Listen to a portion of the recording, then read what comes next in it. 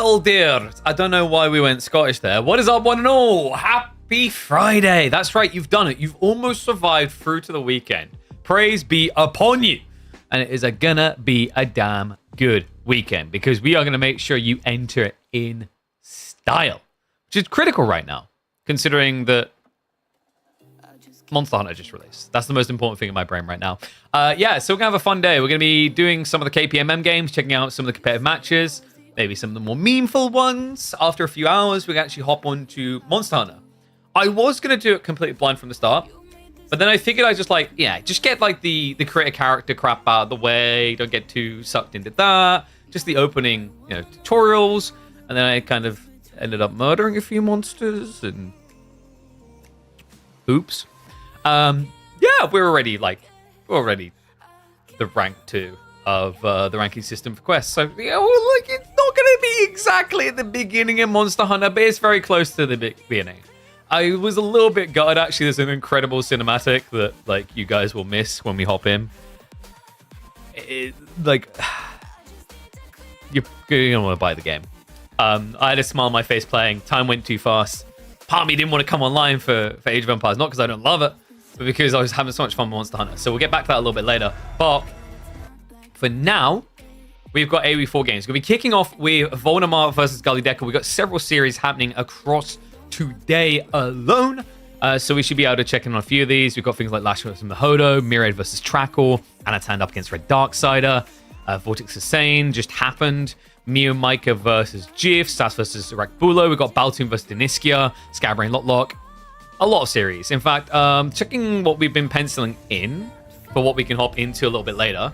So a few things come to mind. We can check in on Anatan up against Red Darksider at 5 p.m. In my time, so that's in 2 hours' time. And then an hour after that, we've got Baltoon versus Deniskia. I think that's going to be a really exciting one, actually. Deniskia is a bit of a funky fella, very high ranked. Maybe a little bit too obsessed with one-unit comps. I still remember watching that Desert Raider only game. Oh, sorry, Camelot only game that made his life a living hell instead of an easy-peasy victory. But we'll kick off with Voldy versus Gully Deckle. The kid up against the toddler. Always a fun one. And look at that. There's the dude. This is the thing, right? Voldemort is the older kid on the playground. And what you've got here is MSN is showing up, backing up as reinforcements for Gully. It's like when the older kid on the playground starts on you, the way you beat him is like a pack of wolves. You jump on the line. You kill his ass. What's the announcement, KP? Oh, you know what? We can actually begin with that. So, guys, it got announced a little bit quicker than I was expecting, actually, as we're finalizing things. But I love the fact they don't like to waste time. So, we are gonna be in Germany for the Garrison event. In fact, let me go ahead and open this bad boy up. Boom. Look at that. I mean, I gave them an announcement, photos folder. I didn't realize this one was in there, or I think it was in there because it got used for headshot pieces. It's good for a headshot piece. When you do the whole picture, all you can see is that I didn't iron my shirt on the day. But yes, I am going to be there as the host for the Garrison event. So doing some Age of Empires 2, mixing it up a little. Really fun event. It's going to be a big one. It's like a 40k LAN event. They do still have tickets, by the way. So if people want to catch up me, grab a beer, as well as enjoy the parties on the side. Because it's not just AoE 2, remember, there's a smaller Age of Empires 4 event and an Age of Mythology event happening as well. I believe there might even be an Age of Empires 1 event. I'm not sure on that one. Maybe, I don't know. Did they do that? I'm not actually trying to think off the top of my head. Wouldn't that just be cruel? It'd be another time that Age of Empires 3 was the only one not included. No, okay, it wasn't there. Yeah, it's just AoE 2, AoE 4, and AOM. It was, yeah, that's what I remember. There's a 2v2 AoE 2 event as well. Is that a nipple poking through? Look, bro, they overlit me. All right, chill. We got pecs. Well, just plastered all over, and all we get is a 5k oof. Okay, so I get tired of this. They got the money, we didn't get the money. We got the money.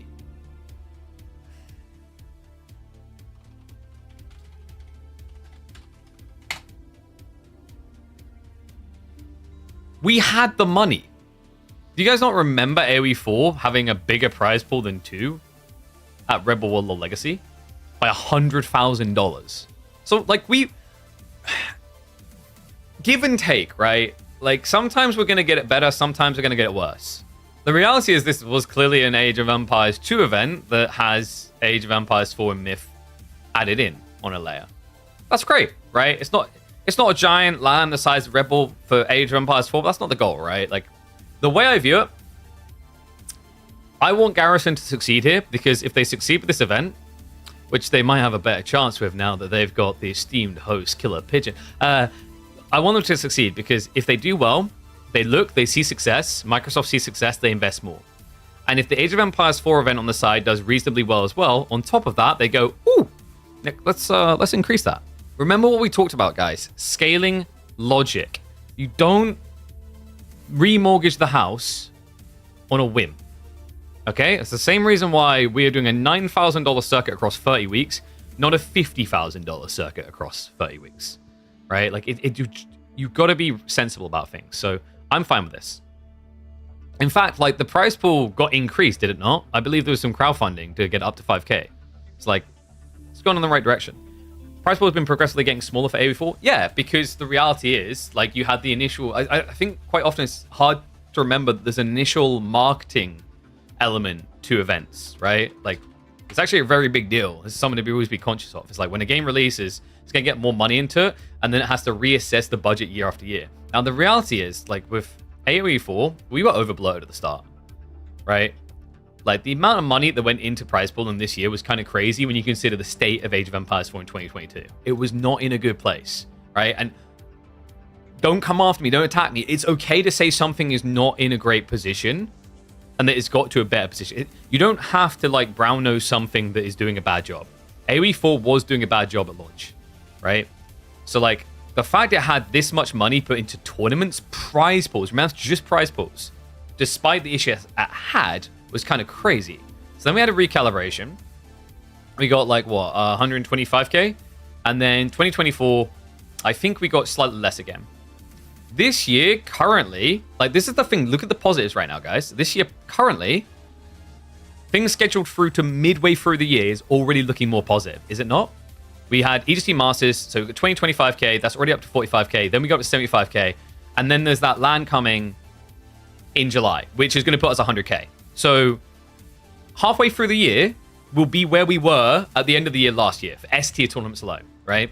And then we've got, like, the B tiers, whatever, and the small things that have been going on, as well as things like the Garrison event, which is actually up to a $7,000 prize pool now, right? Like, these small things add up. Like, you can see that also bloated last year a little bit, but I wouldn't be surprised to see Rising Empires doing some sort of King of the Rockies, King of the North thing again this year. So we'll probably have that to look forward to as well. Not to mention, I'm expecting probably some other tournaments that Age of RTS are going to be running this year also. We did just have, like, what tier was it? Was it considered a show match tournament? Maybe. So, like, I can't see it in here, but the tournament that just ran, the one trick pony one was another $1,000. Like, there's going to be tournaments like that. So, like, the takeaway here, guys, is, like, we don't need to treat it like it's a me versus them, right? Praise the success, hype it up. Let's cheer on the fact we've got another tier that's trying to do some stuff in Age of Empires 4, and then fingers crossed we build it from there, right? Because, like, I know the people over at Being Esports, and, like, the way they're operating anyway, they want to use influencers channels to build big, right? This isn't someone with an ESL level budget coming in and starting their own channel and then just, like, making sure that they've done something to lock in 10,000 views to begin with, and then they can build from there, right? They're building from scratch, and they're utilizing a pretty creative method to do so. So we got to keep growing. My hopes is there's a very big positive outlook around this Age of Empires 4 event. You know, you got Cal coming in and do some of the production. You've got a whole production team volunteering behind the scenes. There's going to be, I think, a decent level of execution coming out from the AoE 4 part of the event. And then, after that, there can be a discussion about it being involved bigger next time, right? But, like, I don't blame it from Being Esports perspective. It'd be crazy for the very first event to make, like, a 40k AoE 4 event, a 40k AoE 2 event, and, like, you know, 20k Age of Mythology event all at once, right? It doesn't make sense. Like, the scaling logic is kind of crazy there, guys, because the amount of logistics involved. You'd have to rent the venue for a longer time. You'd have to have more production, etc. So I'd rather they scale it in a way that after they do an event, they don't sit there and go, well, this was a freaking nightmare. Let's never do that again, right? I'd rather they smash it out the park with this one, And then the next edition, we see improvements, right? It's the same logic I said around like Red Bull, Wall, or El Reinado. As my hopes is like with the growing numbers that we've been seeing, next time Red Bull does an event, if A4 is involved, they're like, hey, let's invite the top 4 players, right? Let's scale it up again. But, you know, fingers crossed, that's a whole different discussion. But the point I'm making here is like, instead of being like ungrateful or like mad or whatever you want to call it because we didn't get enough money, let's appreciate like we have a way of being part of it and we get another LAN, right? We get another LAN. So let's take the positive of that and enjoy it. I'm looking forward to seeing what the guys can do. So actually, I might upload this. I don't know, drama alert type thing. I don't. This is always my take though. Like, you know, you can either spend your time crapping on something else for succeeding, or you can find ways for your own thing to succeed. And the reality is, I've often said this: if there's an overly negative mindset around like something from X's perspective, then the entity you're criticizing or maybe just flaming in that situation isn't going to feel obligated or even encouraged to be involved with you in the future. So yeah, like I'm for one, I'm really excited. It's going to be my first Age of Empires 2 event that just tuned in. We are going to be hosting this. You can see it right there. So there's going to be the Garrison event, the 40k event for Age of Empires 2. There's kind of some 4 and Myth on the side. But hopefully I'll see a few of there. I think it's going to be a fun one. It's pretty cool. Like, I've been talking to the guys behind the scenes. They've got some really cool things cooking up, some nice little things happening around the game. So there's other things to do at the venue. And I've talked with them on a few calls before. I really like the way that they approach their tournaments. It's quite unique, but maybe I'll save that for another video. I'll see you in the next one. I might upload that. I don't know. Small little thing. I think I would prefer to have even smaller prize pools for the easy to see TV events, but have them every month with varied rule sets. Disagree. So here's the thing. What you're doing there is you are monopolizing the scene.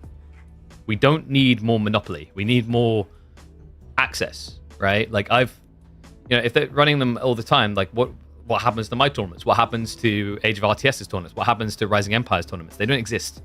So then all of a sudden you have an entire scene which is revolving around the reliance of Pesty not getting hit by a truck. And if he does, then the scene dies. Does that make sense? So competition is good. Competition is important, right? Very important. Outside that, it also allows EGC themselves to magic up their events, to level them up, make them even more engrossing, encouraging, or whatever word you want to use. And there is such a thing as like spoiling someone too much, right? Like it's the whole logic of like if everything is here, then nothing is here in terms of hype level, right? So like, sorry, I need to turn off the heat in a bit. It's like if they were running events every single month, it would get boring. I think it would get boring. Warcraft 3 does that and it has literally tens of tournaments and there's no monopoly. Isn't there? I feel like Back to Warcraft is like the go-to people, right? But like, to that point, if you can afford to scale the events, it's better to do it that way anyway. For many reasons. I could do a whole dissertation explaining this out. There's so many layers to the cake, right? As castles in Europe? I mean, like when I think of Warcraft 3, I immediately think Back to Warcraft.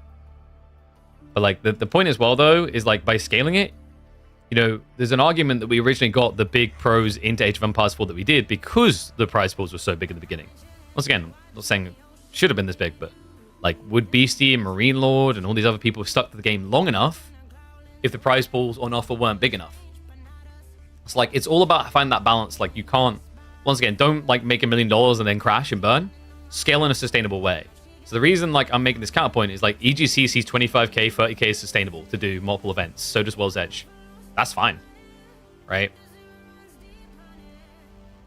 And thank you, Magic Hotel. Appreciate you, buddy. AoE4 has the biggest DLC in franchise history. I don't think it's unreasonable to demand better prize pools as bigger prize will attract more players. Yes and no. There's better ways to market, really. How many people do you think get into a game themselves via watching an esports scene versus, you know, some sort of more comical campaign, right? The esports element is much more effective at keeping people in the ecosystem once they're in it. Because the thing is, you can't argue to me that like increasing the prize pools would increase participation necessarily. All it would do is it would push all the money to the absolute top. It wouldn't have like an MLG effect where it's like 500 people turn up to a LAN and like play an open bracket format. It would kind of have the opposite effect.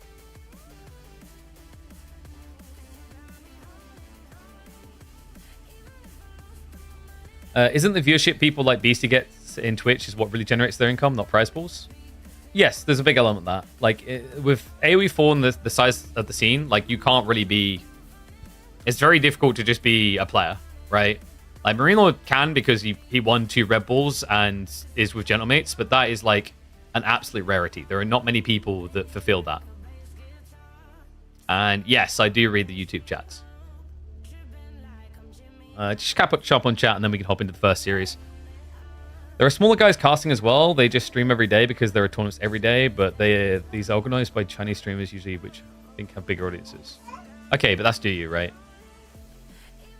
That's like a different... We're talking different audiences, right? Like World's Edge isn't giving money to China only. But my point still stands. Like, it's not a good idea. It would monopolize it. Trust me. It would. Because if EGC is able to put on the best event, right? And they've given the prize pooling or whatever to like do it every single week. One, for them, it would just... the cost could potentially become unsustainable anyway. Like, just because you decrease the prize pool doesn't mean it decreases the production costs. I'd rather have them be able to take a break and also conceptualize instead of just rushing tournament after tournament. Take time to innovate, to think of new things to do, right? I don't know. I like the way EGC's operating. Like, they don't need to be active every month. You have news? Too bad. We've already done all our news. Yeah, EGC, like, the same with Red Bull. Imagine if Red Bull done, like 4 LANs a year. Would that be better than one Wallow? No. No. To make something special, it takes a lot of effort behind the scenes. Mesopotamia is getting a final revision next week. Too bad! I already have in mind a new map. It may be one of my own creation. Need to actually look at it in game soon. Do I do that now? Maybe later. We got a series to get into because we've had this nice long conversation, but I know people are like, shut up, caster, and show game. So we are going to be starting with Lipany this week, remember. Every single series is going to start with Lipany. And what is up, Wembley Hog? Thank you very much for the resub, mate. Appreciate you and welcome back to Swarm. Still time for safety? No safety bay. By the way, I'll tell you what it is time for. It's Ezra time! Hey, yeah. Ooh. Sorry, were you comfortable? You gonna smile? You gonna smile? Blimey, the look on his face. What? What? Your big smiles. It was just full on smile. Like, his smile these days, it's honestly, the only way I can describe his smile, it's kind of like a joyful puppy. Is that fair to say? Like, it's just... Yeah? You gonna show us? You gonna show us? Where's the smile? Where's that big smile? There's too many lights, too many things, isn't there, mate? You know smile? What? What? Alright, I'll put you back down.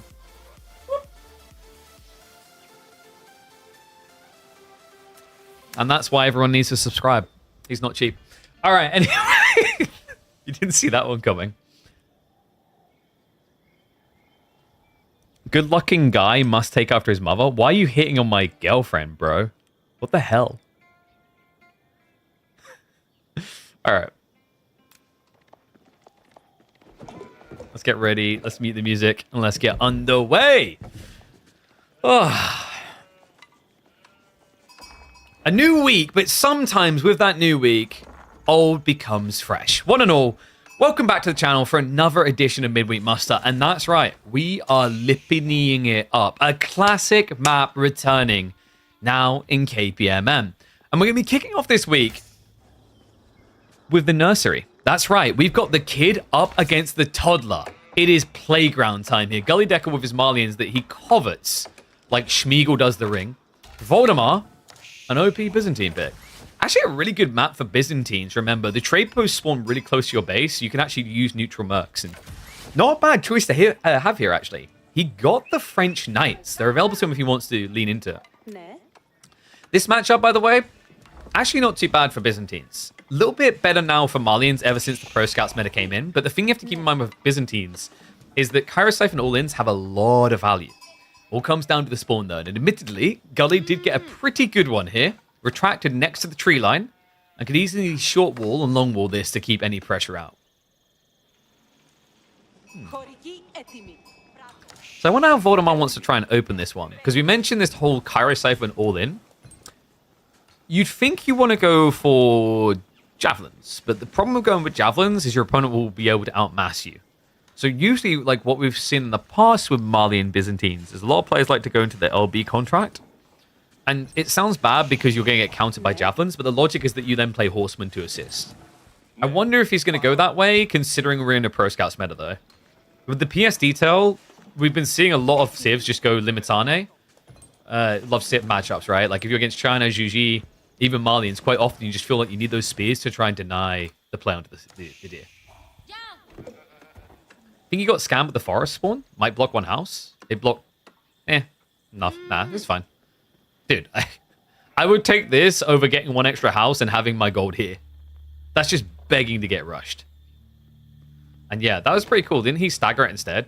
Yeah, so that he didn't get blocked out. Grand Winery now coming in from Voldy. How did we do on the sheep pool here? 11 to 10. So fairly even. Is that all the map? Yeah, apparently so. Wait, what? I guess mathematically that's right. It just sounds a little bit weaker in my brain. And thank you for the update, Lotlog. We'll definitely check in on those series a little bit later. That's 8 buildings, is fine. Yeah. Why is LB contract plus horses better than Keshik contract plus archers? Good question. So typically the logic there is Lombos and Javelins just don't die. Not as easily anyway, right? Like Keshiks have a lot of negatives in that they are the melee units that are most likely to be killed. On top of that, they can be easily annihilated quickly by spearmen by comparison, right? So like you invest all this resource into just a few units, but they can die just as quickly as a longbow would to a javelin. Now, it's interesting you bring up Keshiks, because in this matchup, there would be a fair argument for it, because the biggest weakness of the Keshik contract, do you guys know what it is? It is that Ghoulems and Keshiks both get countered by crossbows. So you see where we're going with this. Malians don't have crossbows. So in theory, if there was a situation where you wouldn't feel like you got scammed as the game went on, this could be that matchup. I still think we're going longbows though. And yep, we even have the stables being dropped now by Voldemar. Kind of a little bit curious though, having 3 on gold, there isn't a world in which he's thinking of going Pro Scouts here, is there? There is something interesting about Byzantine Pro Scouts that doesn't really get mentioned because all the negatives just outweigh it. And that's the tech speed. Dialecticus lets you unlock the tech really quickly.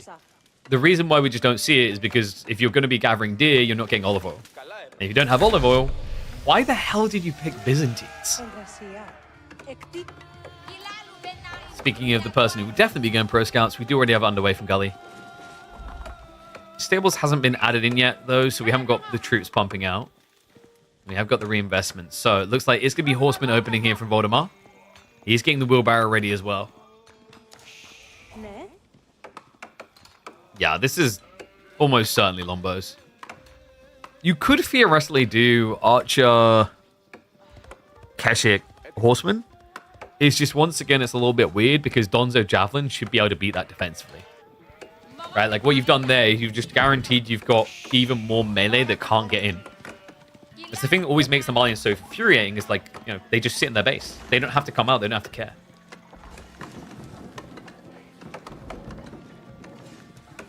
Alright, what do you think, guys? Do you think Gully's going to win this game or Voldemar?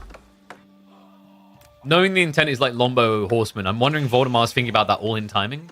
Blacksmith is going to be important if that is his target. He has scouted out the backside, so he knows about where the houses are here. This is the other nice thing about opening Horseman here, is you have that ability to raid in, just like with Ghazis, and start hitting the houses. They do not die quickly, though. And Guys, I know I'm going to a German LAN, but this is an English chat. Can you two calm down? Jigglypuff isn't even German. What the hell's happening?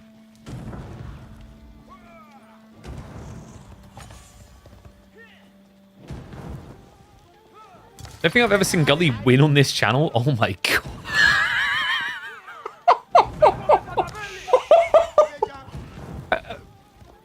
Technically, that's not entirely true. But I think when it comes to midweek musters, it's mostly true. There was like 1 week where he won a series, but we unfortunately didn't have enough time to cover it. And then other weeks, I think we just haven't been able to catch them. It has been a bit rough. Gully, I don't think you've been beyond the round of 16, right? So Pro Scouts coming in. Donzos are being initiated into, but this is problematic. Yeah, look what Voldemar done. He forced the dynamic. He went Horseman. How is Gully meant to react to this? He had to go Donzos in his eyes. I wonder if he could have went Sofa, personally. Sofa makes a lot of sense now, especially since the recent buffs. It's a comp you want to scale into Castle anyway. On top of that, they got a nice stat buff. There's 2 extra damage in Feudal Age, as well as about an extra 20 health. Could have actually been the game-winning play here, right? Because then you are able to block out the Horsemen, you counter the Longbows, you then force your opponent to go into Spearmen, and then you can shuffle across into, say, Archers.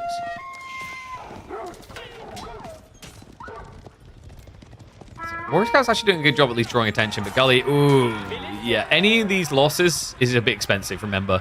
Those Scouts aren't cheap. 90 food each. Voldemar is forced to recommit to replace his lost Scout here.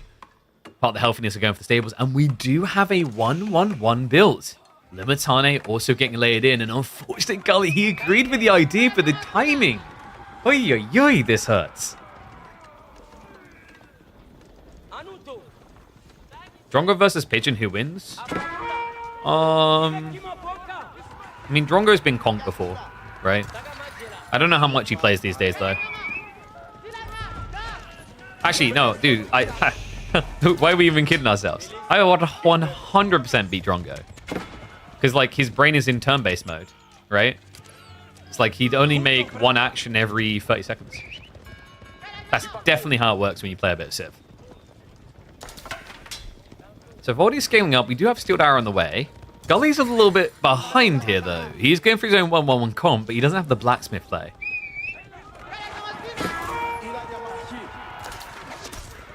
Never played Civ Online? It's probably less intense than Europa Online. And Palm Online. So he's going to be chased back. Voldemar, the thing that's key here is not losing the Lombos. You can throw away some Limitane, but your LBs need to survive. The awkward part for Gully is it's very difficult to stick to your target here. However, Voldemar, oh, he has to peel away. Yeah, doesn't have enough LBs. The second group is now only arriving. However, look at the timing here. Steeled Arrow's coming in 2 seconds. Great read by Gully to peel off there. That next fight would have been way too painful. Okay, so Gully, things aren't looking atrocious right now. Like, he's in a reasonable position. What is kind of frustrating is Voldemar's going to be able to extend his Longbow count quite a bit because of this. So Gully, from this type of position, would benefit a lot from peeling 1 or 2 cav to go scouting. You know, if he sees the third group of Lombos, it should be very, like, alarm bells running in your head that your opponent has gone on to berries. Because, like, scaling Olive Groves and getting a very aggressive timing to Lombos doesn't really sound feasible here. Question is, how big does the army look by the time he realizes it? So the Horsemen are going to be able to chase away the Scouts, so Denial the Deer has already got a few home. I think it's like 3 deer? Okay, make it 2. Yeah, not a lot of long-term value here. He is scaling well. Javs plus the Donzo count inflating. Voldemar now seeing this might just go for the castle play.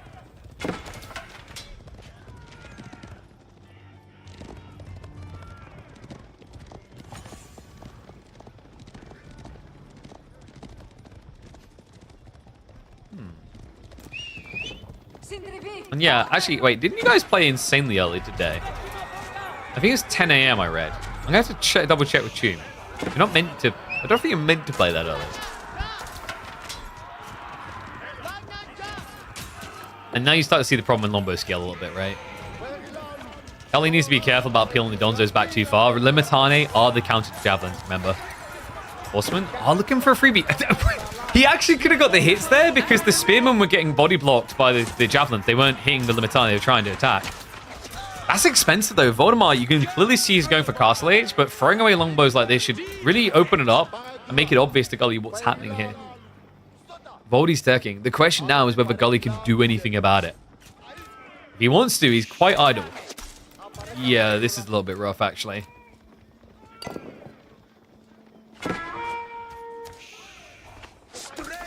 Golden Horn Town now in the meantime is going to be going up. I don't think Gully's in a position to punish this at all. He's not ready for his own tech play. Honestly, like, you have two choices here, right? Either lean for Rimba or you try to rush Fulani.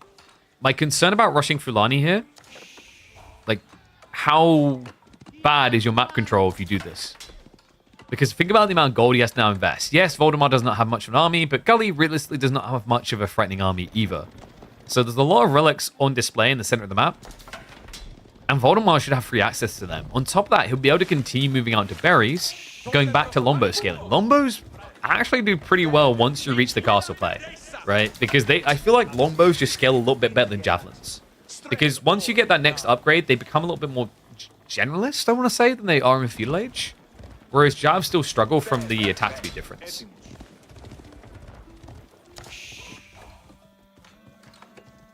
Wonder, like, because if he goes Farimba here, I mean, Freeborn feels like a dead given in this type of game. We haven't really been seeing Freeborn as much recently, but it should be pretty potent against Lombo and Limitane.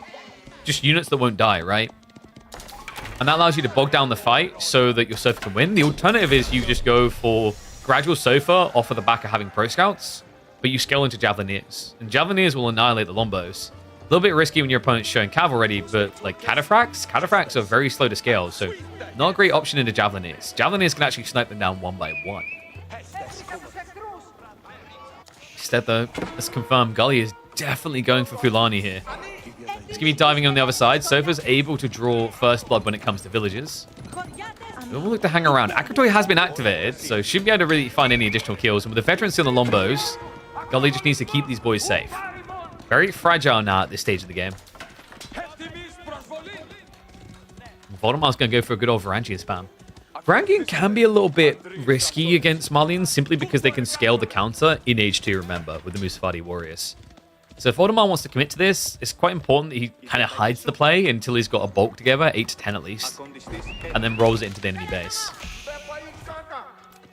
We do have monks now moving out, so Voldemar aware of the real objective next. That is going to allow him to inflate Lombo count like crazy, by the way. 3 relics in the Grand Winery allows you to just vomit out these big boys.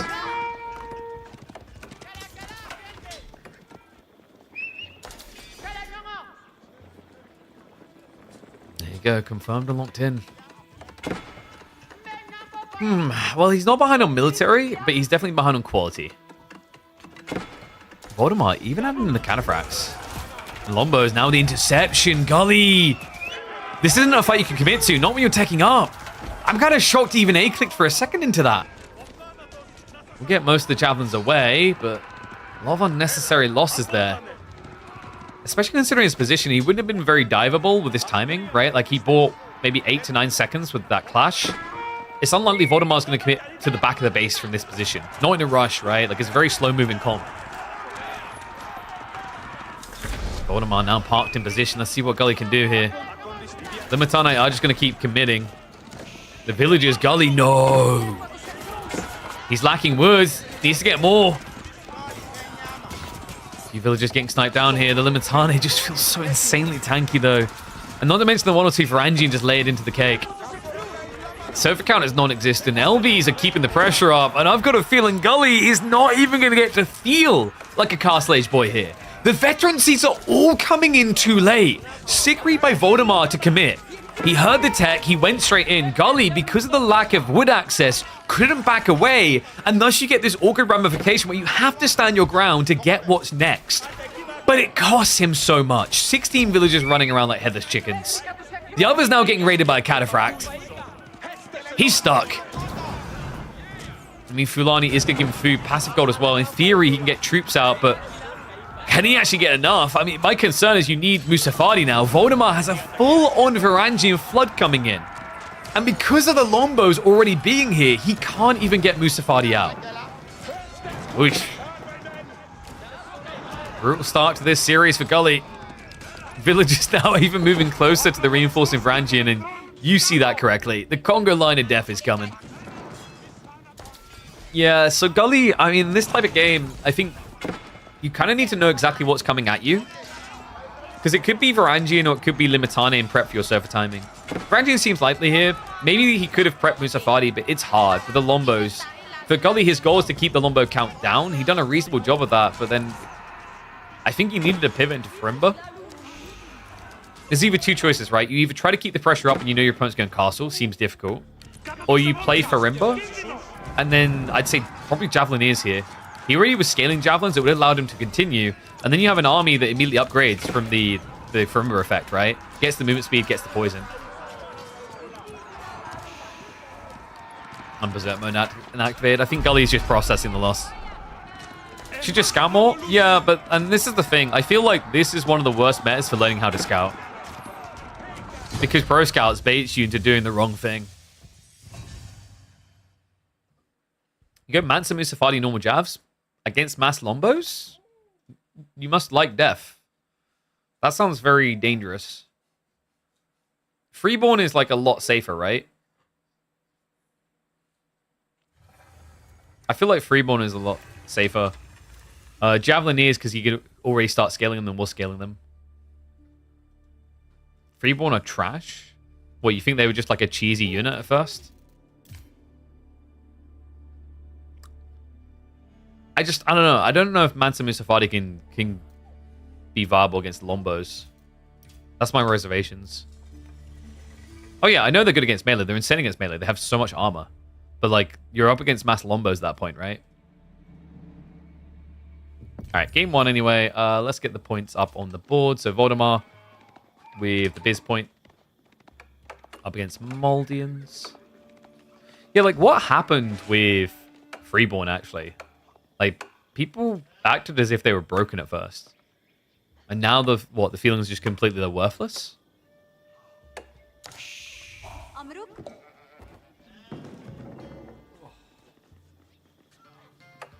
One sec. I need to get a new milkshake sponsor, by the way.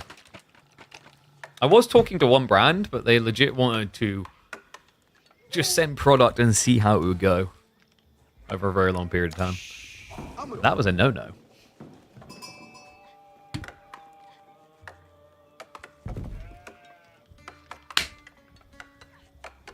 Give me a sec, guys. I just need to reposition my son.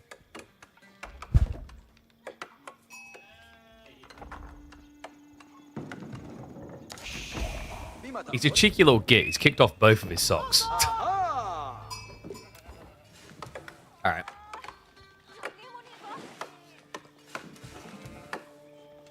Could this be the most balanced water map we have in Age of Empires 4? One and all, welcome back to the channel. Welcome back to Midweek Muster number 16. We're past the halfway mark, and we're into game number 2 between the kid and the toddler. Abbasids up against Order of the Dragon. Somewhat of a comfort pick for Voldemar. Abba, I've always said, is his best civ. A lot of people try to say signature Chinese is the way for Voldy, but I've always felt most confident when I'm watching his Abbasids. Interesting pick on the Holy Island, though. Not one we typically see. A lot of people would rather play into things like Chinese, Yuji, Order of the Dragon, HRE, English. Mongols once upon a time, not so much now, but Abbasids are a little bit more variant in terms of their volatility. They do get the cheaper docks, but that's mainly the big breadwinner for you. Which is why we often see Abbasids on water maps like Four Lakes, where you're actually going to be adding in a lot of docks early on. Draft was funny, we both didn't have the best civs. Yeah, so just to reiterate the civs available, it's Rus, Delhi, Byzantines, Abbasids. And on the other side, it's Malians, French, OTD, Mongols. Yeah, I think from Voldemar's POV, Rus is kind of terrible on water, guys. Rus is a meme on water, I feel like. They just don't work. There was a time where Rus was broken on water with the transitional play into a boat, but that time has long since passed. It's just not worth it anymore.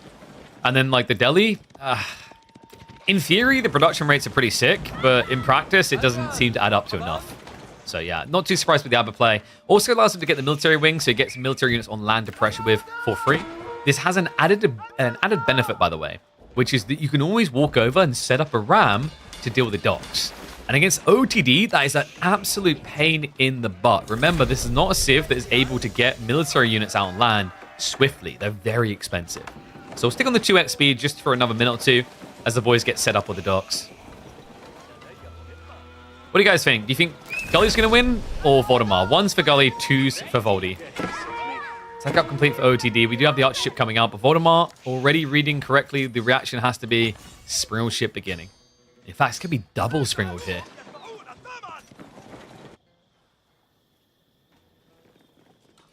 Voldemar. Looks like he's going to go to pressure the goal to start with. A good choice here. The stables has already been built by Gully. Huh. So he's just going to Zergo Horseman play to try and overwhelm the 4 milli units. You can sort of brute force this. 2 is safe, though.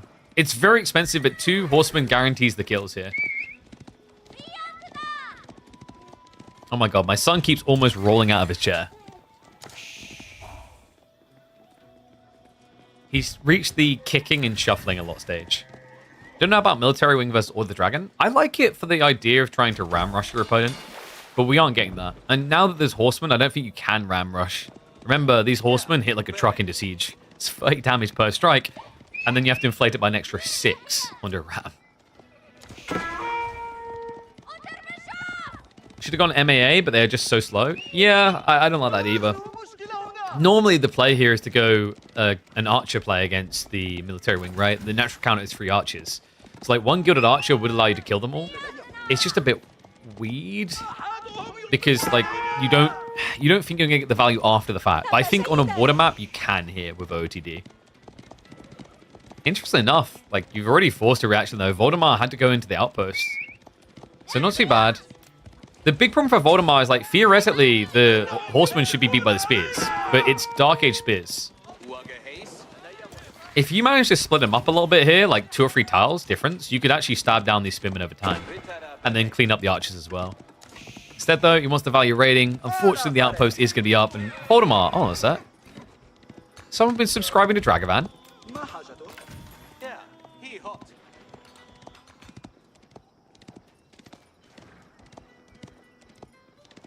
Ram too quick over Gilded Archer? Oh, it depends where he builds it.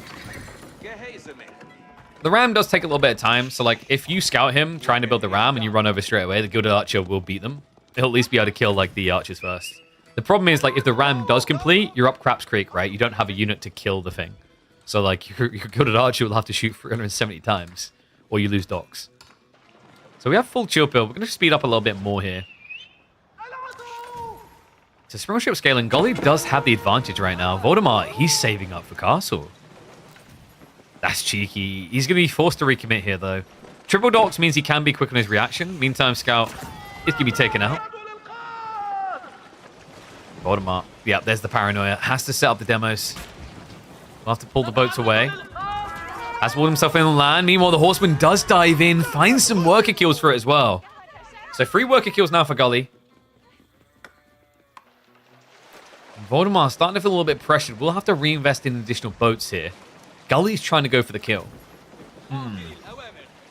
So the question you've got to ask yourself at this point in the game is, can you actually kill Voldemar in 2 minutes on water?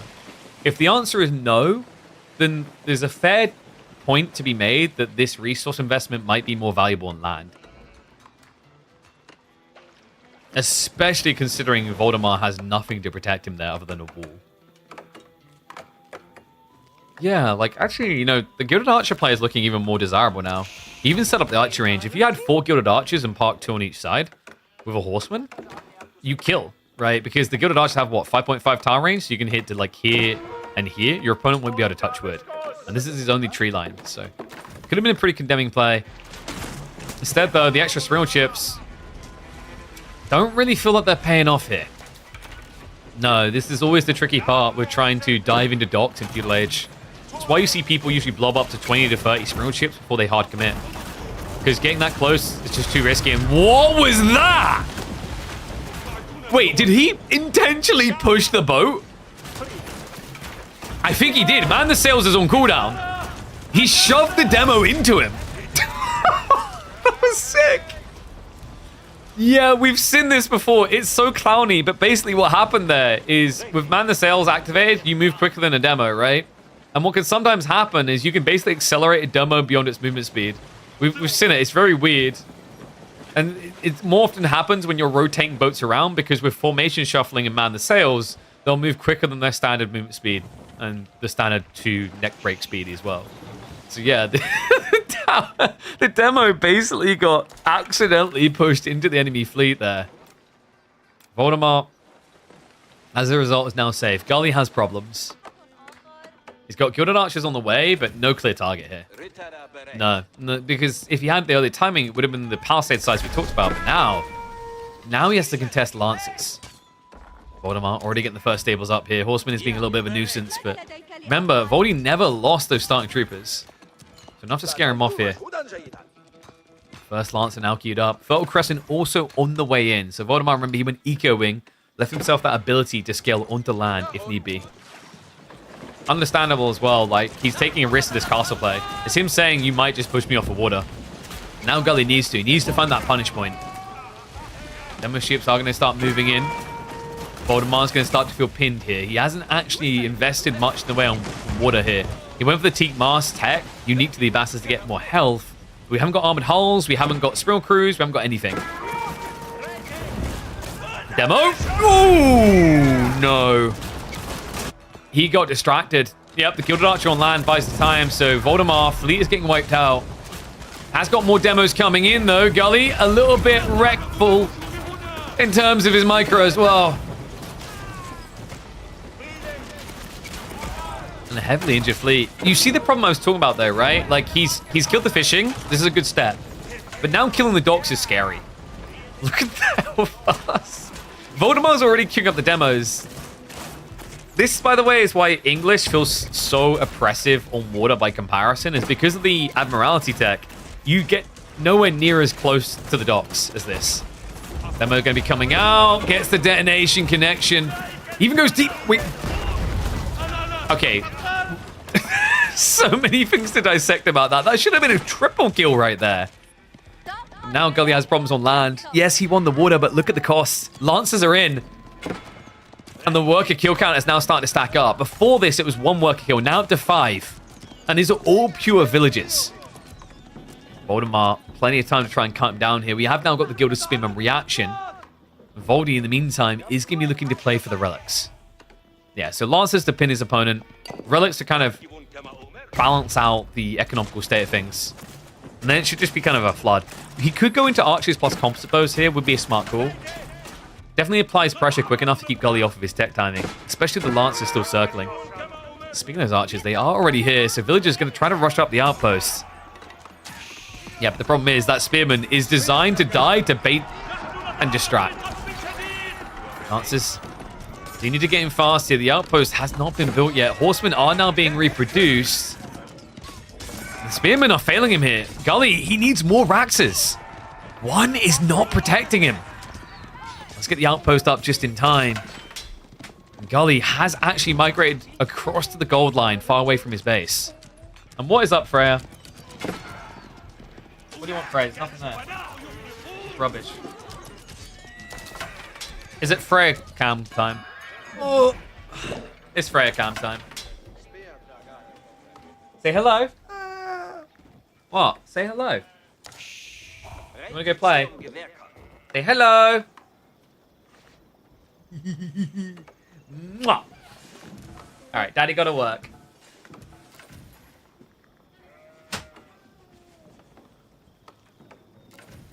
Oh, I love those kids. And the baby grew up fast, right? Like game 1, it was a baby. Game 2, preschool. All right, so we do have the archers now getting added in here. Composite bows is probably likely to get researched around like 18 to 20 archers. That's when it's definitely valuable. One scary thing is if Gully does get up into Castle Age, his archery range play could be big here, right? Gilded Crossbowmen can hold back archers by kiting them. You can even think about adding in Gilded Archers with the scale armor if your opponent fully commits into ranged. But it's going to be Burgrave. I like this. He's way too late on his castle timing. If he went for Regnets, there'd be maybe 1, possibly 2 relics left. In fact, there would be 2. There's 6 relics on this spawn, guys. Holy Island's kind of unique in that regard. Sometimes you do actually get 6 relics.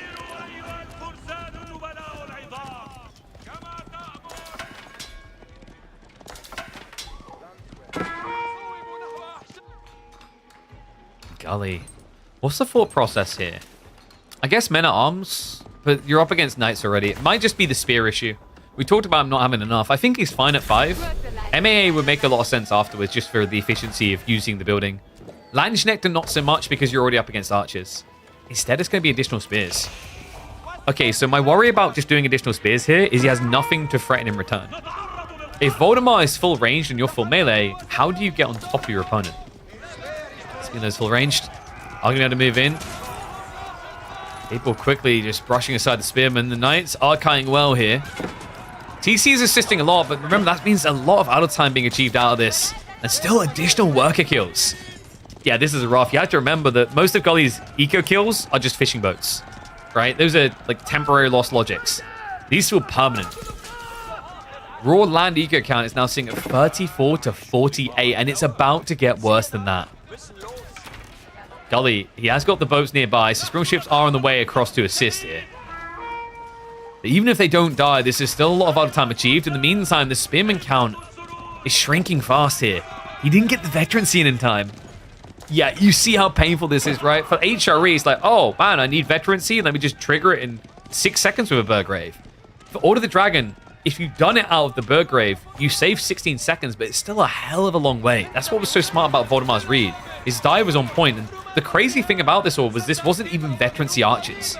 It's just naked feudal archer. Demo ship's trying to save the day, but Voldemar, you're seeing what he's doing. He's teasing him here. Demo gets detonated. No! We have a premature detonation. The Lancers get to go back in. All right, this is getting grim fast, Gully. Wait, he's not even reacting anymore. The archers are just cutting him off. I mean, the crazy thing is, Gully, yeah, a transport ship could have solved this problem. But he never queued one up. I think he's been maybe too micro-focused. He's also busy queuing a hell of a lot of Gilded Knights. That is almost 1,500 resources queued up into Gilded Knights, by the way. And remember, these knights take longer than standard ones to come out. This is a long wait to actually get reinforcements. And what scares me about this play for Gully is, like, Voldemar, he could just healthily play into Archer plus Camels now. A little bit expensive, but just 1 or 2 Camels definitely worth it. Gilded Knights, the most heavily impacted unit by Camelonese, remember, because of how insanely high their base damage is.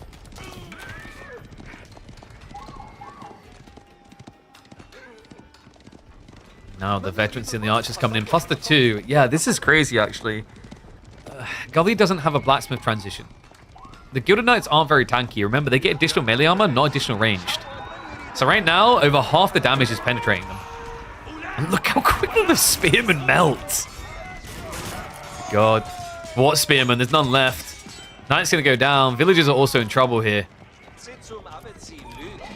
Is this just like, do we need to report Voldemar for bullying? Gully, I thought we talked about this, right? Voldemar's the bigger kid. When you fight that bigger kid on the playground, you bring the gang. All right? Lion versus wolf. Gotta, next time, like, we have one of these, gotta recruit, like, MSN, Dragavan, do a 3v1. Yeah, Voldemar seems like he's in the driving seat at this stage. His eco wing hasn't really been leveraged, but he can do it now, and I love the way he approached this. He kept pressuring until he built a lead, and now he looks to double it by going TC. Nice, elegant way of doing it. Reminds me of Don Artie. Don Artie used to always talk about this. Like, I'd question, why are you doing eco wing when you're not building TCs? And his logic was that he would then go to win a fight, and if he won the fight big enough, then afterwards he could just add 4 TCs, because he's justified the greed. Similar now for Voldy. In fact, actually for now, it's going to be out with the Springalds, but he has got additional stone on the way. Slowly.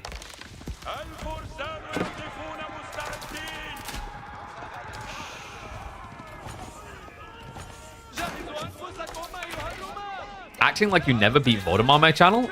Excuse me, you've never beat Voldemar on my channel. Hey, Voldemar, you can forward the $50 to my PayPal now, thanks. Okay, this is a little bit ironic. Usually, Order of the Dragon are one of those civs that will heavily leverage siege or buildings because of their pop-in efficiency. In this game, it's the player on the other side doing it. Oh, that's kind of comical. I'm trying to remember, by the way, because it's been so long since we've seen it. Culture Wing Preservation Knowledge, it only affects the docks in placement costs, right? It doesn't affect the outposts, right? Just cooking. We have some crossbows added in here, by the way. And we still don't have undermesh! I don't know what that noise was. That was a dolphin dying to a seagull.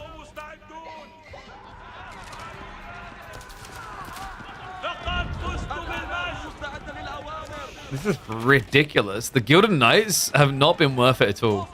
I don't know, man. I always feel a little bit weird about Gilded Knights to defend. They're not a good defensive unit. It's right up there with trying to defend yourself with horse archers. They're meant to attack. Same with knights. Because if Gilded Knights are attacking, they can come back and heal. If they're always up in your face, you don't get any chance to. To make matters worse, remember, this is Gilded Knights with a Burgrave build. He doesn't have a single prelate to his name. Armor coming in. Whew. Thank God we're getting the armor just before 23 minutes in the game. No, guys, it literally is going to be 2 seconds before 23 minutes. This is brutal. And finally, we do have the right unit. Gilded Crossbowman coming in. This is the right unit in every situation, it feels like. Order of the Dragon, this is the GOAT unit. This is the thing you're aiming to scale. The problem now is Voldemort made this about range, but he made it about range for so long, his scale point is out of control. How do you now compete with just a handful of the crossbows against this many archers? That's my worry for him. And how do you compete when Voldemort is doing his signature keep drop in your face?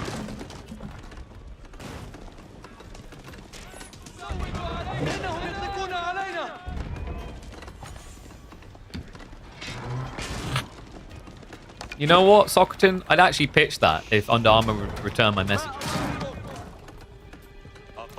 Is it time for me to have a rant about how I feel there's so much value in the gaming audience of brands and they just sleep on it? Much like this plush pillow from Insert Bed Brand. See, it's so easy. Anyway.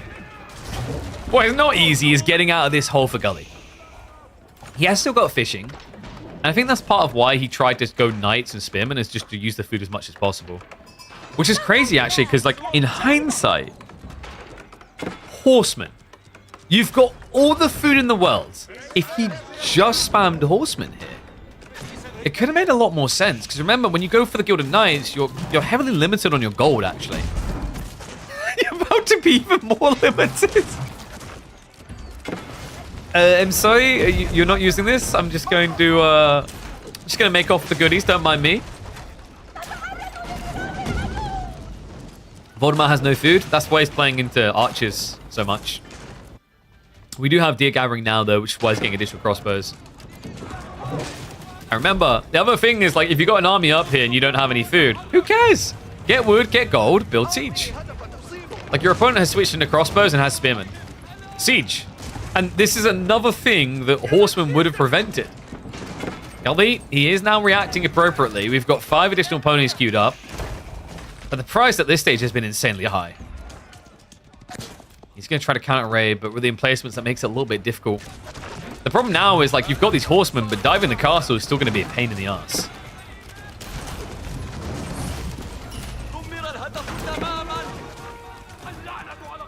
He repairs, at least buying some time. Voldemort, meanwhile, is just griefing the outposts. He has already shifted the wood line to the north side, so that won't be a problem. So Gully's issue now is he has to essentially fight underneath the castle or lose the game, right? Because if he doesn't, what Voldemort can do is just stand here, take out all the landmarks.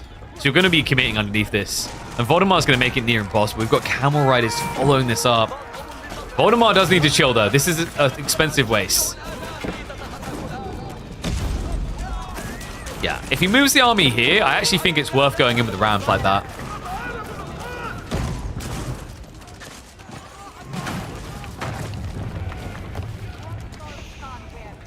And he has no clue about the camels, by the way. Like, how would he? His vision is under... Okay, now he knows. Camels deal with the horsemen. He has still got spearmen to address that threat. Gilded Archers is a little bit ambitious here. You're basically trying to scale to directly counter your opponent's comp when you're a step behind. Like, major step behind. Remember, he's got composite bows and boot camp. These are not just normie archers. Wall's going to be coming out. Little zoning wall here to keep him out of range. Siege is starting to get sniped. Mango shots are coming in, but the Springles are even bigger here. Getting deep penetration. Voldemort standing his ground might be a little bit ballsy, though. Camel Run is now arriving after all the horsemen are dead. But it just doesn't matter. The deceit is in the count. Remember, most of Gully's army is on water here. There's nothing left of him. Picked to the bone, beaten and left for dead, and given a firm reminder why when the big 10-year-old kid on the playground challenges you to a fight, you, as the 6-year-old kid, make sure you bring the boys. Crew up on his ass. Don't go in one by one. We are not lemmings, Scully.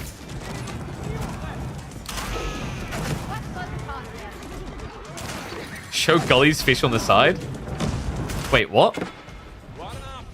Oh, you mean because he's overfishing? Yeah. Hey, that's not true. Look, this one's actually... Oh my god, dude. Wait, did you get all the fishing techs as well? Oh my god. Voldemort has pulled everything. Voldemort's like, dude, I woke up early for this. I want to go back to sleep while I've still got drowsy eyes. Get the hell out of my game. Burgrave down. TC to follow. And Arkin next on the hit list.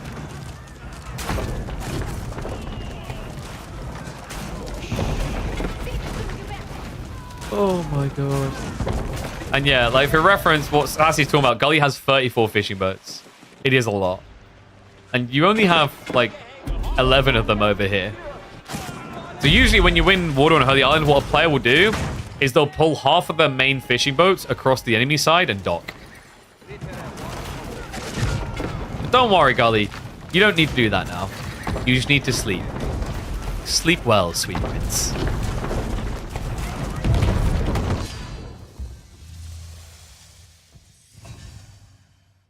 10 a.m. game, I can't. That's your mistake. That was your folly. Letting him have the super early games.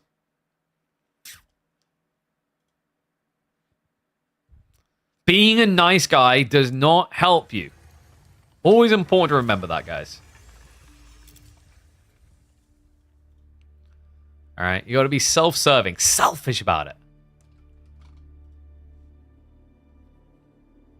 All right, so, guys, you want to watch BC series live? Because we've got it.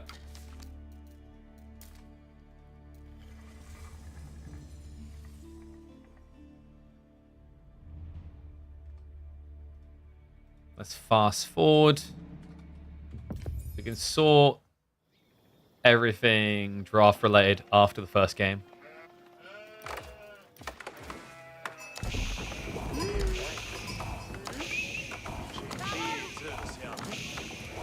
Hey, Bow Action. Thank you. I'm looking forward to the Garrison event. It's going to be a fun one, man.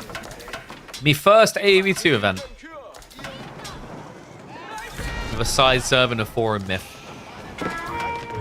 Alright, can we gamba? Not on this game. We'll gamba for game number 2 because we're already 5 minutes in. Beastie! Come on! Okay, Lemonos, didn't we go over this? Like, he's not that bad on rank. Okay, yeah, he fell, didn't he? Oh, that's right, yeah. So season 4, he was like top 1,000. He's ranked 1,800th in the world right now. Poor little Lemmy, man. So Marlians versus Chinese, usually you spearman rush them. The Barbican drops kind of stopped, if I'm being real. Like, quite often people just go for the Imperial Academy now. But this is ridiculous. Look at the spawner.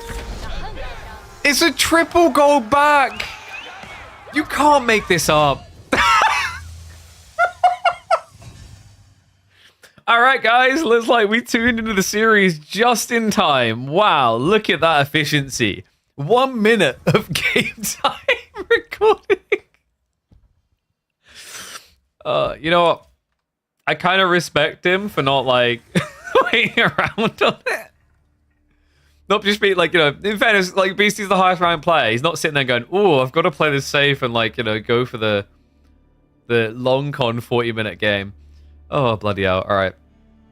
So that's game number 1. Poor guy. Wait, that was game 1, right? Wait, no, weren't we just on Dry Arabia? Yo, what's up, Inept? Thank you very much, mate. Appreciate the sub. Welcome back to the Swarm. Enjoying KPM a lot the past few months? Thank you. I'm glad to hear it, man. I'm glad everyone's been enjoying it. My hopes is like when we continue to grow this, we can actually pitch bigger and bigger tournaments. Fingers crossed. Oh my god, guys, that was game 2. All right, game 1 was like 12 minutes long.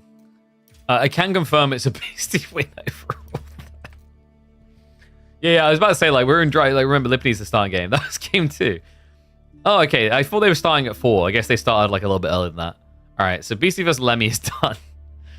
Let me have a look. What have we got next? So there is another series that is starting now. We could have a look at Sass versus Rakbula if you want, guys. Alternatively, we do have GIF Music versus Mia Micah and Trackle versus Myriad. Which one do you guys want?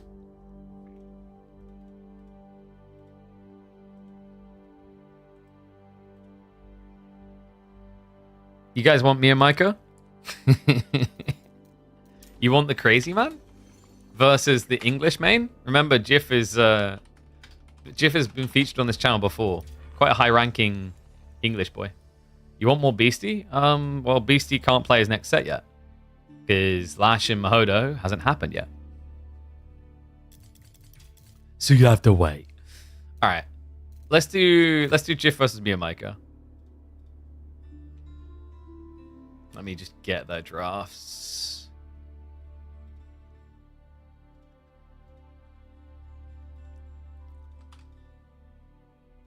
Oh, wow. Mia Micah chose Anatolian Hills.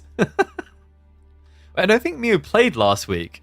He was like, I missed out. This looks fun. Let's take to it. So yeah, he picked Coastal Cliffs, and GIF just wanted good old Dry Arabia. I know already Mia Micah's brain is like, what cheesy way can I play this map? What is up, Lemon Pepper? Thank you very much, mate. Appreciate it. Welcome back to the Swarm. Excited to see where it goes. Yep, fingers crossed, man.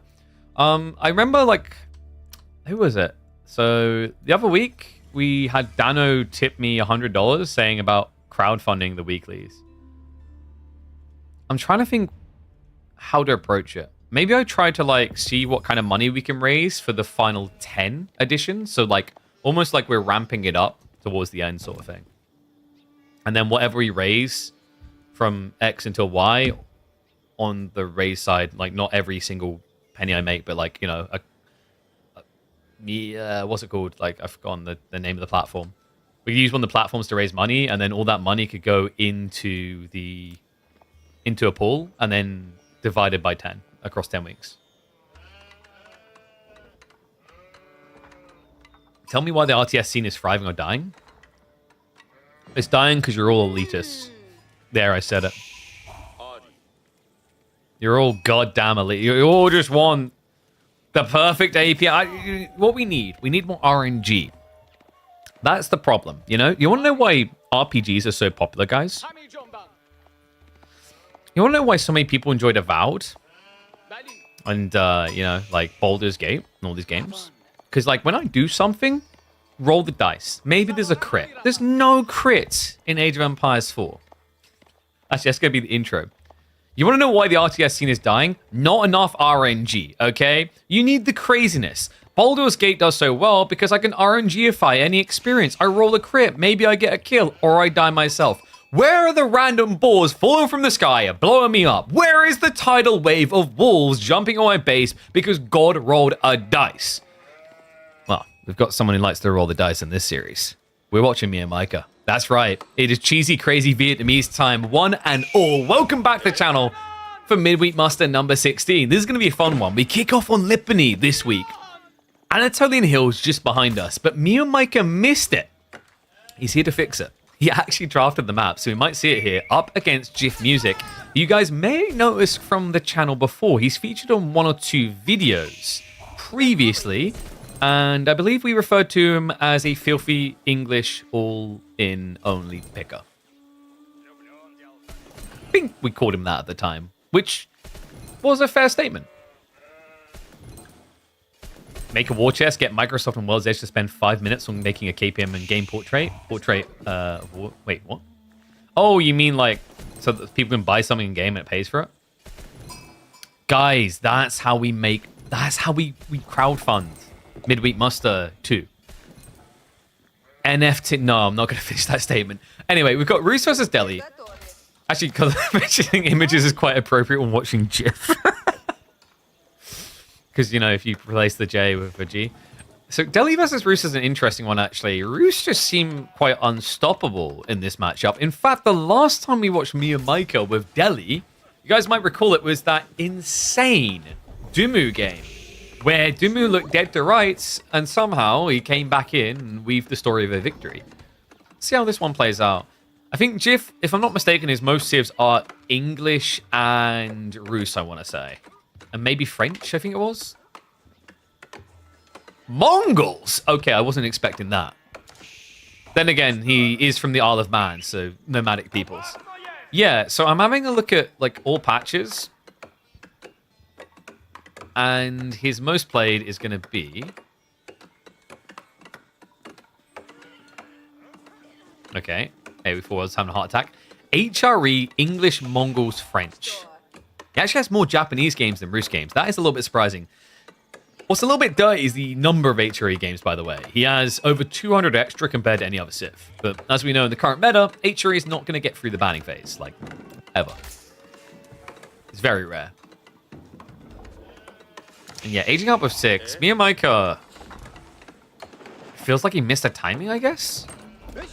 A little bit aggressive. Usually you do this if you've got like a timing in mind where you're trying to push extra units or push for like a transition a bit quicker. Golden Gate with 4 makes a lot more sense for Jif. He's going to slow down his pro scout timing slightly. That's the only reason I think Mia Maika would want to rush the age up like that, is he wants to, like, you know, start Sancti sooner, which doesn't make sense because efficient production isn't in. And then he wants to go for pressure onto the pro scouts play. The timings feel a little bit off here for exactly that.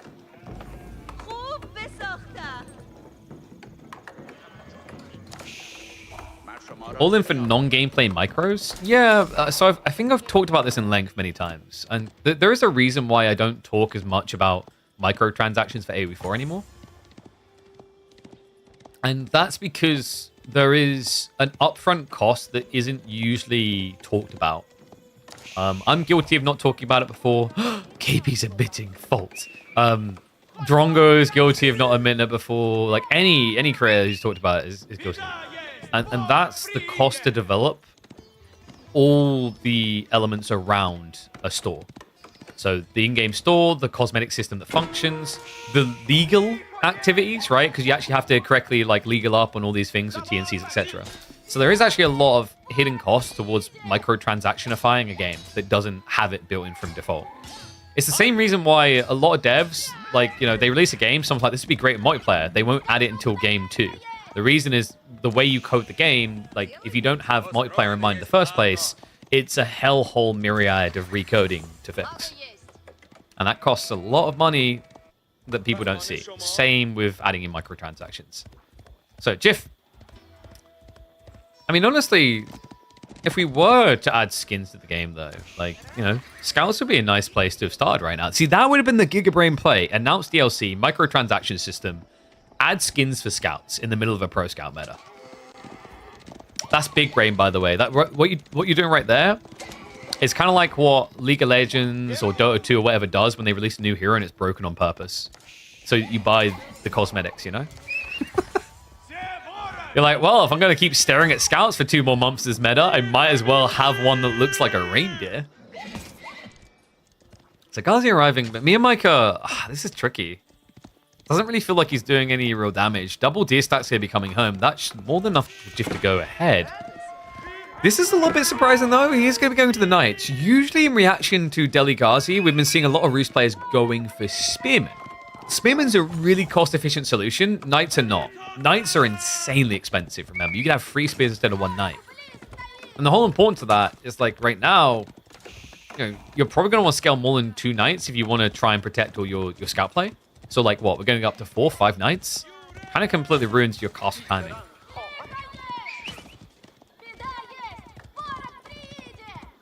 Having a plan for skins in modern RTS is crazy. Well, the thing you have to keep in mind is, like, a lot of RTSs are still not designed from a modernistic standpoint, right? We live in a genre that is still being defined by games that were made 15 years ago, and people are still developing with that mindset, which I've been quite vocal on being a mistake.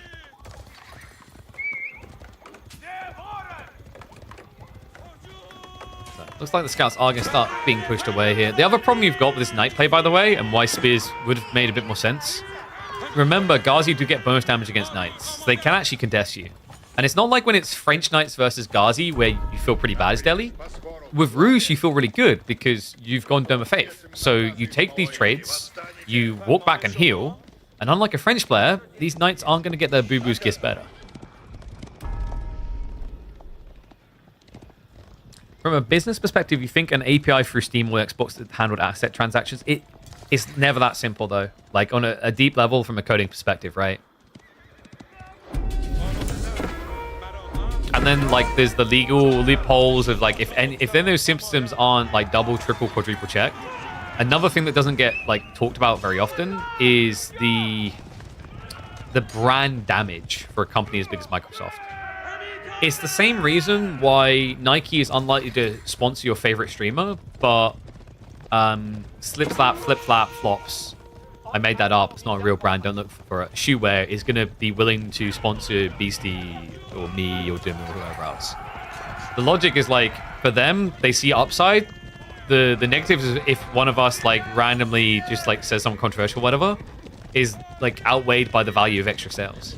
But, like, similarly in that situation, like, why would Nike not want to sponsor me or Beastie, right? Like, if we do something they disagree with, their stock value goes down, they could lose millions, right?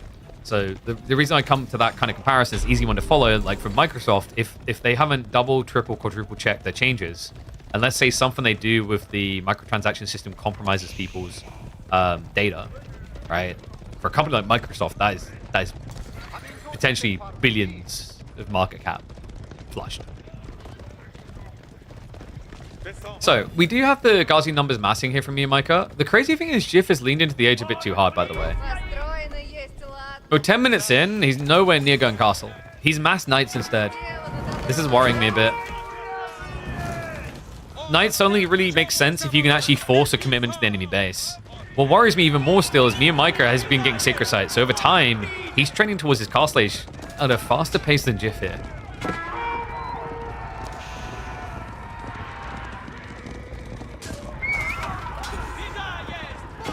Just because Microsoft has the market cornered when it comes to things like operating system doesn't mean they can't take hits to stock.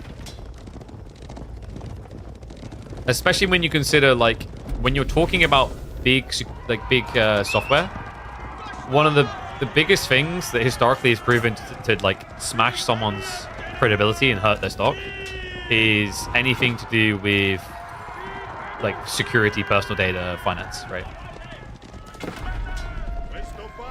So Jeffy is getting ready for a tech up now. The problem I see here is me and Micah is going to be able to mirror it, and now because you've gone into knights, war elephants are just delicious here. They're the easy peasy win. He has, yes, got spearmen, but we've seen time and time again, despite the changes of spearmen now getting bonus damage against elephants on top of the cav damage, elephants still destroy them. Right now, these Ghazi are destroying these knights. Ugly fight here. Me and Mike are just always able to outnumber, even the spearmen not able to contest. Jif still not even beginning the tech up yet. Yeah. It's looking a little bit rough. Now, at this stage, I imagine there's some people going, whom is Jif to challenge the mighty Mio Micah? I would ask you to calm your tits. Don't get elitist here, because Mio Micah may be ranked 49th in the world, but I've got news for you folks. Do you want to know what Jif's rank is? He's ranked 36th in the world after 637 games played. Yes, you heard that correctly. He's actually the highest seeded opponent in this matchup.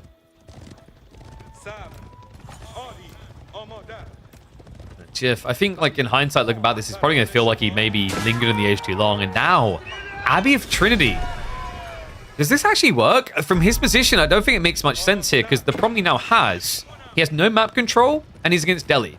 If he had map control, it's a very different matter, because you know that you can block these Scholar Pulls.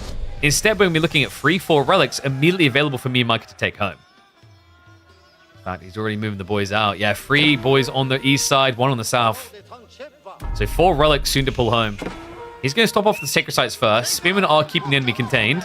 The Ghazi on the east side are contesting here. Needs to be quick about these relics, though. This has not been the cleanest grab from me and Micah. Has to be said.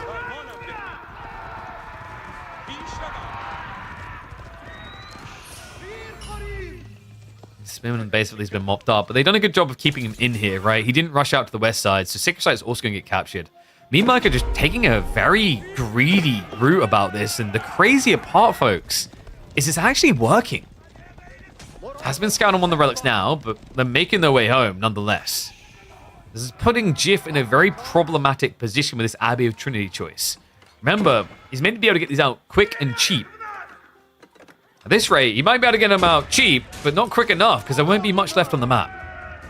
He's at least able to deny this one relic. Neo has got men-at-arms now coming. Not ideal into the Knights, but remember, his Knights will be good here, especially with House of Learning, if he bothers to queue up the techs. Still, like, what I think could work very well here for Mio is actually men-at-arms plus War Elephants. Gives you the perfect counter to what your opponent's doing. I wonder if he's going to sense it. He did see the Spearman in the enemy base, so he should be reasonably suspecting there's more coming.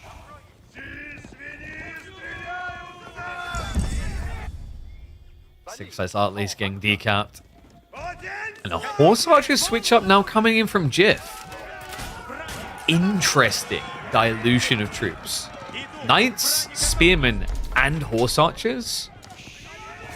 Is this that scalable is what I'm wondering. Is he maybe thinking about just using the Horse Archers to raid? Because we have got berry gathering on the flanks from Delhi.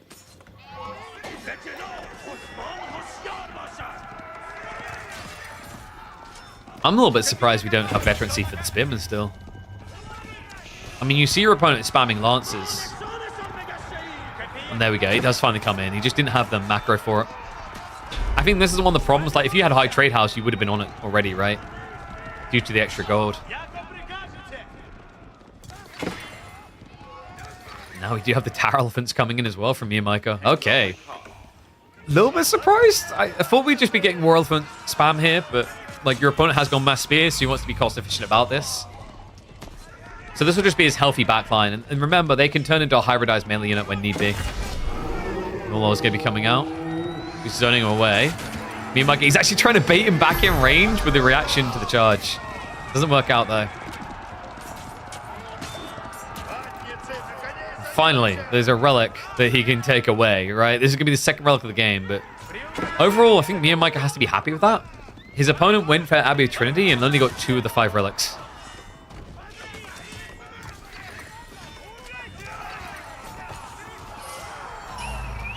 Got it. So just to confirm, guys, it's Jiff, right? Is it GIF or Jiff? Oh no, I've opened that can of worms.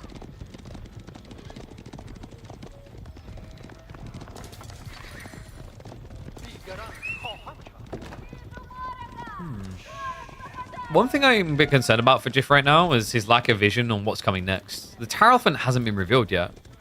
And he's starting to lean fully into Horse Archers. This is going to be big though.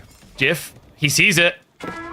Horse Archers plus Knights here could be big. No textiles either from me and Micah. Chase is on here. Meanwhile, in his base, still being harassed. Hasn't moved out to defend yet. Spearmen are going to try to cut off. They will have to go around the other side now. Just to try and intercept, but a little bit too slow. Looks like they got baited back towards the Ghazi. So a few villager losses, but most of them making it home. Meanwhile, on the other side of the map, the Lancers went in. I wondered when they were going to show up. He made it into a trade. And that Tower Elephants to try and defend. Needs to be a little bit careful against those spears. He actually gets body blocked in. Come on, Jiff. This is your moment. This is your moment. Squeeze that elephant meat into a tiny tuna-sized can. Go! Be all you... Okay, he's out. No. Like, no. No. They're both still alive! Come on! This is meant to be the one countered by melee! Meanwhile, in Jif's home, things are getting uglier and uglier. Too ugly for him to maintain this game anymore. A game 1 win for the Vietnamese boy. Those things are not reasonable. And you will never convince me otherwise. Unbelievable. How? Just every time with those things. I can't believe he pinned him so perfectly and still lost all of it. Freaking tower elephants. Any elephants. That wasn't even the broken elephant. I still think war elephants are the more broken one.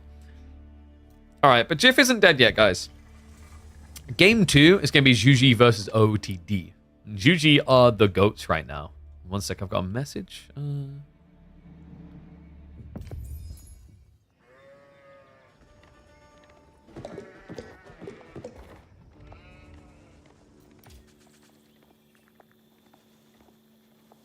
Alright, no, I'll check on that later. Whew. Least picked landmark. Abbey might be up there. Trying to think if there's a more least picked castle landmark.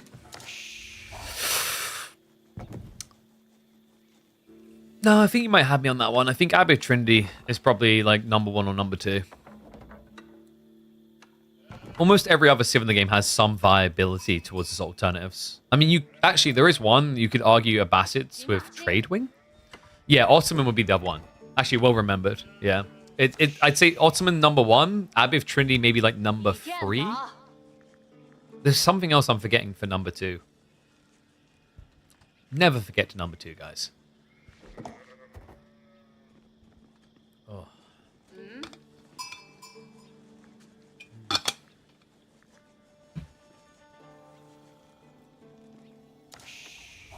Oh, I just realized we haven't flipped the score. Let me fix that.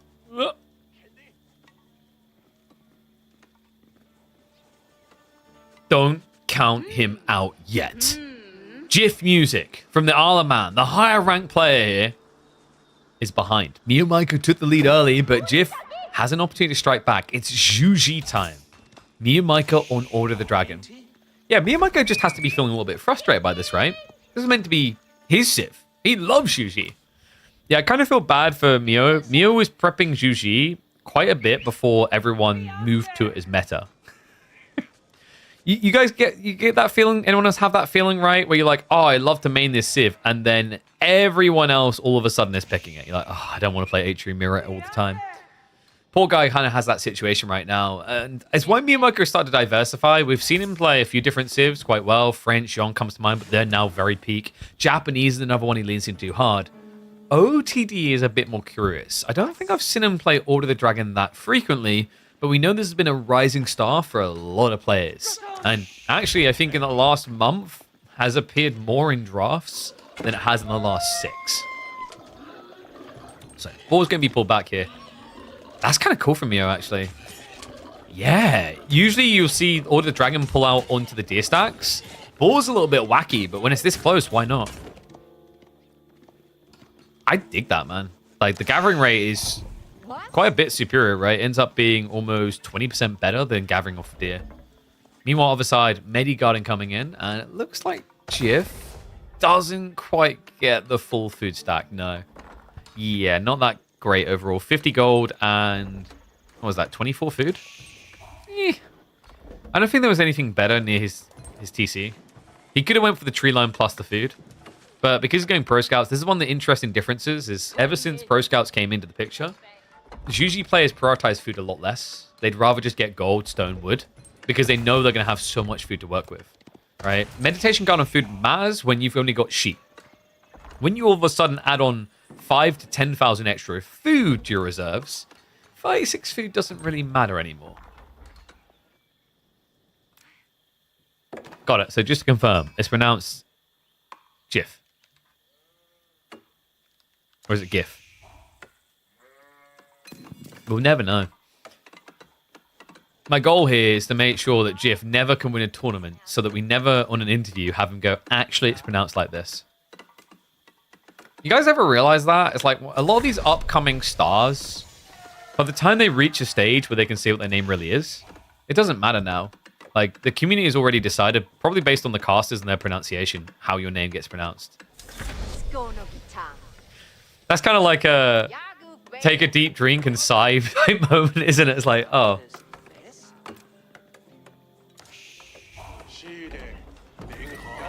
Take Sockton here, for example. Before he gets big, we could just call him so certain. So certain. And we could call him so certain so often that by the time he gets big enough to make his own statement, everyone is so certain that that's his name.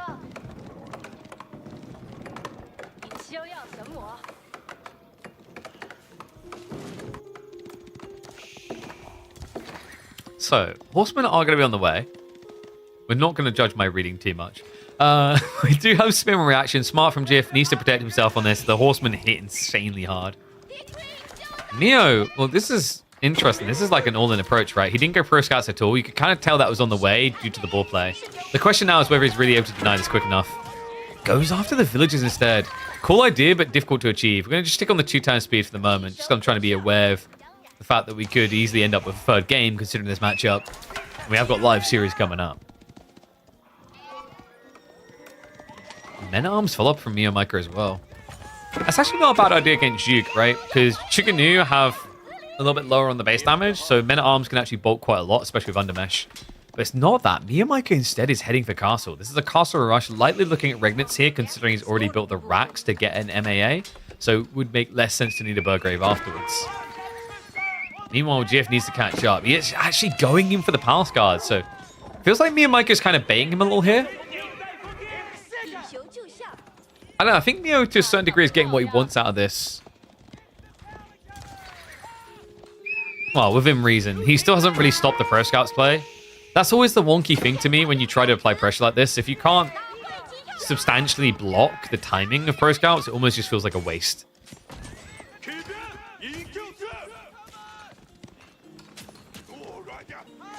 Got a swing by the Atom. Yeah, do you never just do that with like acronyms where you just intentionally announce them all as one thing?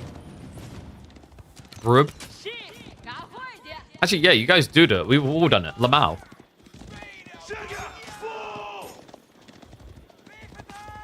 Actually, I'm kind of curious on that one. How did Lamau and LOL get like abbreviated and Burb didn't become part of it? Okay, that's deep questions for the day. Regnitz is going to be coming in. Look at the location on the map. He can play this wide and actually quite safely get away with the relics. Ball's already gone. Neomika didn't try to go wide onto the deer on the north side at all. And then that's problematic here, folks, because he's only got 9 sheep.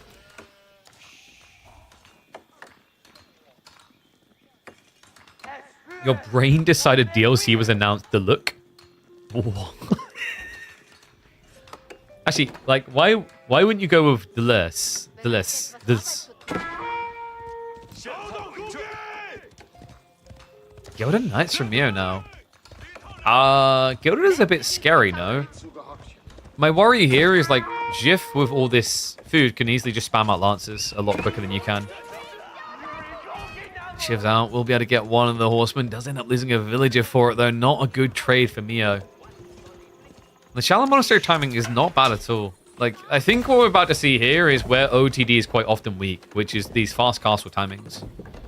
I don't think OTD is inherently a very good fast castle civ for Regnitz, and this is why. You can't have the prelates ready before the age up is complete. So that kind of puts you a step behind compared to HRE. It's a big step at that.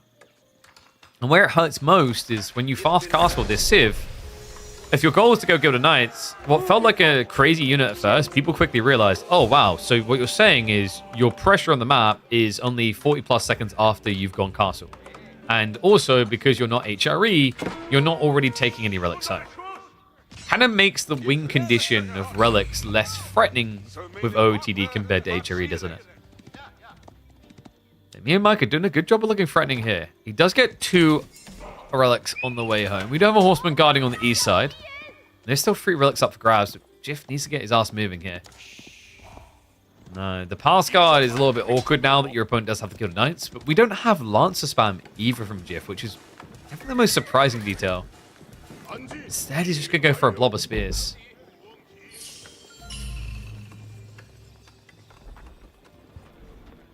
All right, what do you think, guys? 1's if you think me and Mike is going to win. 2's if you think Jiff is.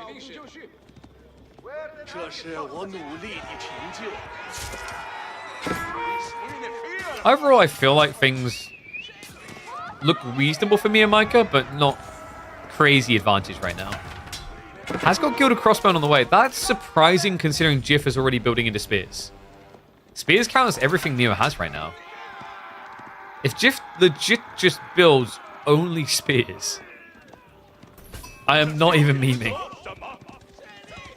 Meanwhile, Prelate is denied entry on the east side, so it looks like it's going to end up being still a 3-2 split. Me and Micah, look at this.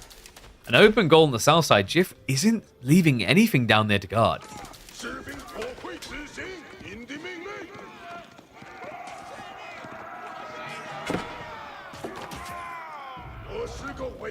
So what's Mio's next step? Is this just going to be a greed in play?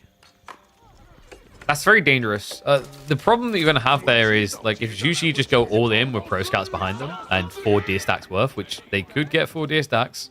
Remember, they're still waiting to be taken. Then all of a sudden, like, that vomit of troops while you're trying to transition castle is enough to kill an OOTD player. With legit just spearmen. I'm not even exaggerating. So for Mio, like, what he needs to keep an eye out for is actually an opportunity to go into Landsknechter. With 3 relics home, it becomes quite feasible. And actually quite a reasonably priced thing. He even has herbal medicine coming through.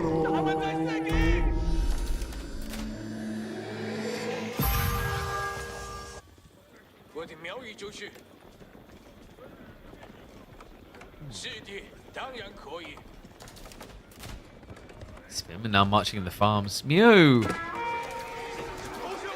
Where's the army? Oh, there they are. Wow, look at that huge army. There's just so many of them. I'm not mocking Mia Micah, I'm just mocking Order the Dragon sometimes. But they are big boys. The problem is it doesn't matter. If you're bigger, that's just more big meat for me to stab a spear through. Oh, and that was sick. The body blocks. He's getting him away. The Gilded Crossbowman won't make it out, though. Does clear up the first wave in the end. Cost him most of the Gilded Knights. I mean, overall, and this is going to sound crazy to say, that was a relatively even exchange. Because although a lot of spearmen died and a few crossbows, Mio lost, like, what, 2 or 3 crossbows, and I think it was 3 Gilded Knights. The Knights alone almost cost 500,000 resources each. They are a pretty penny. And then you have to consider the idle time also achieved there. And I believe... Wait, did he... Wait!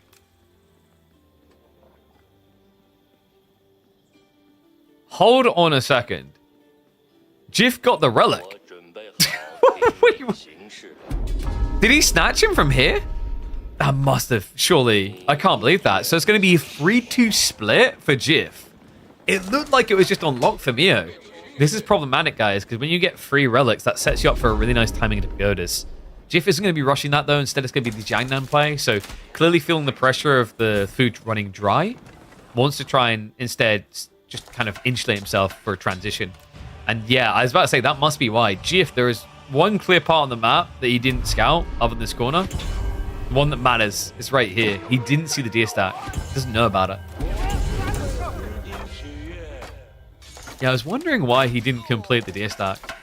That's kind of unfortunate. I mean, Jiff should have alarm bells going off his brain. He's like, I've only collected 3 deers. Maybe it just kind of got to the stage in the game where there was a lot of pressure coming in and he lost track and didn't really remember that he hadn't taken 4 deer stacks. I, too, struggle with counting, right? Like, so far I can see 1, 2, 3 people in chat with sub-icons. Might there be more? It's hard to say. Somebody said 3 pagodas equals 17.5 villages. Is that about right? So a pagoda is worth 250 resources a minute. A villager is on average worth about 45 resources a minute. So knowing that math, I'd say like each pagoda is worth around 5 and a little bit of villages. So it's not far off. Yeah.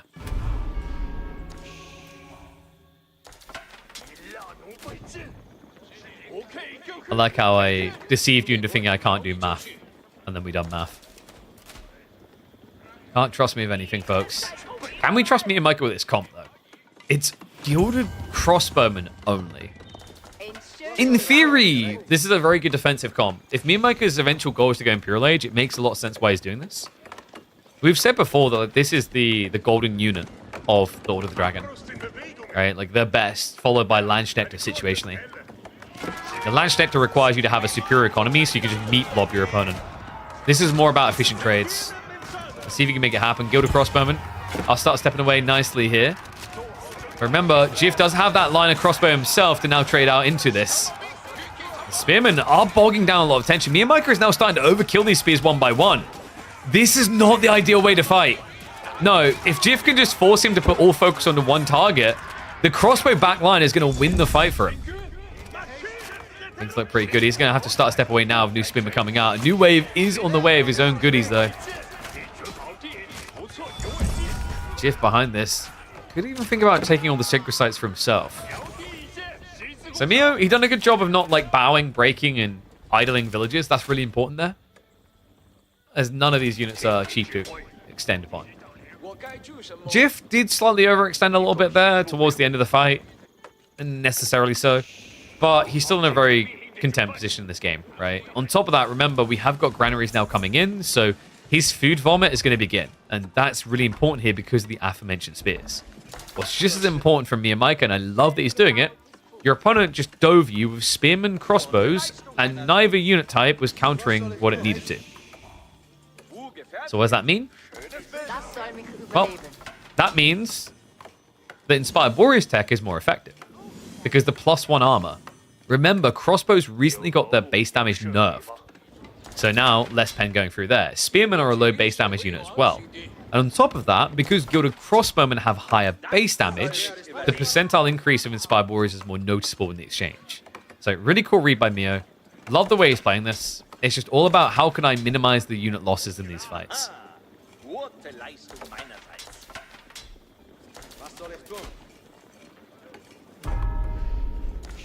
Man, poor MOK is having a really hard time today being able to exist.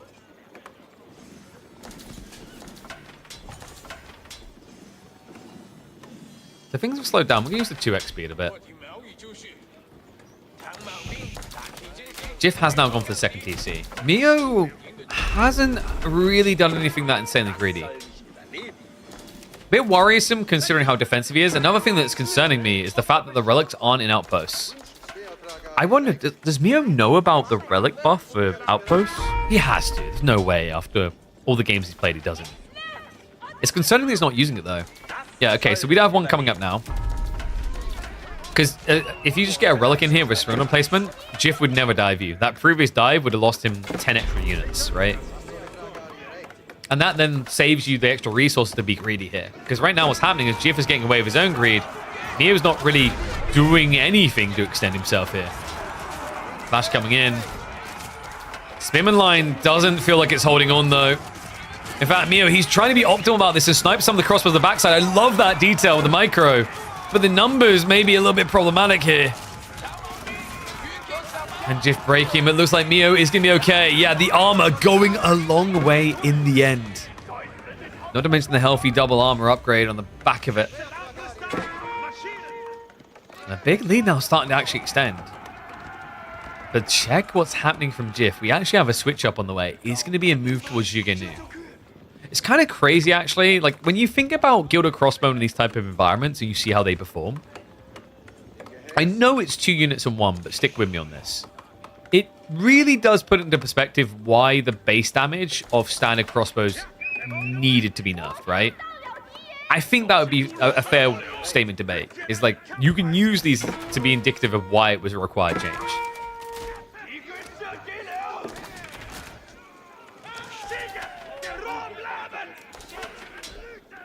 Look at this. Is this guy a mind reader? Gilded archers for scale armor, right? So if you get scale armor, you'll have 5 ranged armor against Zhuge. They'll be tickling you. On top of that, gilded archers can kite and stay out of range of Zhuge Nu. This is just a sick soul read from Mio. Jiff may be in trouble. It's been a while, but Miyamika is finally on the offensive.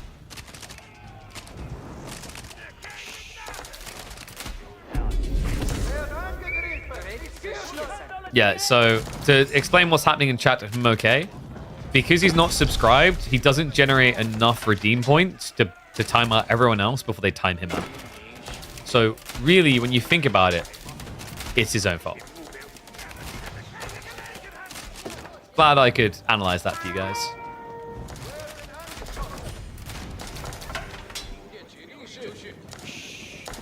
And this looks like a very uncomfortable Grand Binary setup. I've seen different configurations. This is a bit more unique though. Usually it's like either in a line or triangle or like gaps between all of them. We got a weird amalgamation of multiples here. Jiff, like getting ready to march out. The Guild Crossbow and I would back away. Need to be careful with those spears. Remember, the bolt magazines mean that Zhuge Nu do shred you fast. And the scale armor isn't in just yet for me and Micah. We're still 20 seconds out. We'll use the last of the spearmen just to keep the enemy at bay. Jiff, I don't like the look of this fight. Remember, Mio, because the Gilded Crossbowmen have more range than the archers will be the ones absorbing all the range shots. We're just 5 seconds away from that upgrade. Needs to back up a little bit, though. A slow reaction there. Mio Micah will get slightly punished here. But he does now have the armor. Look at that. 5 ranged armor on an archer. You heard me correctly. It's like elite army tactics tankiness. Only for a range unit.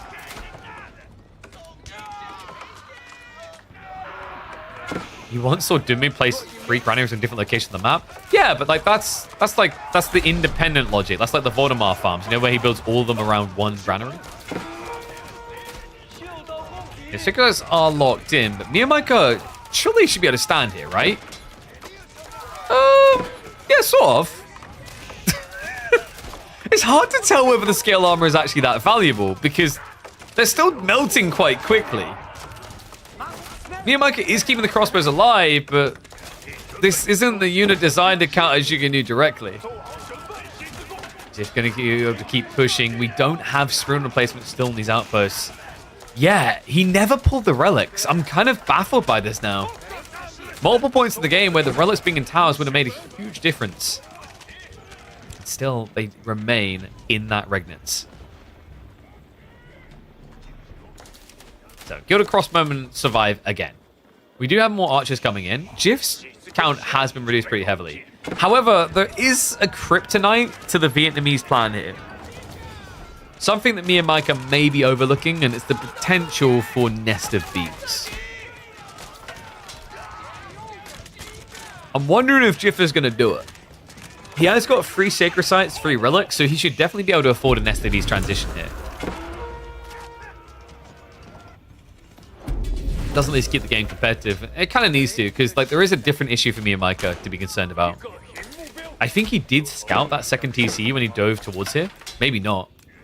If he didn't, that's a big problem. Because look at the economy lead right now. It's 30 plus.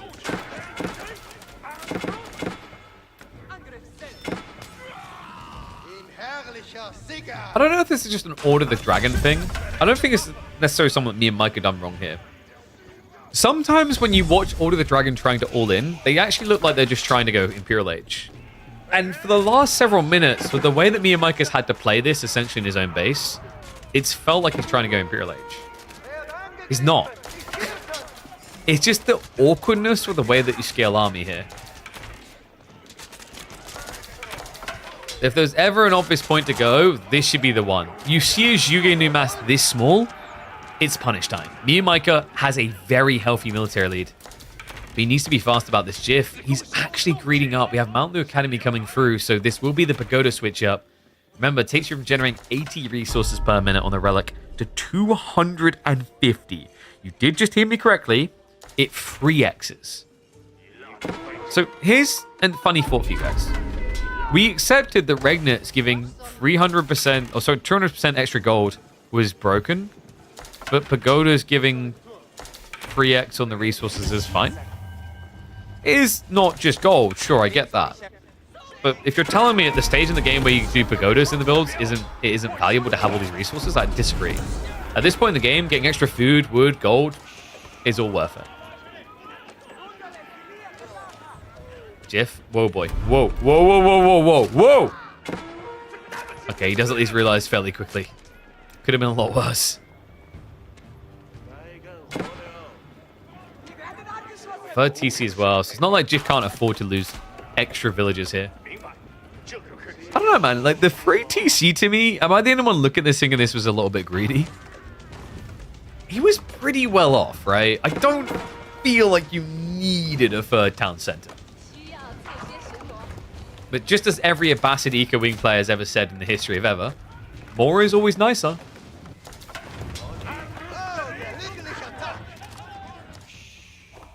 So we'd have to keep dropping the north side. Yeah, so not even for the gold. That was just to protect the secret site. Definitely a different approach. Meanwhile, Miyamika will look to punish the TCs. Does dive into the first. Will look to bypass on the secondary. Jiff now reacting with mass juke. I'm trying to rack my brain over why Jiff doesn't want to build Nesta Bees. And I'm not sure still. Because it makes him feel dirty? That sounds sexual. Because it feels wrong. Nope, still sounded. I can't figure it out, man. Like, Miyamika's just kind of being past the wind because of this. Probably wood issues. He's only now finishing this tree line.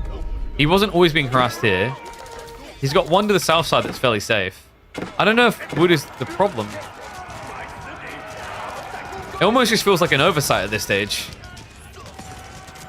I mean, Gilded Archers, do they do well against Nesta Bees?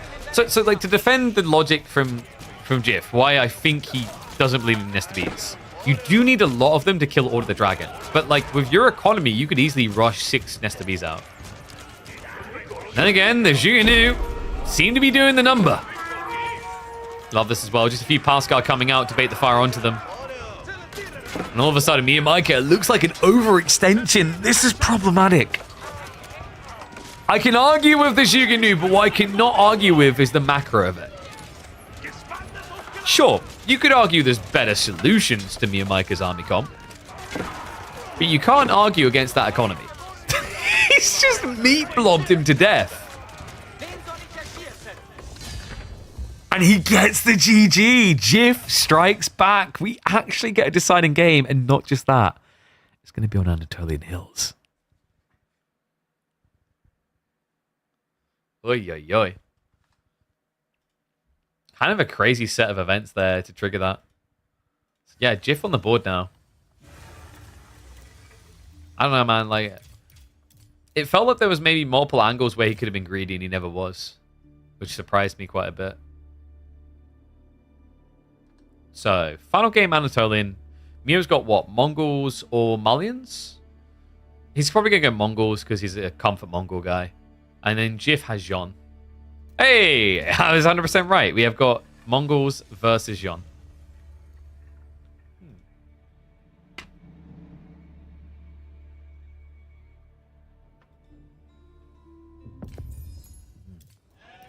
I've got us ready in game. Just need to double check something, so give me 1 second.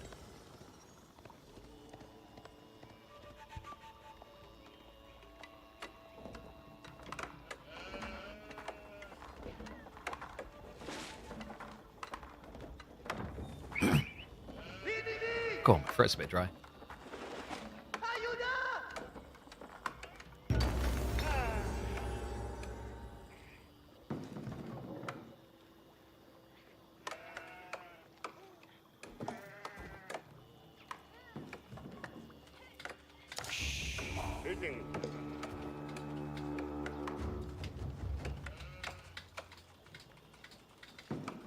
Just sending a quick message.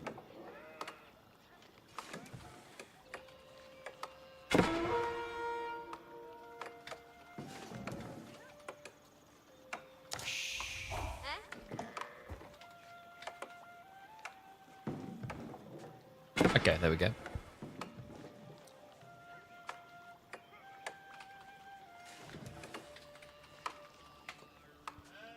Alright then. Sorry, I had to send an important message. Gotta get everything sorted for Germany. He's where he feels most... words. He's where he feels most comfortable. One and all, welcome back to the deciding game between me and Micah and Jiff. It's Anatolian time. Yep, apparently you guys haven't had enough of it. But Jiff has had enough of these filthy Mongol outpost rushes. Look at that as a reserved reaction. He knew what the possibility was here. Hilariously enough, though, me and Micah never intended it. Check the opening here. It's going to be a pasture play. So yeah, no outpost rush coming, no dock drop next to the enemy one like we saw from Vortex against Beastie in game 1 of the grand finals. He just plays it safe. Mongols versus Jean is interesting, though. Jean should theoretically be favored in like a normal standoff. The reason is like Knights beat Keshiks. It's never that simple, right? Like with the right micro, you can be annoying for Jean by going into Keshiks because she herself suffers. But it definitely is a skill execution type situation. I think if you play it in a more linear fashion on a standard map, especially the Pro Scouts meta, I'd lean Jean. But with Anatolian Hills, it's never that simple. It's about who can be more aggressive. I think Mongols do have quite a few tools in their arsenal to that degree. Looks like we are going to get a villager pull. Jiff wants to have the school cavalry over here. Yeah, and Mio didn't bother to build into the dog. Oh my god, he's replicating Vortex's strategy entirely. Well, not entirely, right? Like, remember the Vortex game, there was a dock drop outpost rush, but the wall stops him, right? But the intent is still the same. He's going to mass pastures and never leave the starting island. This can be dangerous. The danger is you don't have that much gold, so to make this work, you have to kind of lean into gold lean units, i.e. archers, spearmen, eventually things like men-at-arms as well. But it can definitely pay off. The trade-off is if you're not quick on your timing, Jiff is going to have infinite food as well. It'll feel like anyway. Because remember, he's going to get 42 sheep for himself. So, tech up complete. Me and Micah will be going for the archer range. Jiff going to be reaching with the archer ship. Jiff also isn't gathering gold right now. No. It isn't Pro Scouts by the looks of it. What's he looking for here? Okay, there we go. Knights do get queued up. Yeah, but his scout has revealed what's happened here, right? There's been no move out at all. So the Knights are kind of worthless to build over here. He's going to get the archery range. Remember, he can always still transport ship across to his side again. But there is going to be a problem here. I really like this from me and Micah. Archers with the Khan Hunter, the extra range. He's going to want to consider adding in the racks ASAP here, though, because remember, at the end of the day, you are still up against Jean/French. I.e., they are going to build Knights. And yeah, I do think me and Micah was inspired by Vortex. Like, it's very much playing that way. You don't think he feels comfortable in a longer game? It was never his style in StarCraft? Yeah, I think the way people describe his StarCraft play to me is like he was always quite a cheesy player. He liked to find those kind of quick, visceral strategies. And I think that tracks well here as well. We've had games from me and Micah where even when it doesn't make sense, he tries to do a Juganir rush and GG's at like 12 minutes in. So the Knight is going to be able to reveal what's happening over here. Can't. Whoop. That's an easy 12 XP. Ram's already coming in though. Ah, man. I do kind of love how this guy has no chill though. All right, can we just praise that? Horseman reaction is smart by Jiff. Counters the archers, but also, most importantly, counters the siege efficiently. Ram is going to be able to move in. Love that he goes after the houses. Jiff going to have to build up more. Keep sticking on the 2 XP for this early game. Just because I know we've got live series coming up after this. And archers are hoping to dive in. Slow reactions out, Jiff. 4 worker kills so far. That's already a painful position for Jiff. He needs to find some sort of trade out here. But the problem is with the pasture build of Mongols, you don't really get offered anything for free. You have to go and take it. Third round was being built by me and Michael. We're going to slow things down here for the fight. Horseman riding in. The archers with the Yam. Like, you see the difference this outpost makes. This is the whole point of it. It's all about positioning. With this movement speed, you're able to easily remove yourself from the equation. Jean does need to be careful because there'll be a counterattack here. Love that snipe, Mia Micah. So on point there. Understood that if you lose these archers, it's too much snowball on XP. So gets the snipe just before then getting cleaned up. And I'm a little bit surprised Mio never built the racks. I think this is way too gluttonous. You are against Jean at the end of the day. You know there's going to be French Knights involved in the equation. I'm surprised that he didn't start prepping a racks when he saw the very first one. TC is going to stabilize him though. Jiff, not the best follow-up there. Oh, okay, so if the archers went down, he backs away, he's in a very good position. Losing 3 knights, and you killed like, what, 12 archers-ish? Well, 3 archers is the same cost of as a knight, right? So you see the problem with the equation there. Not good for Jiff. And this outpost is still killing him. Wait, what? No, he thought he could walk through. So he's gonna lose the rest of the archers. And Jiff, I mean, this was on the verge of being big thumbs up and their head. Even after Jean snipes, you're fine, right? After she goes down, you can play out of that. But now, feels like you've just pretty much dropped your khakis down.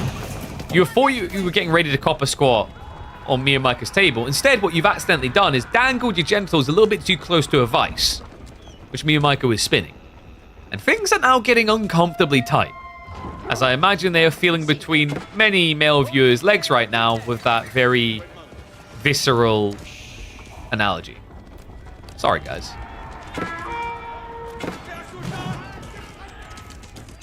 That was the worst analogy ever. Yeah, so you're feeling it, right?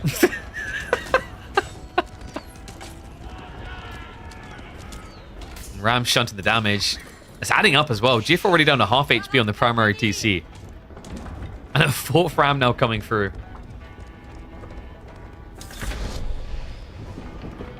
The problem here is you always have to put a lot more APM effort in as Jiff as well. Just microing the reinforcements in. Remember, he can't just have a rally point that brings all the new troops across. He has to transport them. That's a big gap that Mia Micah can exploit. It's a bit hard to water. Mio can't get on. He doesn't need to. Like, once again, he doesn't need gold with Archer Spearman. He's got loads of wood. He just needs food, and the pastures give him that. That's the whole point in this strategy. It's the same logic with what Vortex took advantage of Beastie in game number 1. So Ungarrison comes in. They're actually hiding inside the TC, but it doesn't look like it's going to matter. The Horseman spam maybe eventually wins the fight, but you're now on whole town center down, and additional villages as well. Oi, oi, oi, oi, oi. Jean can still keep farming, but all of a sudden the economy lead is going to build for Mio here.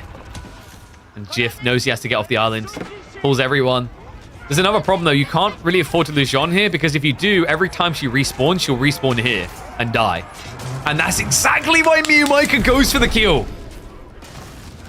Okay, so this is a problem now. Like, Jiff is pretty much now playing French without any of the perks, and he's definitely not Jean. Because if Mia Micah wants, he can just prep for Castle Age and camp here in the meantime. 2 minutes from now, he'll instantly kill Jean again. Remember, she doesn't generate XP while dead. He'll be stuck.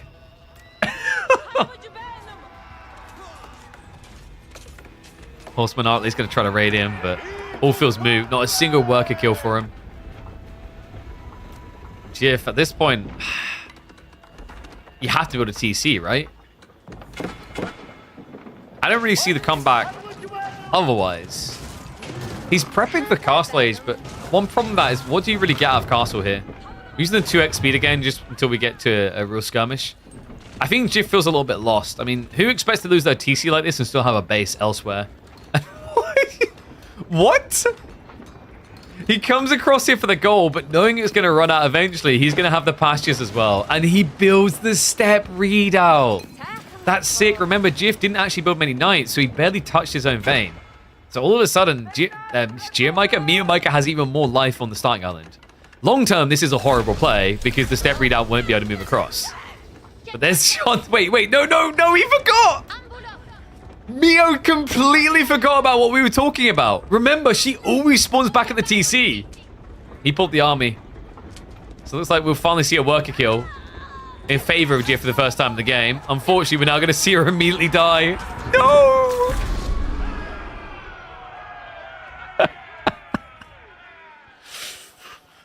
This game could be 2 hours long and Jean would remain level 2. Just think about that for a second. Because remember, there's no way to retarget her spawn location. It's always the primary TC. If you're wondering, if you think that's BS or whatever, it's for good reason when you think about it. Think about why you have to make it the primary TC. Because otherwise people can do cheesy things like, let's build a second TC next to their base, or let's build a landmark and let them spawn at landmarks or whatever else. So it does make sense why the devs done it this way. It's just unfortunately on a map like this, it screws you entirely. So what's the Guild Hall? We're going to speed up again. Jiff, it's going to be a while until he's ready for a fight. Mia Micah has aged up, has got the veterancies kicking in. It's pretty much in hunker down and chill mode, right? Like, there's no pressure point for him at all. Archers are going to try to go for the kill. Not the best of trades for Mio. Yeah, he's missing the Khan Hunter. The Khan Hunter at this stage, you could easily have just sniped that down. Hey guys, are you ready to watch Sean die again? I think she's got like 30 seconds. Soon. Oh, transport ship play coming. We do have men at arms. Jean's back.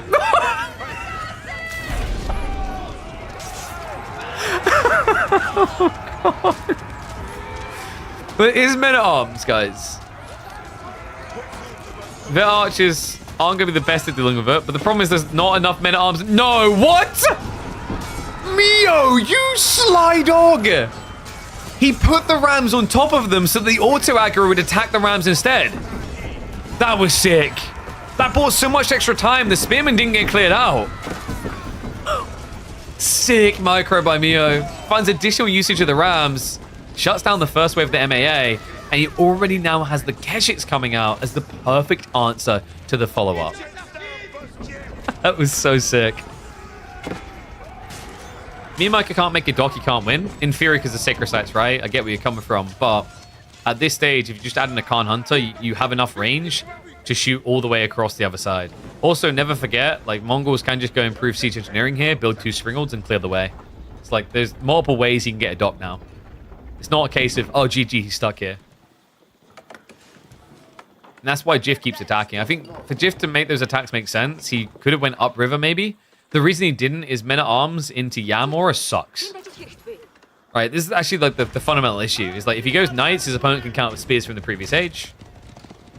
If he goes into archers, like your opponent already has archers, you go into arbitrier, like your opponent can actually start to outrange them and kite them as well. It's like men-at-arms from that perspective kind of makes sense from Jean. It just still doesn't feel good because of Yam.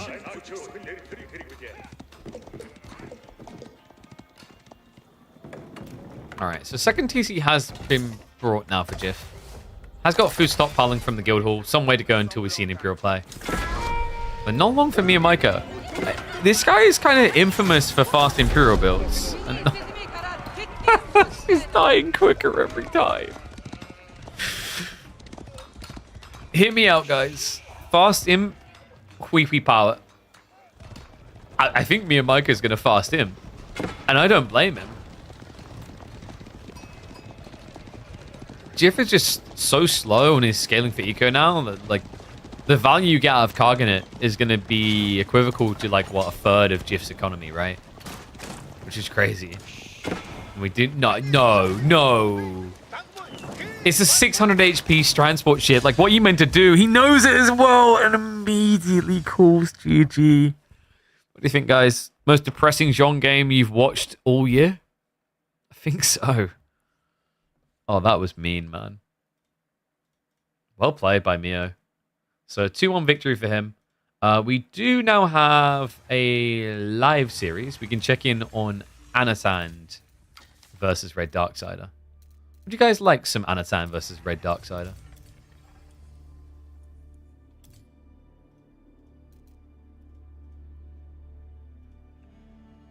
Let me get... Yeah, they just complete their drafts. They should be starting in a moment.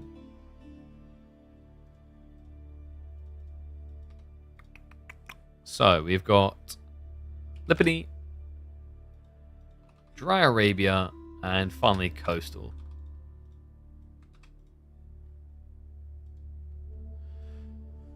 Whew.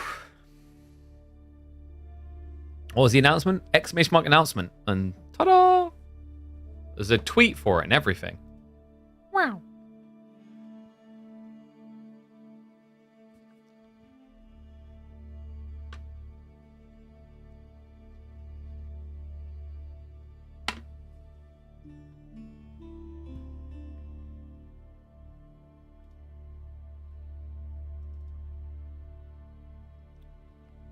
MA resources could have been spent on water ships. Once again, like what we highlighted at the end is very important. Those Mongol transport ships have 600 HP. You need a lot. Do any ships have water rams? No. Although, I imagine you mean a type of boat, but I like to imagine what you really mean when you say water ram is just like a ram that moves onto the water and then a little inflatable like dinghy envelops it and then it goes across. So we're just waiting now for Anna Chad to hop into game. So Red Dark Side of us, Anna, you can see there, they're setting up the lobby now. So it should be underway in a moment. Anna got HRE, which is bonkers. I don't know how HRE ever gets through drafts these days. It just feels like the most versatile civ in the game. I like a lot of its timings as well. I think it has like more flex to be aggressive in that regard. Damn it. I just got like pinged on Discord. I was like, nice. Have we got like DMs about some business stuff? And it's just like accounts called things like nice ass. Really subtle, you know? It is a nice... No, I didn't look.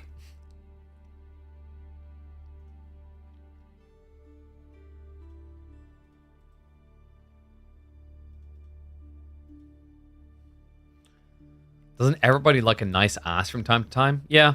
I think that's why people like to tune into me. Heyo. What was the announcement? We are going to be working the Garrison Age of Empires 2 event in March. So I'll be in Germany, in Hamburger, in the second week of the month. So we will be looking to adjust the schedule of Midweek Muster, by the way.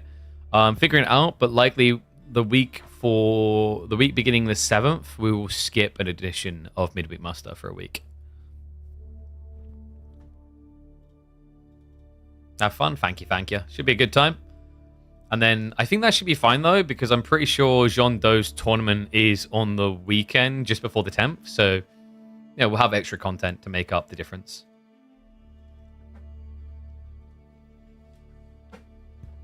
Oh.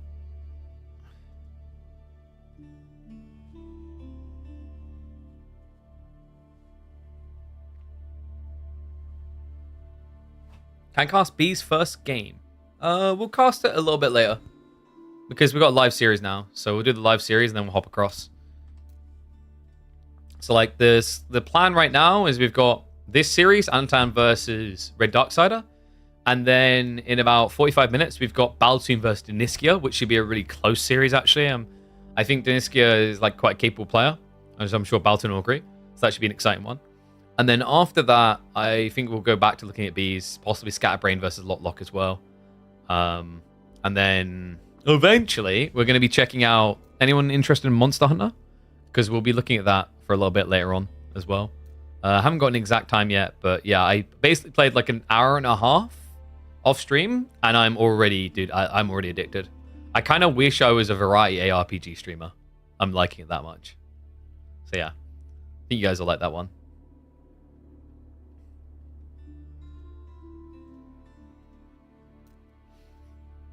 And to answer your questions, any Monster Hunter nerds out there, yes, I am an Insect Glaive main. I'm good at it, you know? It doesn't feel as... The air combat doesn't feel as, like, wacky as it was before. But something I like is the ground combat feels a lot better. If you haven't played Monster Hunter before, basically Insect Glaive is... it's the equivalent of, like, playing an RPG. Like, you know... How to describe it? It's like playing an RPG while you're a guy who's flying around in the air all the time. It's like playing an RPG with jetpack. There you go. That's the easy way of thinking of it. There's like a classic saying amongst Insect Glaive users, which is the floor is lava. Because it's possible to just float around the fight, slapping people, never dropping to the floor. Also, another forewarning, if you hate cat puns, you will hate Monster Hunter. I can confirm they are back with a fury when it comes to all the cat puns. They're always just so good at it.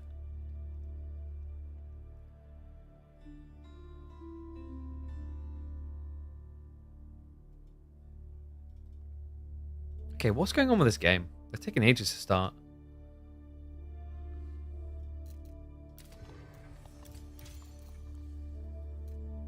Let me message them quickly.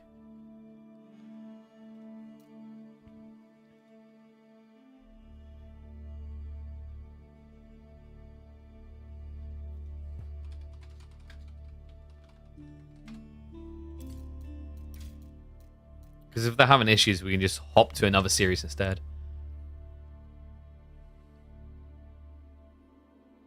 There we go. It's a real catastrophe. I guess you could say, like, you know, of what I want out of a game, Monster Hunter is just perfect. There we go. I respect the purr type puns more than the other ones.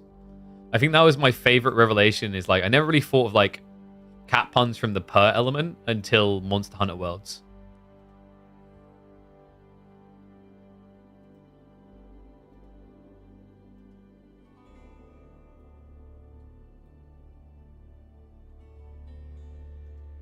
Okay.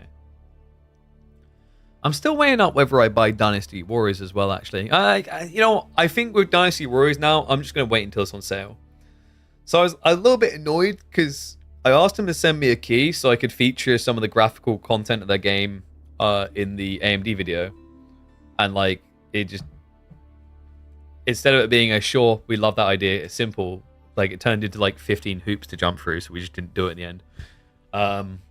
Which is a shame, because like I quite like Dynasty Warrior games. But now I'm like at the point where, because I've got other games to play, I'm just going to wait until it goes on sale. I don't know if it will go on sale. Like, sometimes with these niche Asian games, they just never actually see a sale price, right? Because like the people who would buy them will buy them full price. And then everyone else just kind of doesn't matter. That's the mentality. But I did hear that this was like the best-selling Dynasty Warriors in the West for a long time. I wonder, like, how many people do you think are playing Monster Hunter today? Sorry, I know it's taking a little bit longer to get in this game because they are dragging their heels. Because they have done the drafts. They should be hopping in a sec. There we go. It is underway. All right, boom. Yeah, I'm curious. Let's have a look at Steam charts. I reckon there's, like, 320k people playing Monster Hunter. Wait, there's not?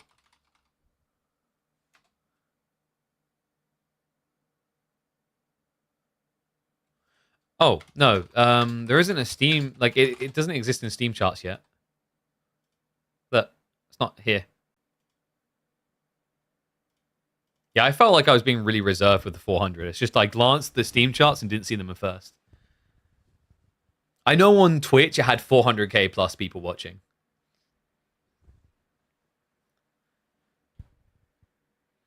Already hit 1 million sales? I mean, sure, sales and concurrent players is something very different, though. I'm talking about the concurrent players. Yeah, the stats don't show here for some reason. It's a bit weird. Huh. Look at that, though. That's still so crazy. It always shocks me when I look at Counter-Strike 2's player count. What a game, man. 1.5 million people currently online. I'm impressed, actually, that, like, I don't know. Did you guys know PUBG still does this well? I think it's because, did they not? I don't think it's out yet. They have got a new game mode coming. Let me see if I can find it. I don't know if it's a new separate game. But there is a new mode coming. I can't find it. Well, there is like a... yeah, the Tactical 5v5. That's what I'm talking about. I think that's just given them a huge resurgence. Blind Spot, that's it. PUBG Blind Spot.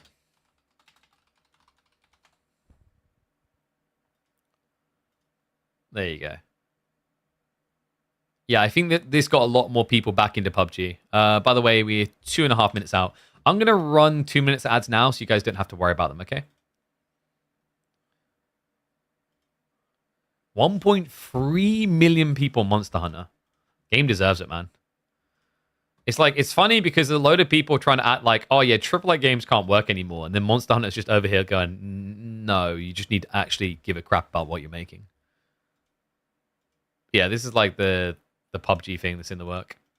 It's very weird, actually, that it's PUBG, right? Because it's a top-down shooter.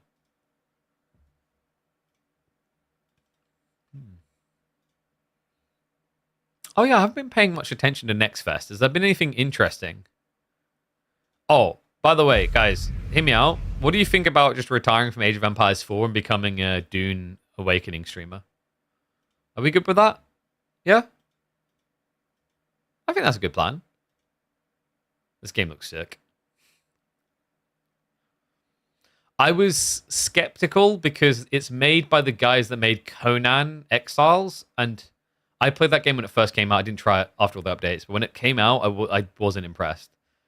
But I really am actually pretty buzzing for this.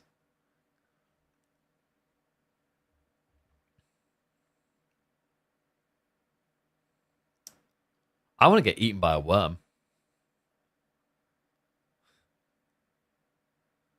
Yeah, I'm especially looking forward to like the melee combat. This is clearly not how the combat's going to be, but we'll see. Yeah, so it's May 20th is coming out, isn't it? Yeah. Games don't bring me joy anymore. You know what will bring you joy? Subscribing. Yeah, I am buzzing for that one, man.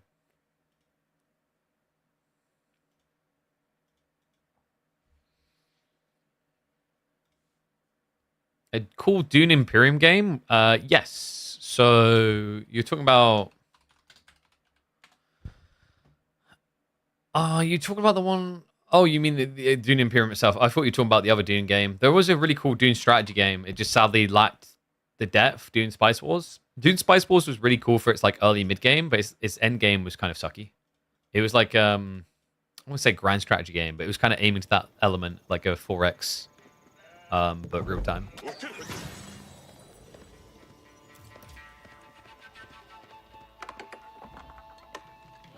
One done by Northgard? Yeah, it's pretty good. Hey, what is up, you faster? Thank you very much, mate. Appreciate the resub. And welcome back to the Swarm. Alright, just finishing off my meal shake. Alright, guys, is it time? Do we crack out the caffeine? I think we've done 2 weeks without caffeine. Is it time to do caffeine?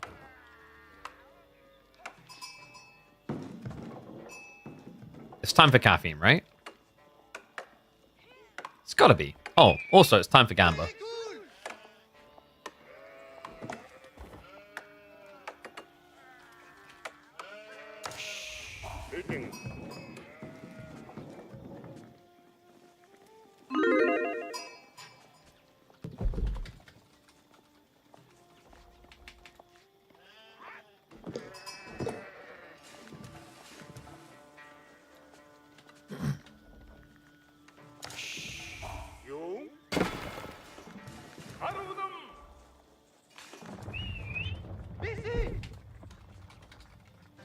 Sorry, I'm just getting messaged on loads of things. Give it another week? Jesus. After the complaints about my camera work in that Mongol game yesterday, you want me to give it another week? Be grateful. It is an uncaffeinated KP upon you, so my ears not bleed is what you should be thinking. One and all, welcome back to the channel. It's Anno time. We're checking in on the man who went out so early last week. Let's see if we can make it out of the round of 32. Because he's got the good old Red Darksider. A regular sign-up, one of the community members. He hasn't been able to make those deep runs, bless him. Let's see what we can do today, because this is kind of wild. We have Jeanne d'Arc, Dark Age spearman rushing the Mongols. Did I just say all that correctly? What? Now, hold on. That's crazy. Does this work? Not with one spear, surely. Yeah, he has to run away. This is problematic, though, because that's a bad trade. Remember, they charge, so they can gap close you. So Red Darkseid needs to be careful, because that will eventually recharge. So he needs to get another spearman here. Instead, it looks like he's going to use them now to guard. So I guess he sent that spearman over to scout if he was getting rushed to know if he should add in more spears. But you could have achieved the same with the scout. Scout that hasn't really been doing much else, if I'm being honest about it. It's 14 sheep for Anatan. Meanwhile, Red Darksider are now getting the 9th. Okay, so outpost going to be coming up. So wait, so the goal then was so that you could garrison the outpost?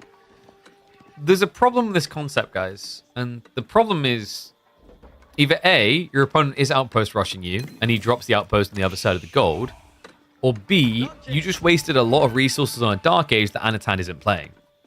Would you like to guess which problem Red Darkseid is going to have today?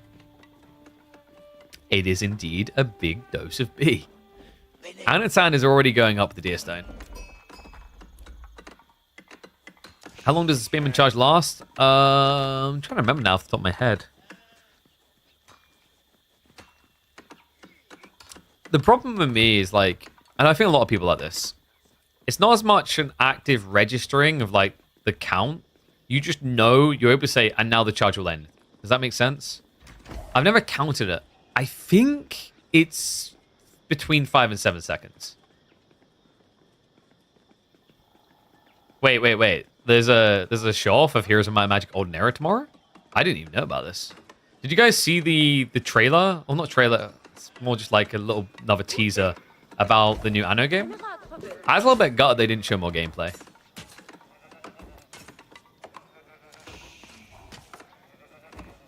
So, looks like the Spearman are going to come home. I actually love the efficiency of this from Anatan. Just saves him on clubbing.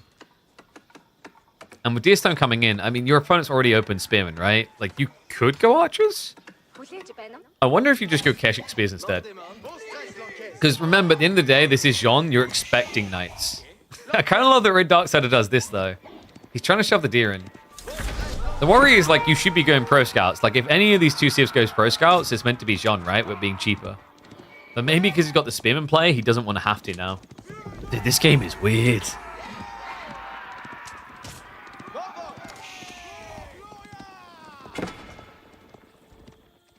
Oh, wait. So, like, we can play Olden Era tomorrow? Is that what you're saying?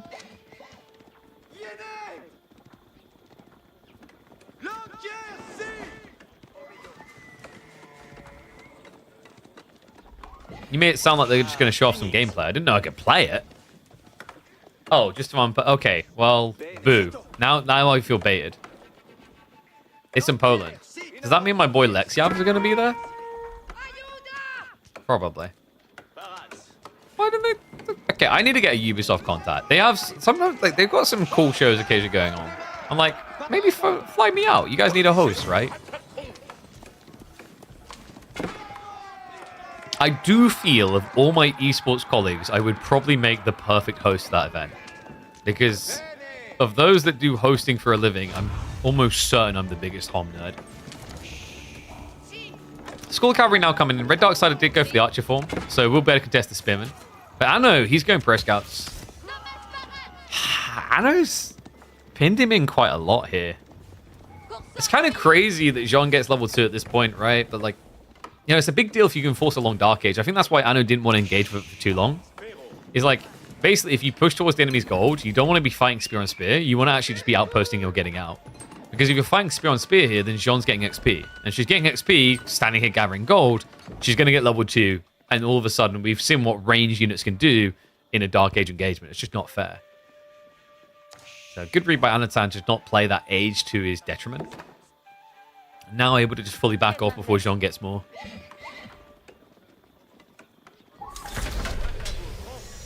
Seriously though, how did I not know about this Might and Magic event? Have they actually been announcing it anywhere? I hadn't heard a thing.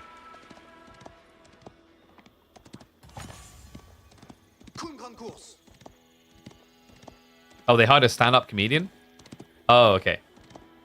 Like, are we talking a gaming stand-up comedian, or is it going to be one of those classic ha-he, hoo-has, these nerds they don't know anything.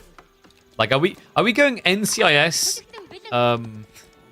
MMO gamer levels of stereotypes? Have you guys seen that episode of NCIS where they're like, oh god, I can't even begin to describe the cringe of it. Like, their concept of what gamers are is completely wrong. They're like, this person is ranked as the best gamer in every game on the internet.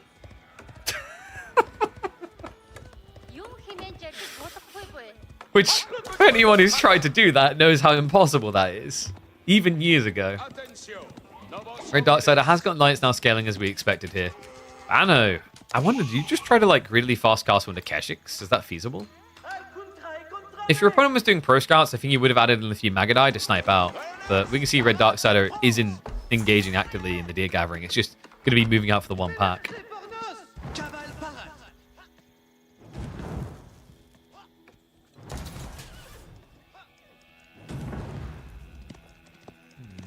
Keshix will begin scaling now. Has got the additional wood, so, you know, it's possible we just see an archer range play here. I think Anu could play Magadai Keshik, actually. With pro scouts, it's entirely possible. Ah, so got it. So just to confirm, they decided to hire like a medium with no gaming experience for the esports. Well,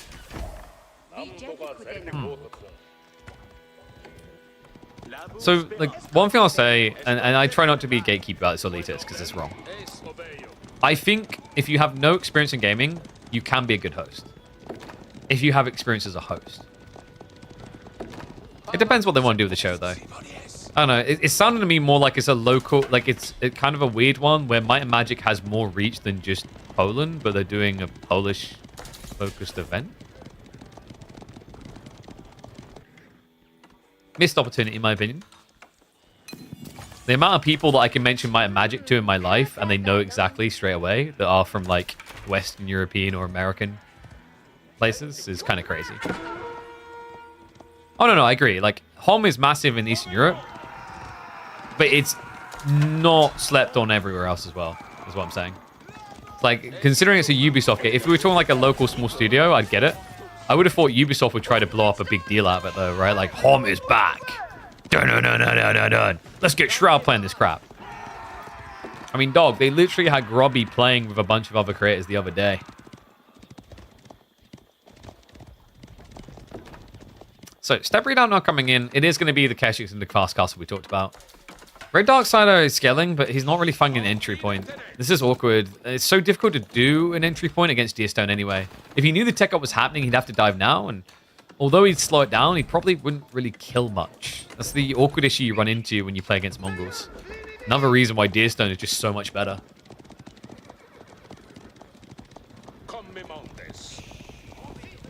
We're from Poland, and when they organized Polish HOM championships, over 1,400 people signed up. It's crazy with how long these games are.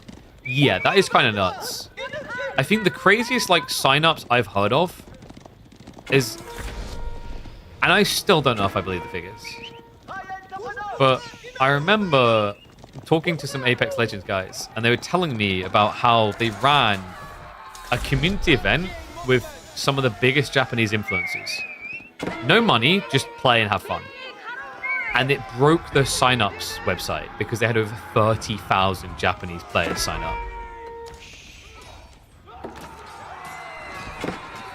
So Wolf's coming in, by the way. We have got the Keshix diving, though. This is problematic. Remember, Anatan went Castle Age. The Keshix are going to be worth their weight in gold in a matter of seconds here. And they already have begun a massacre. They found 5 on the entry. Red Darksider, I'm just not really sure what his out is meant to be anymore. Even if you get level 3, it doesn't really change much of the narrative right now. Remember, it's not just pro scouts, it's now all the gold gen to make sure he can just roll Keshix to victory. So Red Darksider has to basically overcompensate with spears, but that means staying the age. And on top of that, there's a risk of running out of food, right? Most of the deer are gradually getting dragged away. Okay, they actually died in a prestigious location for Red Darksider. It gets both the berries and the deer. Yeah, this feels like hunker down and survive mode from Red Darksider. And yeah, I've started playing HOM again, actually. Like, when I'm inside and I'm watching my kids, I'll just have HOM up. It's an easy chill game to, like, switch on and off from. I do hope that the new Olden Era takes a lot of inspiration from dual mode where you only have one hero. Because the more I think about it, I think someone that's a negative for Might and Magic is the micromanagement of multiple heroes. Considering that most players only level up one of them. Makes the others redundant. Yes, it's poking again. Gets him for more kills. Undermesh also added in here. So laying himself against any additional threats. I believe we may have fast Imperial, folks. It's smart. At this type of scale point on economy, it adds so much in for you, right? Like, I can't really think the numbers people gave. I think Karganet is worth, is it like 600 resources a min on average? 500 it might have been. That's a lot, right? Remember, a villager is worth like 45 resources a minute. So that's like an extra 10 eco in a game where you're about 50 eco. So that's a 20% boost to your economy, essentially, by turning it into military output. And not just any military output. A lot of it is considered premium stuff, right? Like Magadai, small groups for raiding. The Roost Knights are insanely valuable. Nested Bees against a static opponent. The other heroes are just the army transportation ponies. That's what I mean, though. Like, find a better solution, right? It's like something I used to love with Dawn of War 1 at the time. And it's funny it kind of, like, went away because I guess it was just too easy to reinforce. I loved in Dawn of War 1 how, yes, you had these squads, but one of the cool things with the squads is you could reinforce them while they're fighting, right? Now, that has balancing issues, but the concept of why they done it was smart. They didn't want to have this tedium, right? The way that Company Heroes and Dawn of War fixed it afterwards, obviously, was introduced the retreat mechanic, so you could get back to base and reinforce there instead. But they had an eye on the idea that, like, monotonous things suck. Let's get rid of them, right? I think hero chaining is incredibly monotonous. It's boring. And if you want to keep the essence of HOM, which allows for this scaling to potentially infinite, you need to be smart about it. Because the alternative is you do something along the lines of adding a system like what Songs of Conquest has, where it's unit hard caps and unique essence interactions. By the way, this is unique. White Stupa Rush. I would never have seen this coming from Anatan. At this point in the game, Karganet makes a... Oh my god, no. Did he not realize that whole time? He definitely didn't realize. That's a heavy hit to the idol. Luckily for Anatan, he's a mile ahead. While Red Darksider is starting to macro up for Castle Age, Anatan is now going to head up into Imperial. And the crazy thing, I think Red Darksider, the lesson to take from this game is too passive. He's been sitting in his base waiting for the Grim Reaper to arrive. And he will arrive.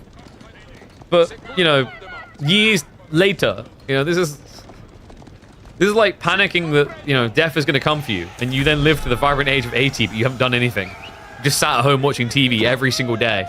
Never went out, never met people. Never went to a Polish Heroes of Might and Magic event and became a champion of the world. No. You just sat here. You weren't all you could be, Red Darksider. You basically became what you always hated. A Call of Duty Modern Warfare 2 corner camper with an AC-130 farming a nuke. Okay, that was personal. I'm sorry. I'm projecting. Anno immediately queues up the hand cannoneers. And yep, true. The Khan is going to hit like a truck in his own right. I believe... I can't remember if the XP scales, actually.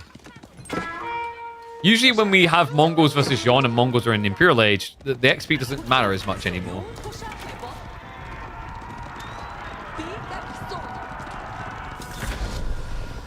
Red Darksider, he did go up with the Royal Institute, so this is pretty much do or die. Starting to worry it might be a bit too much die here. Magadai, that's right. They just started spawning. Rather Horse Archers first, but we will get the follow-up wave. It's going to be the Elite Knights as well.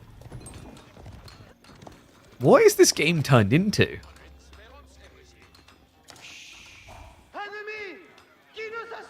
This one has gone extremely weird.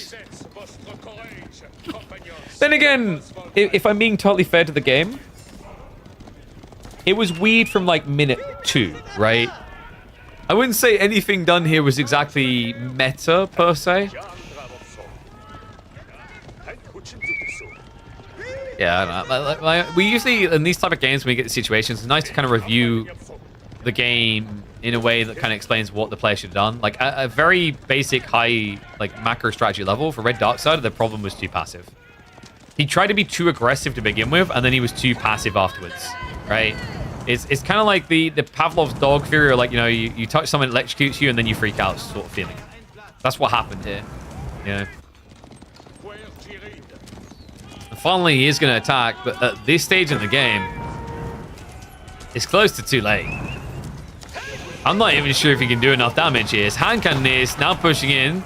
Royal Bloodlines is coming through, but this is a little bit premature. And the Knights are buying a lot of time. He needs to be dealing with the hand cannoneers, not with the Knights. Outposts are going to get burned. Villagers will have to just migrate the area, but the hand cannoneers are untouched, unscathed here. Yeah, right now, Red Darksider is focused on villagers, but the hand cannoneers are what he needs to kill. They're going to be what kills him in this game. Not just that, Chekhov's coming back. Horse Archers, Keshiks are returning home. And you see exactly what I'm talking about when you dive under Yam. The movement speed is just infuriating in these type of games. The hand cannoneers have been given way too many opportunities to wipe everything out, including Jean level 2. Yeah, that's going to be game. There's no comeback from that. He went into Royal Institute. That was his Royal Bloodlines timing. Dismantled by the Knights. Like, Red Darksider, the lesson I give here is, you know, scout your opponent what they're doing. Obviously, we can say you should attack because we have God vision. You clearly didn't. But to fix that uncomfortable feeling of not knowing what your opponent's doing, check on them. Don't let them get away with this level of greed. Anasand up one game already. Oy, oy, oy. Yeah, the hand cannoneers just pretty much stood there and got ignored, which was surprising. I mean, they're tanky-ish. They're not unkillable, though. So, game 1 to Mr. Anachad. Let's see where they're going to be taking us next.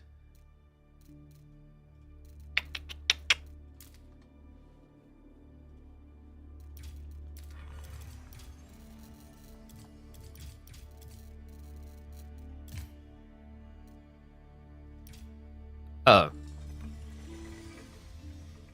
I think we just have an auto forfeiture for game 2. Maybe? The replay just bugged out. Let's have a look. Maybe it's a remake? Let's find out. Alright. No. Alright, let's check in on game number 2. I wondered if this was maybe a remake, because I got some bugs when we tried to load the game. Let's find out. Going to be happening in Chinese versus HRE. We've seen HRE actually has been dominating China with these opening Rax Rush plays into Feudal Pressure a lot of the time at the moment. Mainly because China just leans straight into the greed of Pro Scouts. The problem that China runs into with this Dark Age Rax Rush play, by the way, is the movement speed. They can choose where they fight. HRE has that advantage and you don't. And what matters is the follow-up. They now have spears to block the Pro Scouts play. So keep an eye out for that. And also a Ford Gold. Oh no. No, Red Darksider. He hasn't scouted it. Wait, did he glance? No, he doesn't know about it. This is important. He needs to rotate around the back and scout it right now. First Spearman is on the way. The reason this is crucial, by the way, he needs to get 135 gold to be safe. And he isn't rushing additional villagers out yet. No, this is taking a long time for him to scout. It was a 50-50 coin flip on which side he'd go to. I think he glimpsed it. Yeah, he knows now. Very difficult to hide this play from China because Tang Dynasty vision. Now that Red Darksider knows about it, though, we have a bigger problem. There's no wood. He doesn't have any other play but to rush on the gold. He has to rush it now. Problem is, 3 on gold doesn't feel like a rush. Usually when this happens, you want to pull 5. And there it is. Now it's an overreaction. The reason, guys, is he doesn't have an Imperial official. Without an Imperial official, he has no way of taxing. What? Okay. I'm double checking, but I'm pretty sure that's no remake or crash or anything. That is just a GG. Very quick one in the end. So a 2-0 victory for Anachad. Red Darksider, man, my advice is just don't be greedy. Assume that there's going to be the Rax Rush when you see it like that. Because even if he doesn't build spears, he spent 150 wood, so you can afford to be suboptimal on your gold gathering. So yeah, 2-0 for Anno, continues on through into the round of 16, where he'll be matching up against either Numidan or Starfluck.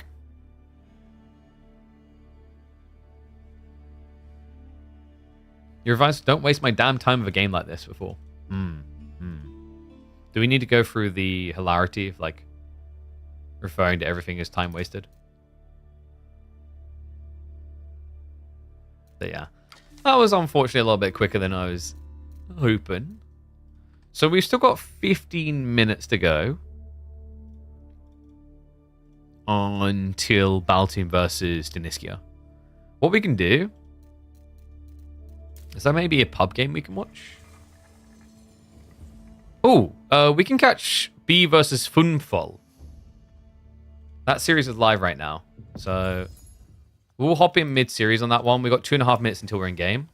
Let me check the outcomes. Is Funful secretly a god and has taken a game off of B? So I could have sworn this series is going for a bit.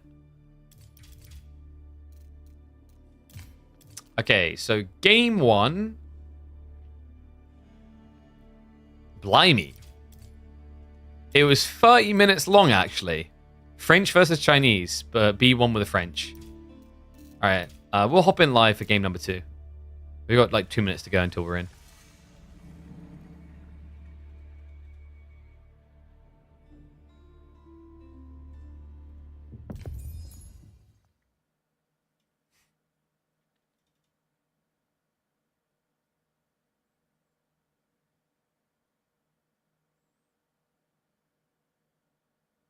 Sorry, just double checking something. No, I think we'll leave that comment there. I'll delete it if you sub. Wow, extortion. The internet has really changed me. I was such an innocent and wonderful boy.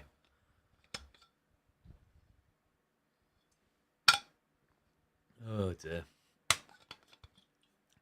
So I'm trying to like weigh up how many series I got left to do. So we've got the Baltian one after this. Then we could maybe do Scatterbrain versus Lotlock or Tracker versus Myriad. And then maybe, do we do Monster Hunter after that? That sounds like a good plan. Dude, I'm buzzing for Monster Hunter. It was so much fun. What do I think about water maps as a player, and does it differ as a caster? As a caster, water maps are intrinsically more boring on most maps in the first few minutes of play. Because a lot of the time, people just safely take their dock and then build their boats. Then, from a casting and viewer perspective, it actually amplifies really cool because the speed at which you can do things. But it comes down to the map design, really. Like, linear maps that force boat-on-boat engagements tend to be boring. There is a positive element to boat warfare that I have to highlight, though, and that's that demo ships are probably, like... They can be the most epic thing in AoE 4. Wallow's in Fury as well, right? But like the way that demos can suddenly turn a battle around is kind of unrivaled compared to anything else. But even with that said, like, I think there's too much linearity to the system. Like fishing included in it is the biggest problem. Like fishing makes water way too snowbally.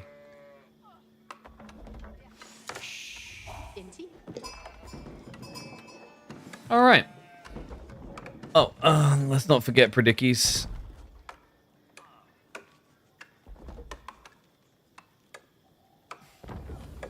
B versus Fumfmul. That is a funky name. In fact, can I find this person on the ladder?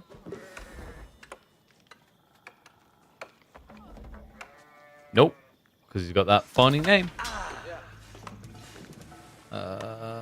Let me see. I'm kind of curious.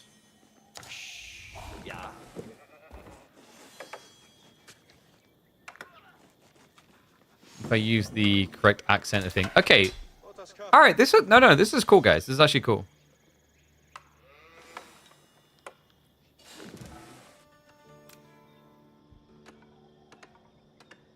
One and all, we may be looking at Don Artie 2.0. That's right, we've got another Dutchman in Age of Empires 4. Welcome back to the channel.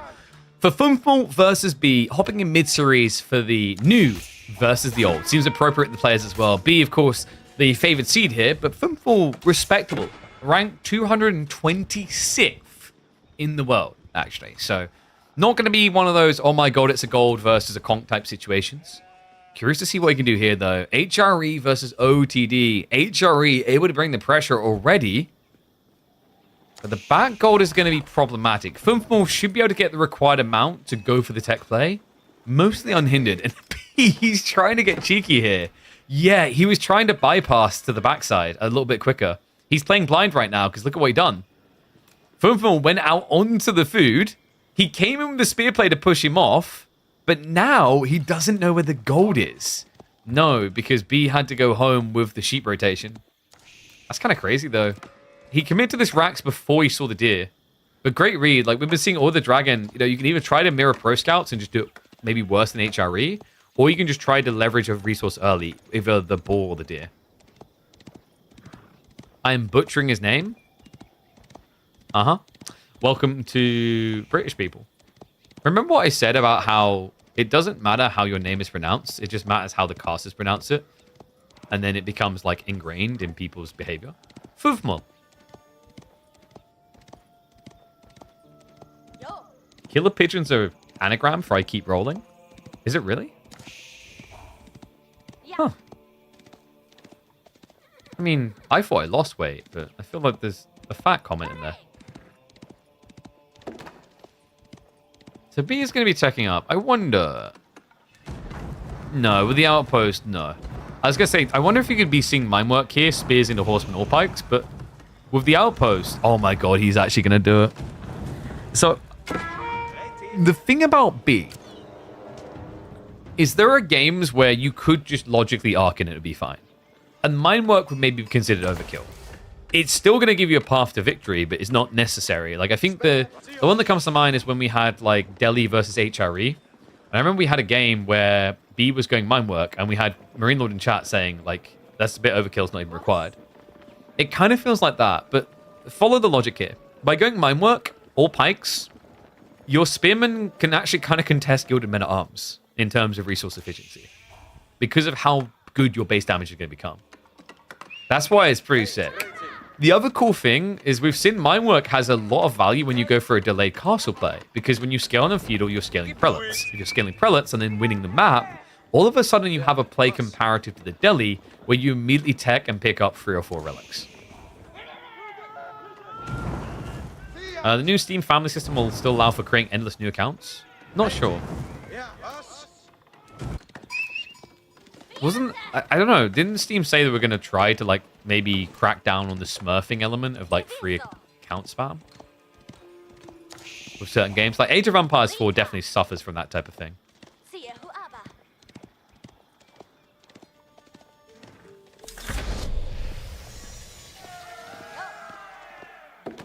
So, how did you guys gamba? 100% for B. Actually, no. I see a smart gamba there. 270 points to 82.6k points. That's genius. If they win, they're going big.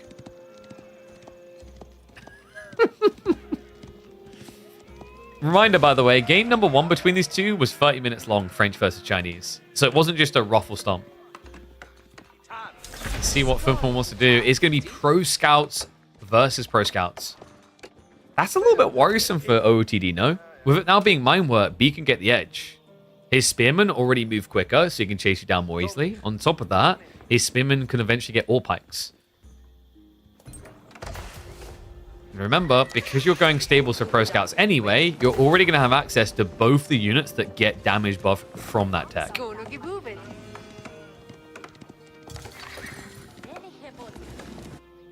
Max 5 accounts is apparently not a lot. Wait, what? How big is your family? Jesus. That's enough family accounts for me to sort both my kids and my partner. We bussin'. So B already camping here, by the way. He's blocking the most logical deer gatherer point, and also by kind of positioning himself in this location, he knows if Funful moves out for his own deer. So logically, we're probably going to see red move to the north side just to gather the nearby deer.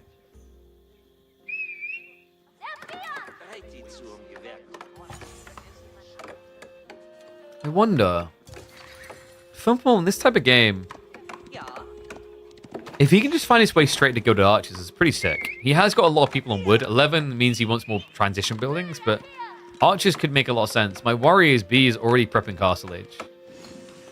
This is just the kind of sick read, right? You go MAA, you start spamming, because you've got Pro Scouts and you're blocking your opponent and getting most of the deer. As you scale the Men-at-Arms force, you basically get an immediate tech into a GG type situation. So what does Thumpmore build to deal with that? Gilded Archers is going to be a bit wonky. That's not going to really work. Horsemen, no. It's the same problem, really. Men-at-Arms, in theory. The problem, though, is if your opponent is going castle anyway, they get heavy maces. And that's when Order of the Dragon Men-at-Arms tend to have a hard time.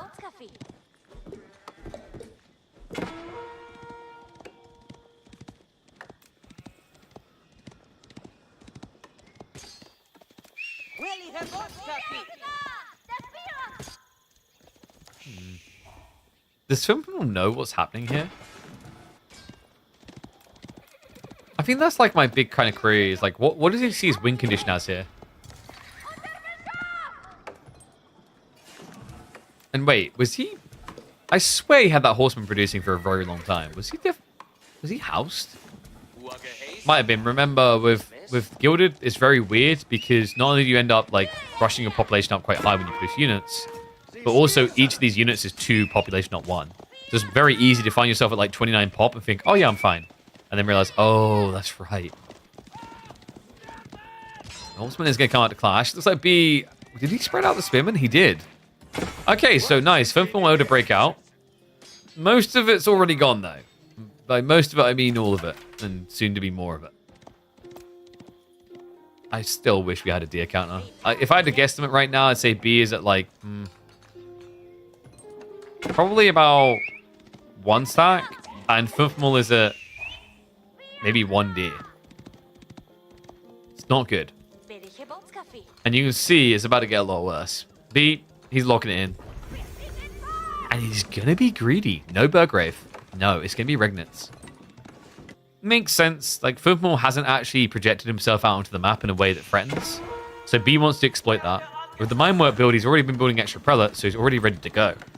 So really, it's just an easy reap the rewards, no pressure. I think Minework... I don't know if I want to say hard counters OOTD, but the more I'm thinking about these build orders, the more I'm worried for OOTD players. Because if you want to rush castle as well, and you probably feel obligated to rush castle against HRE, it has to be Burgrave.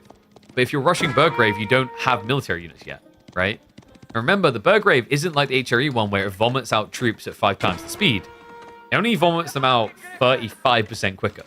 The bigger deal with Burgrave is that it's cheaper. And that's a problem. It means there's not going to be a threat present on the map when we've got the Relic Ball. Like we said, B is just going to be role-playing the deli here. So tech up complete. Prelates already moving out for the deepest located relics here.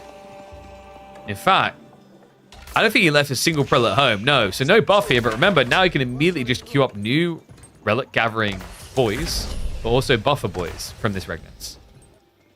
Definitely expensive what he's done here, right? Like, he's been sacrificing villager production. I think that's another thing that's kind of encouraging about the Minework into Castle Rush is like you minimize the amount of villagers lost compared to a long feudal Minework game.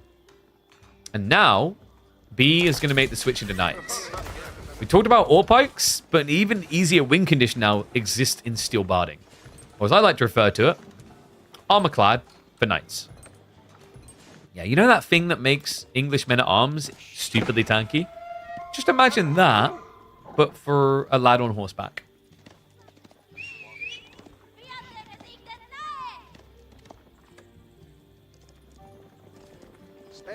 The mesh level 2 coming in from Thumpmore, but there's not really much reason for that. I get why he thinks he needs it. He wants to dive the TC. But you don't get to do that for free. Not with Knights now spamming. You have to react to this play. Your men-at-arms will lose because of the armor barding. Lance will not perform well against Knights. Knights tend to be low volume, high damage. Right, Lance Nectar is super effective against things like mass spears, mass men-at-arms.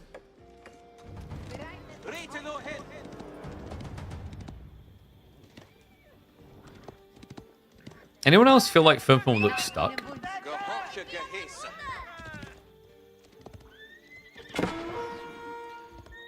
Felt like he wasn't able to amply or quickly enough react to the Pro Scouts play. Lost that mini game. And then wasn't ready for the castle timing. It's 5 Relic Regnants. It's not like they both went Burgrave and you just had to survive what B's done. He's legitimately got a much better economy now. Ridiculous 800 passive gold gen. Yeah, which, to put it in villager equations, is like having an extra, what, 16, 17 villages? It's a lot. And furthermore, on top of that, because he lost the Pro Scouts game, has to switch into farms. Meanwhile, look in B's base. This is ridiculous. And he's still got more deer coming home, by the way. Yeah, this is kind of like an example of how oppressive Pro Scouts can feel. Now, yes, Furthermore tried. But you see, like, when you lose that minigame, how big of a difference it makes. Nice, now diving in. They've already got the barded armor. So they are not going to be dying anytime soon. The hilarity is Furthermore got the undermesh for his own dive. Now he wishes he had the steeled arrow to do any sort of real damage to the enemy cavalry. Yeah, this is pretty pathetic. He's doing 2 damage on the initial arrow, and then all the others are doing 1 damage. So every 2 seconds, he's doing 17 damage. Well, I had some mixed hopes that we get something interesting there. We got an Annihilation. But the next series I have some faith in, guys. So next up, I should be drafting now. We're going to be having Baltune versus Deniskia.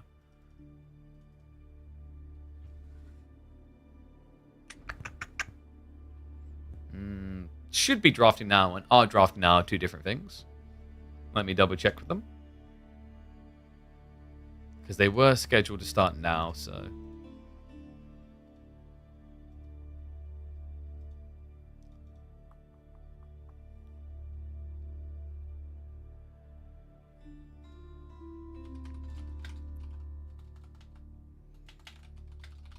you boys ready to rock and roll?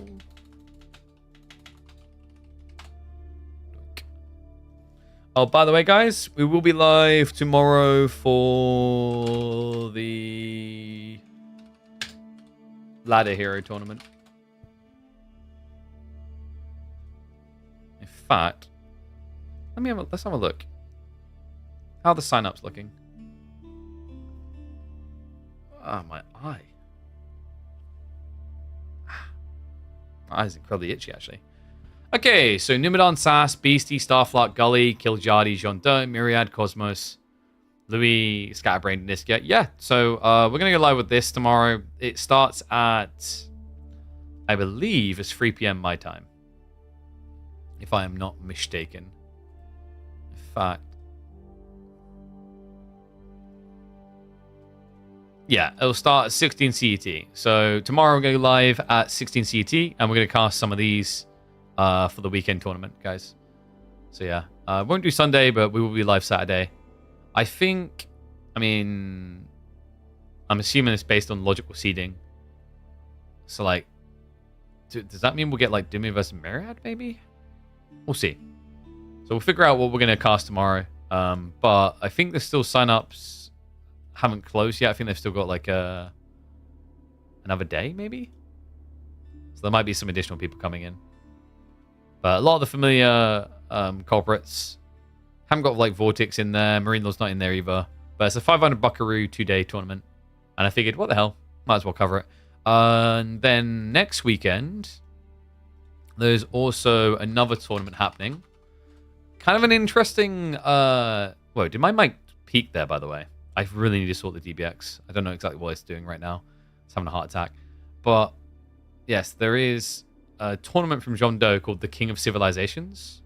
It does have some qualifiers, I think, happening tomorrow, but we'll look to cast this on the next weekend on 8th and 9th. The whole concept is that basically there'll be 16 players, each starting with a different civ, and when they defeat an opponent, they get their civ. So you basically steal your opponent's civs and any civs that they got before that so that you can use them in future matches. It's a quirky format. He's got like, what, yeah, 320 euros so far raised for that. So it should be a fun one. But do we have a draft? No draft. Okay. Baltoon is waiting on a response from Deniskia. While we're waiting, maybe we can watch something from the ladder.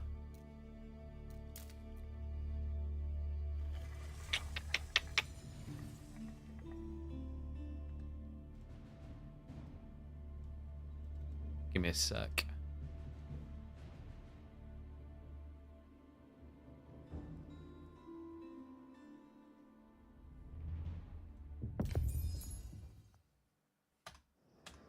I think Louis is doing some sort of... Yeah, he's doing... Louis is doing some sort of 2v4 thing.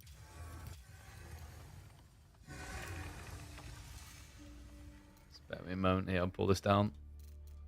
Let's have a look and see who we got live.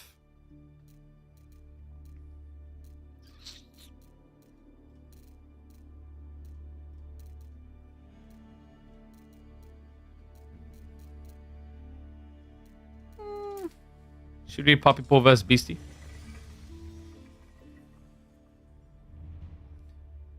Yeah, let's go ahead and do it. Yeah, Magic Turtle. Like I was saying, I said it a little bit earlier, right? Like, there's nothing to be really negative about around AoE4. We literally have, like, halfway through this year, we'll have more in S-tier tournaments than we had last year. It's pretty damn good. Alright, so... let's switch this bad boy over. Toggle score off.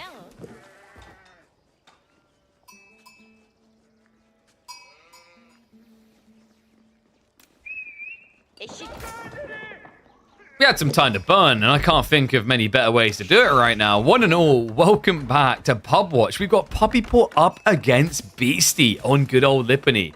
Chinese up against Ottomans. Should be a fun one. I'm always intrigued to see how people are going to try to approach the Ottomans, considering this is a civ that feels like it's been underperforming a lot. Almost feels like it's overdue for some additional buffs. It's kind of crazy as well. Like, ever since the late game got nerfed with the Great Bombard strategies, and the meta shifted more towards aggression, Ottomans just kind of disappeared. They became a shadow of their former self. Meanwhile, ever since those days, China has continued to grow. I'd say at the point where Ottomans got that nerf, we saw China immediately ramp up from like a B tier civ to an S tier civ. And it hasn't slowed down since. So let's see what Noob, Beastie, best in the game can do with them. Scout beginning is looking decent, got 12 compared to the 14. Pro Scouts, oh my god, feels like a given. Maybe you just... Yeah, no, he's going to Pro Scout still even with this, right? Like, what is that spawn? That is wild. And S tier tournaments are usually defined as, I believe, over... It's either over 20,000 or 25k. I think it's usually the branching point for Wikipedia where they call it an S tier tournament. That is crazy, though. Probably people sees it as well. He's like, what the hell is that? This is cursed classic Lipany things. You can already see what we're getting in store for here, by the way.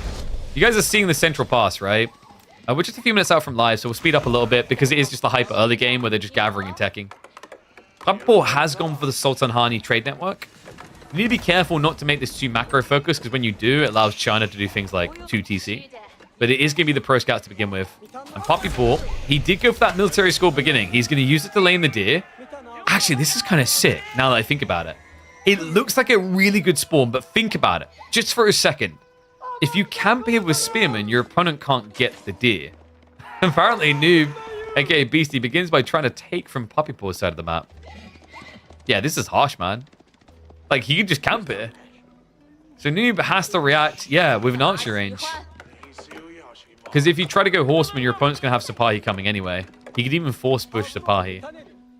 This is sick for Poppy Paw, though, right? Like, he's denied the Pro Scouts play, and he's getting ready for Castle. There'll be an announcement regarding the 2 final Esports World Cup titles. Yeah. I don't know if RTS is going to be there. I have a feeling RTS might just get skipped. Be very interesting if it's not the case and it's just StarCraft has been switched to Age of Empires. As much as I love the AoE franchise, I don't really see it logically being viewed by the wider gaming community as the biggest active RTS, if that makes sense. Because that title isn't really drawn on current numbers as much as it is on legacy. And StarCraft had the biggest legacy. So, interesting. Beastie, he did actually scale into quite a few archers and horsemen here. Able to brute force his way through. Puppy Paw is teching up, though. But look at the macro. Beastie's not that far behind. And now he has access to the deer. Takes from the enemy side. Still has his own safely near the base that easily he can come back for later. Well, Lord Temp's going to be coming through, but good to know here. Puppy Paw already blocked on one of his Imam point investments. Has got the other one coming from the north side. That one will at least be safe. He needs to start pumping the Lancers. Has free queued up right now. Beastie, he does go for the Barbican drop, so looks to secure the gold. Knows those raids are going to be coming in soon. And we'll have to add in the Spearman, so a much longer wait before being able to go Castle Age here.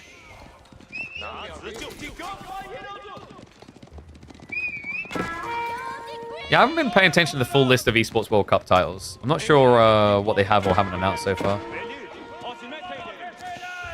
If they can get Apex again, it makes a lot of sense. Or they could go like PUBG. I can't remember if they had PUBG last time. Outside that, what are they missing? They definitely announced Dota and Counter-Strike, right? They also announced the Riot games. Did they do a fighting game yet? I think they had a fighting game last year. Like, what you have to realize with the Esports World Cup, the goal is to basically have what is viewed as the prestigious game in every category. Because then you are a World Cup, right? If you aren't representing every major genre, you can't really like claim you're the peak World Cup. It's very smart from a marketing angle what they've tried to do there. So Astronomical Hawk Tau coming in, by the way. I love this. It makes a lot of sense on this map. Lipany is a tight spawn, so you're going to be fighting over a choke point. It means things like tanky Nesta Bees are going to feel almost unkillable.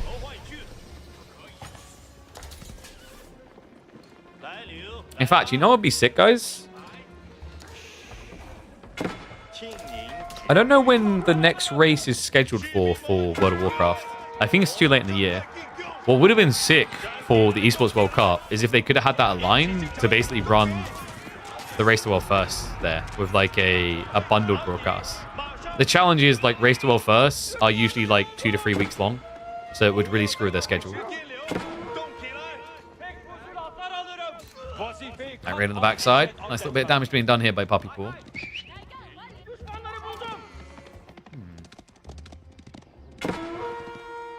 Beastie. I mean, this has been, what, basically 3 tier stacks, more or less. I love that Puppy Paw played out into the safe one in the corner. Now, remember, it's not just Beastie who benefits from this being a tight choke point map for Siege Warfare.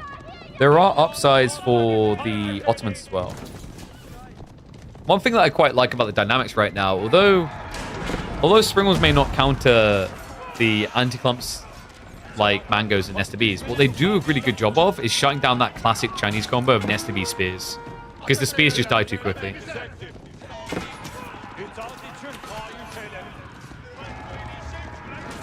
Numbers in SC2 larger than AoE as a franchise? Yes. The fact that the game is minimally, and that's being generous support after the purchase, kind of sealed its fate. Oh, what was StarCraft 2 kind of like shrinking? Yeah.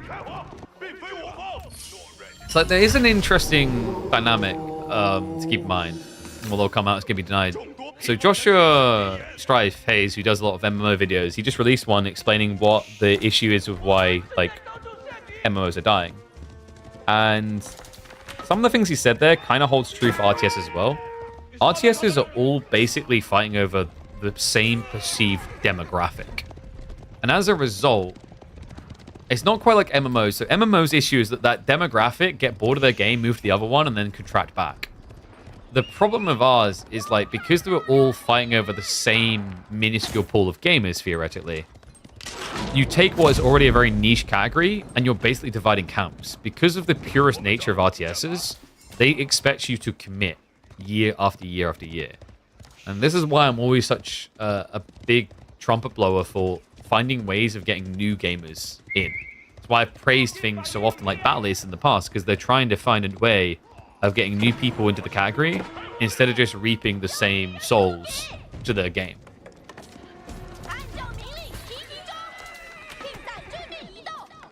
It's like, dear, oh, gonna get you. Come on. There's no way this gets through. Like, you know, here's a crazy way of thinking about it. So Age of Empires 4 is likely to see a big influx of players. And you might think it's because of the DLC. Partially, it will help. But actually, do you not think the bigger deal is that StarCraft 2 is in crisis mode right now? It's kind of screwed up when you think about it like that, because Age of Empires 4's DLCs, like the last one was pristine, and the next one, if it's even half of what that is, it should be capable of getting new players in. But it's basically going to do it because another game is dying. Because RTSs have not at its core really evolved that much in the last several years, I want to say. We have some newer RTSs that are literally trying to replicate what Warcraft done years ago.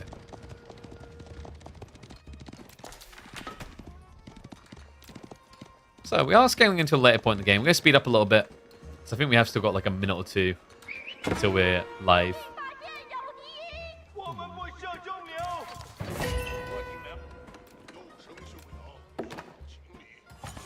Looking at the comps right now, a little bit scary for Poppy Paw, right? Janissaries... Actually, no. Janissaries will do better against crossbows than they used to. Actually, it's kind of doubly crazy. Remember...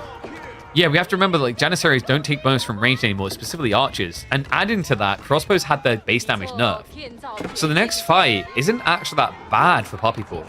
And Jannies are high base damage. They clear spear as well. He's got spring rolls. Overall, like I quite like Poppy Paw's comp.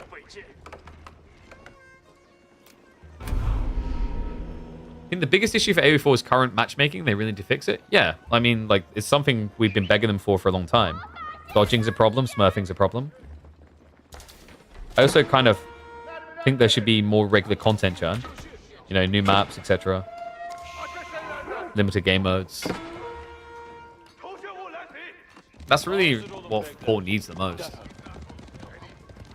I think part of maybe 4's issue at the moment is like we're kind of in, I mentioned this before, we're kind of in a major expansion pack meta, right? We're taking the old school RTS approach, which most games nowadays go the other way where they try to trickle content like Valorant does. Now, you can argue that we get higher peaks, but like our retaining is the issue. I'm not saying we should necessarily completely abandon the expansion logic, but I think there should be more care given to the in-between. What do we do between this expansion and the next to keep players engaged? What are small lifts we could do, right?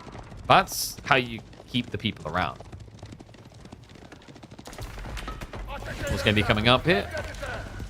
So we're getting full walls from both players, right? They're anchoring in on each side. Double TC from Beastie. He is scaling. Meanwhile, Poppy Paw is just locked on one. So that might be go time, though. Janissary count is looking good. It's not the cleanest way to knock through this wall, but whatever works, right? One spearman plus a lot of guns. Basically, riddle it with holes until it breaks. Beastie, though, does have the golden answer. Remember, Nestor Bees are super effective here. Janissary is only 90 HP. And he has got that tree line hiding him, but... a misstep there. Beastie revealing himself. I wonder if that was intentional. Maybe he's not ready, and he basically wanted to look like he was threatening. Right, so he puffs his chest up, says fee fi fo fum, and Poppy Paw freaks out and leaves.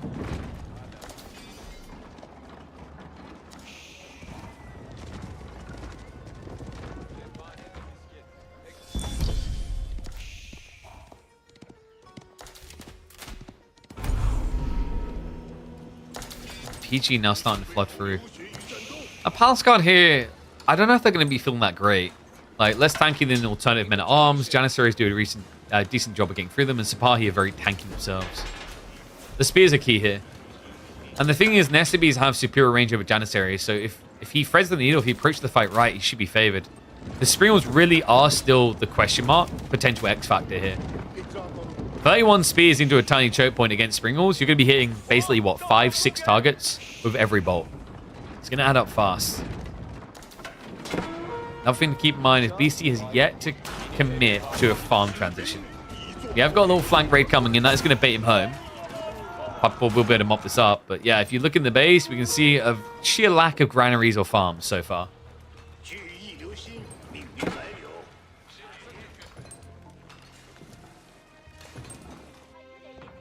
Yeah, someone got the links to the Esports World Cup stuff. Let's have a look at it after this game. While we wait for Mr. Deniskia to turn up for a series against Baltoon.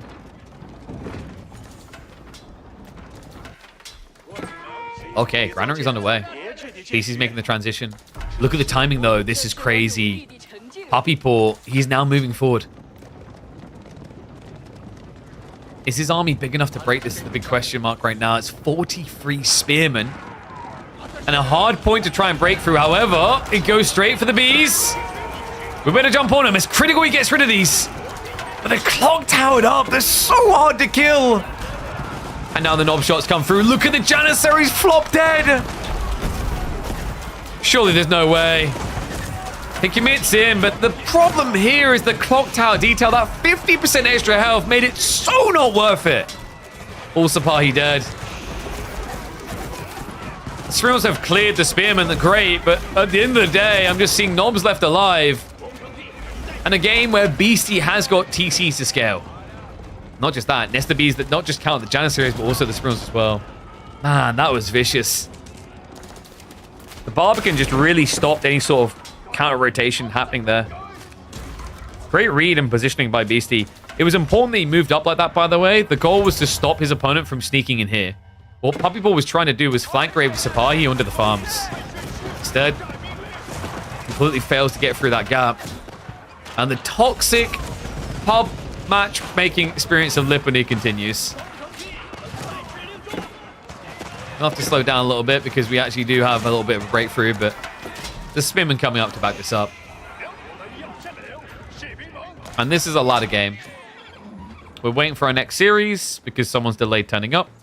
So we hopped in to check in on a pub game while we waited.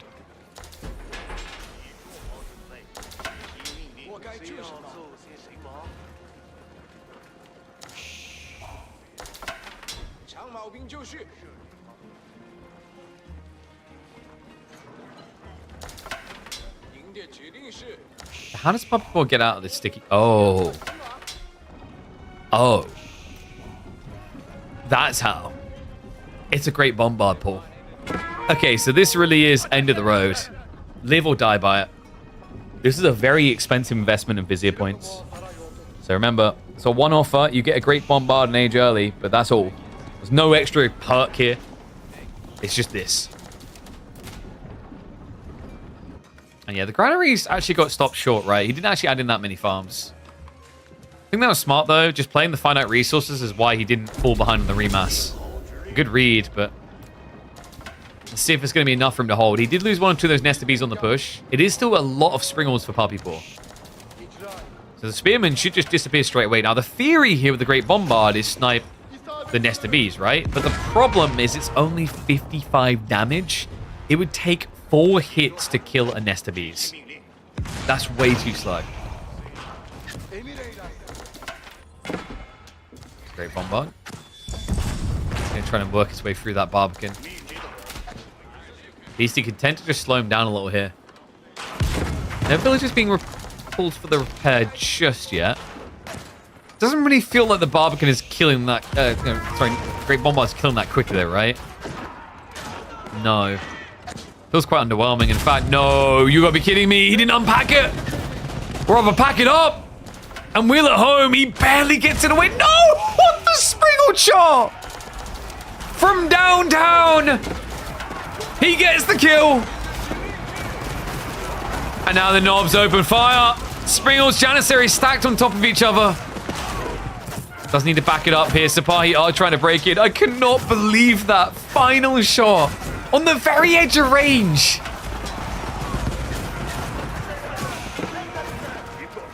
Start calling it Great Bomb bad. Nesta B is now able to turn around. Janissaries get mopped again. Oh, man.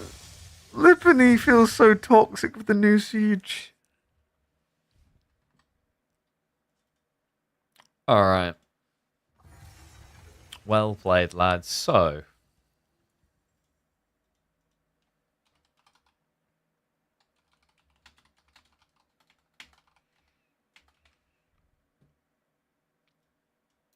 let's have a look, see, and see if the lads turned up.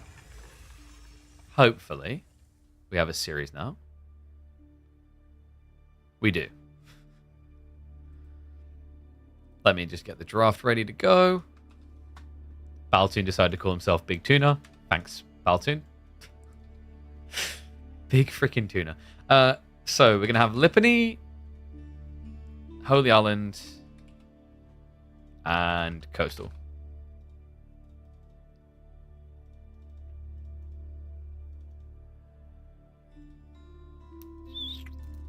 Let's get ready for game number 1. Okay, so it's going to be Jean versus OOTD. Yeah, we've seen this matchup be quite rough for Jean. Let's hop into it.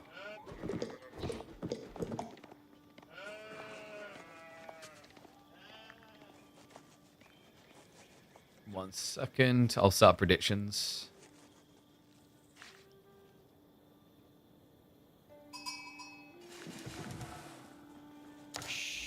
Ascolto.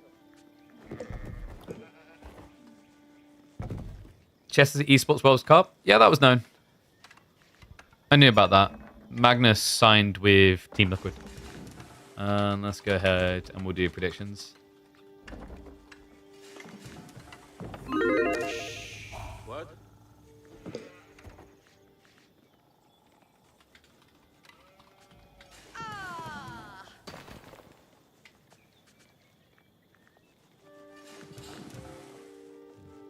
Alright, I think we're like 2 minutes away from live. One and all, we've got a fun one on our hands. For the first time ever, it took 15 weeks, but in KPMM 16, we finally done it. Baltoon, the wonderful Swede, has signed up to the Midweek Musters, and his opponent in the opening round is going to be none other than Deniskia, a vicious fellow. If you're unfamiliar with Deniskia, high ranking consistently. Right now, time recording is 140th on the ladder. Last season, he finished 100th. And I think Deniski has been as high as about 60th on the ladder. So definitely do not write him off here. Baltoon, however, definitely favorable in a lot of people's eyes. Maybe not so much in this matchup, though. Jean versus OTD is a little bit of a tricky one. Jean usually struggles to farm XP because of how ridiculously tanky all of the Dragon Boys are. I love this Dragon opening play. Baltoon gathered an insane amount of gold, by the way. 522. Just to be safe here. So that will be the ability to go Pro Scouts, as well as School of Cavalry. Sick read. He scouted very early on. He saw the Spinman coming and had the appropriate reaction. Not many people would have pulled for that much gold. But it now does give him the safety. Definitely feels a little bit inefficient. You had to overgather an extra 300 resources to make sure you had your follow-up tech plays. We're likely looking at night timing into Pro Scouts simultaneously. And he even has the wood now coming in to support that. Meanwhile, tech on the other side, Ark and Chapel for Dinska, so isn't going to be going for the Minework all-in type plays. Makes a lot of sense. I don't think Minework has as much value in this matchup. The goal when you play OTD here is to just try and bypass H2. You'll likely participate in the Pro Scouts game, but outside that, you don't want to be bogged down in feudal warfare, because although your units are tanky, like we mentioned, and you can take initial skirmishes, let's say you play a 15-minute feudal game, you're going to eventually lose those troops. And John is going to reap a lot of XP from it. Just the Esports World Cup seems weird to you. It's sort of. Yeah, I think it's because Twitch has seen a big boom in like chess's participation. We've even had hybridized events like the chess boxing, etc. In a way, you can argue Twitch is chess is an esports. So if you think about it, it does make sense to call it an esport if you're playing online, because basically an esport is a competitive game played online. And if you play the PC version of chess, technically it counts. So we do have the knight coming in. We even have the woman at arms form. So Baltoon, we're going to go full aggressive here. No range form makes a lot of sense. We're being Pro Scouts on Pro Scouts. The reality is if you go for range on, one horseman comes out and you're dead. This is quite nice because you can have the cleave power against the melee Spinman. It's not really designed to kill them. The whole idea is you can engage, you can bait all attention onto you, and then your knights get to charge in. If the players are thinking 10 moves ahead, how do viewers even enjoy it? Because it can be explained. Like, also, to be honest, the other thing you have to keep in mind is, like, to that logic, you're basically saying, how can you enjoy the game if you don't understand the game? The thing is, a lot of people do understand chess, right? That's why it works. There's the commentary where they explain, like, the thought processes, but outside of that, there's a lot of people at home. It's like, oh, yeah, so he's going to do this and that and that and to this next.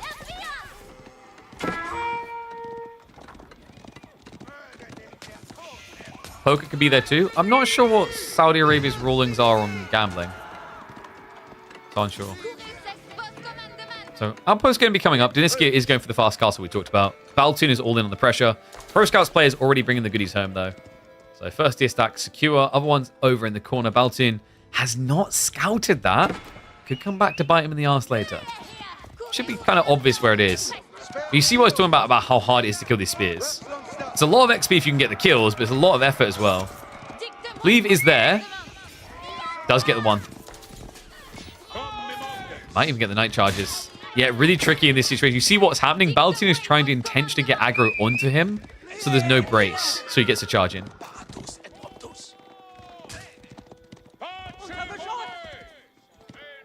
You want to turn your brain off when you're watching Twitch? It explains why you come to watch me. Yeah. Deniskia is going to try to rotate around the back here. The problem is, even though Baltoon didn't scout this before, he just watched Deniskia walk out here. So now he has full confirmation where the other deer stack is. That's double bad, because Baltoon could look to just reap that as well, remember? As he did get pro scouts.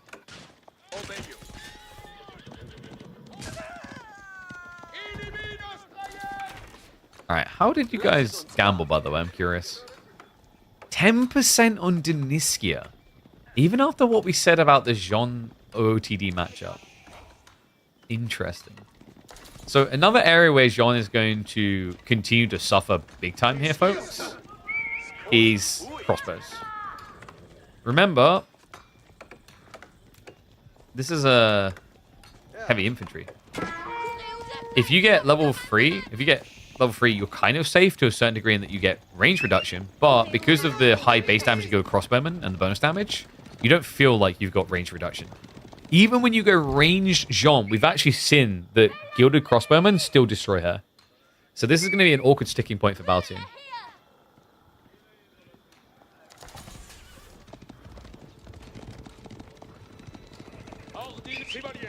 Isn't it easier to say Order of the Dragon than OOTD? I think I'm fine with either. OOTD is definitely more resource efficient. Haha, there's the RTS gamer in us. Because remember, Order is more... oh god, I always forget the word. It's the parts of a word that make up a word in, like, staggered pronunciation. I've forgotten what it's called. But yeah, Order of the Dragon. Right? So it's like 6 instead of 4. My brain is completely farting on the word. This is the thing. People think British people are intelligent until they open mouth.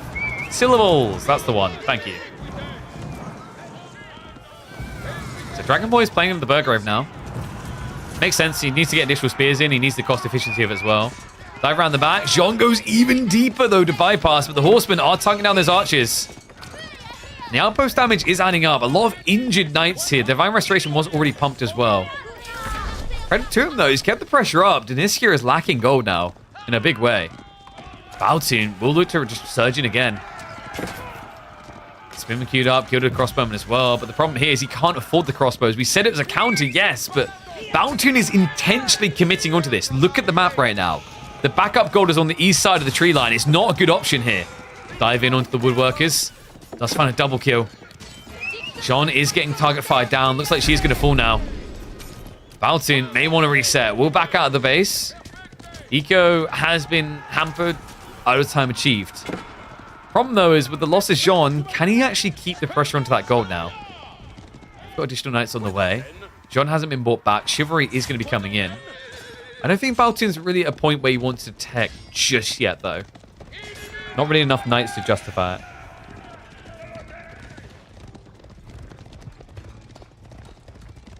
Yeah, the new DLC is on So yeah, definitely reserve that date. It'll be a good time.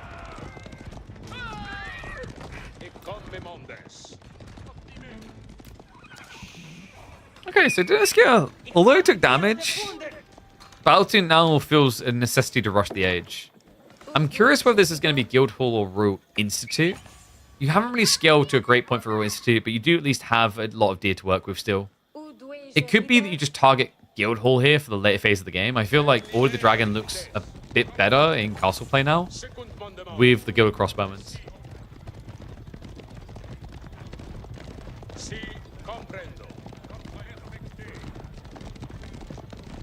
Did you go to any Apex Legends events? I done one event. I done ALGS.com. I've always wanted to do more Apex events, but the opportunities never arrives. Basically, after I done that event, they pretty much cut the talent roster in half.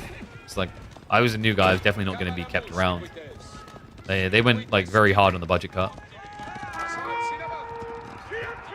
It's a shame. I've always loved the game. You can't always have what you want, right? Blessed to have Age of Empires. You know, it's like people come in and ask me all the time about like Dota 2, and I've said that I'd love to do more Dota 2. But that's another scene that I feel like the amount of tournaments has shrunk over time. And the roster of talent that get used is kind of regurgitated. There's only so many spots available in these things, though.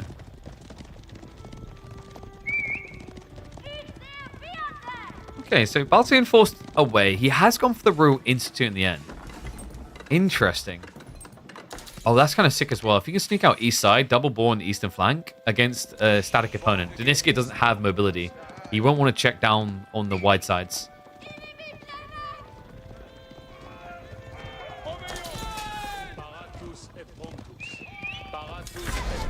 What do you think, guys? Are we leaning Jean or OOTD now? I think Diniska's in a pretty good position here. He's got relics coming home already. Is he rushing Imperial, though? It's interesting, actually, because I feel like his army is a little bit more threatening right now. I guess the issue is positioning, and also we have to remember, like, we have full vision. He doesn't, right? So he might sense that he's ahead. He doesn't know it for sure. He doesn't even know if it's Royal Institute or Guildhall.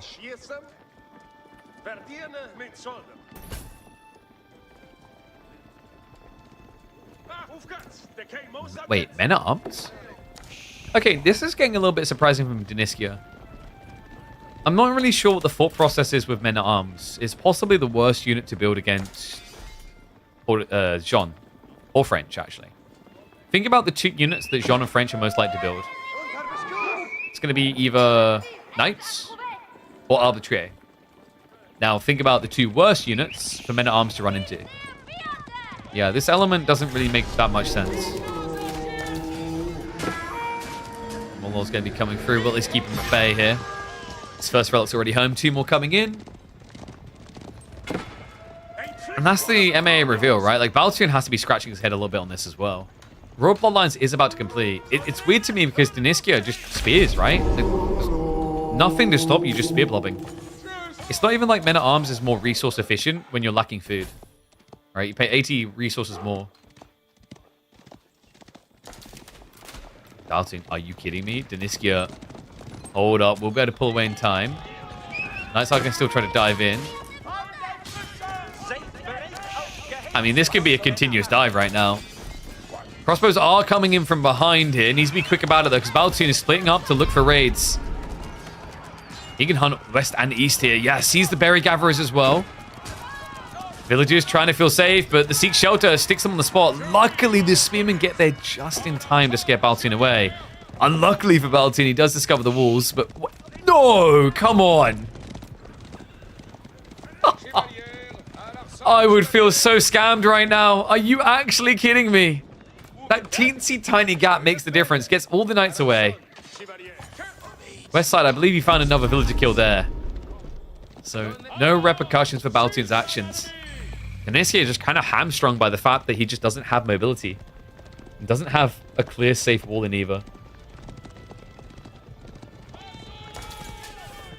I think that's another thing that's really upped the presence of French and Jean. A lot of people always talk about the Pro Scouts detail, but I think the walling matters a lot. You know, old patch, old meta, OTD would have full walled themselves. They would have walled this west side. Current meta is just too expensive. It takes too long. How they find those gaps, like the pathing? Yeah, well, because the thing is, like, Deniska had walled, but remember, Baltoon didn't see it. So he would have clicked through and then just bypassed. And it would have been a very happy surprise for him. Otherwise, it would have been a bit more of a sticky escape. Likely he still gets most of the knights out, but probably gets 1 or 2 casualties as a result of the crossbows coming in behind. So level 3 Jean upon us. We do have Ordnance Company on the way. Meanwhile, Jean is immediately dead. And that's what you get for trying to use Sacred Site capture mechanics like a good lad. Yeah, Deniska will now be able to take that away from him. I wonder if we're going to be seeing Inspired Warriors here. Really good tech into the crossbow play.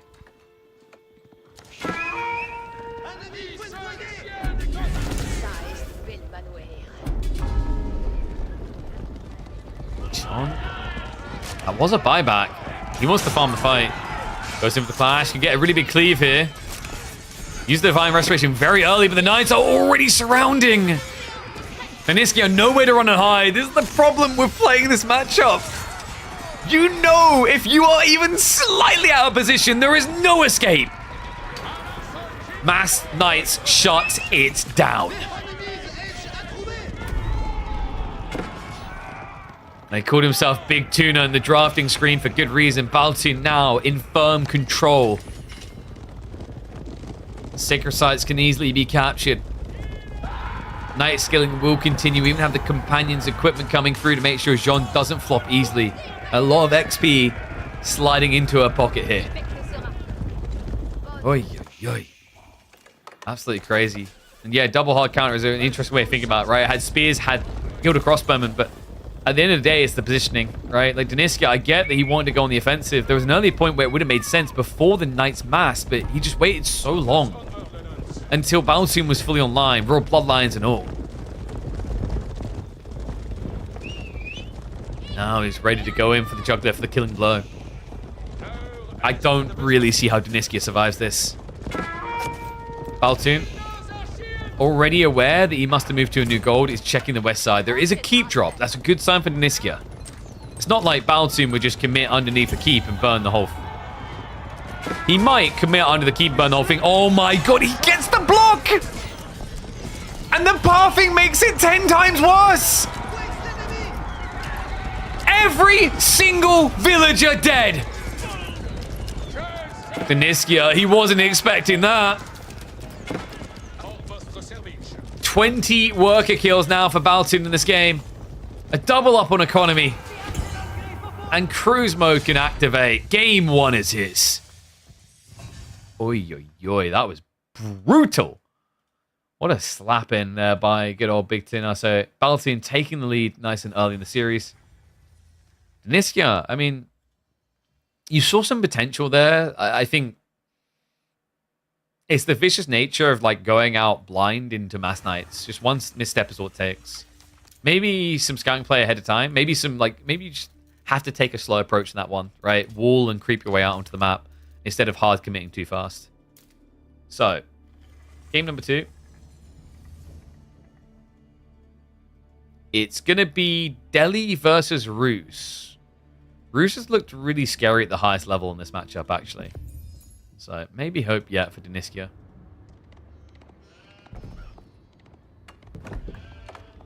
Alright, let's start the draft. Let's hop in.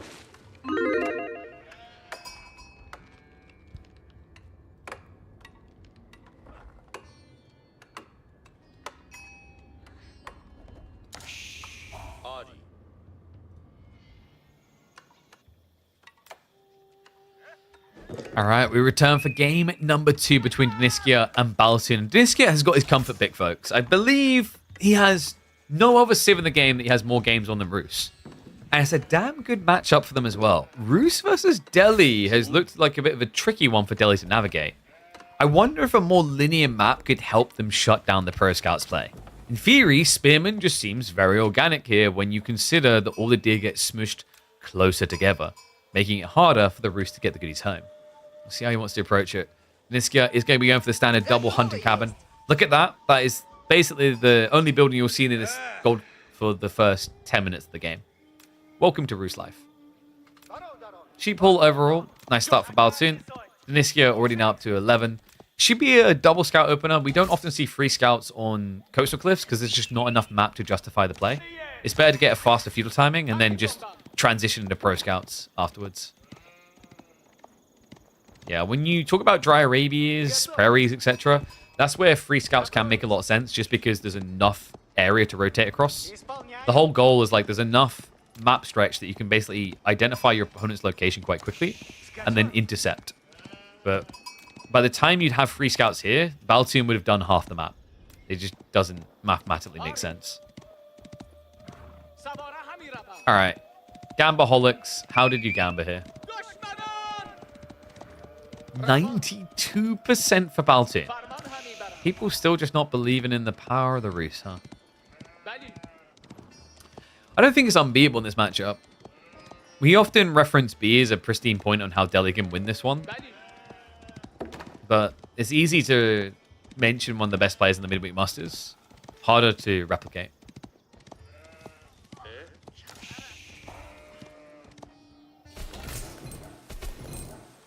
So Daniskia, Golden Gate should be coming through. Actually, we're like 2 minutes behind. So let me use the speed up so we can get just to live quickly. Dome of Faith is going to be coming in on the other side. Baltoon. I wonder, does he open racks or stables here? Usually stables just feels a little bit greedy. If you do stables, then Daniskia can just insta-react with racks and shut down the play. Tech out complete. Baltoon. Truth approaching. It is going to be stables. Okay. In fairness, it does give you more chase power, but the Spearman is the more permanent stopper, right?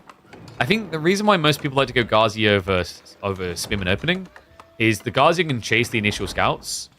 If you could have 12 Spearmen, then sure, it makes sense, because then you could just stand on each of these. But until you have Clump, it doesn't make that much sense to run Spearman and guess the wrong stack, and then just have your opponent take deer elsewhere.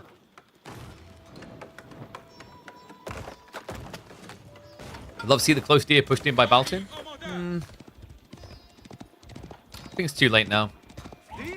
The good news is Daniski's being greedy. He's trying to actually harass his opponent's side and then take the deer from here, instead of shoving his own deer in while he waits for pro scouts. That's bad, because now what it means is this Ghazi can stop you. Takes way too long. What, for the deer shove? Sort of. He could have got it to, like, here, maybe. And then it's almost just protected in your base, essentially. I'm still more shocked that Daniskia wasn't pushing this. Baltoon. Could lane the deer here. Wait, is he going to shove them away? Not the worst of ideas, just getting them further away from the base. Remember, Delhi cannot rush this tech. Still got 2 minutes to go until Pro Scouts is available.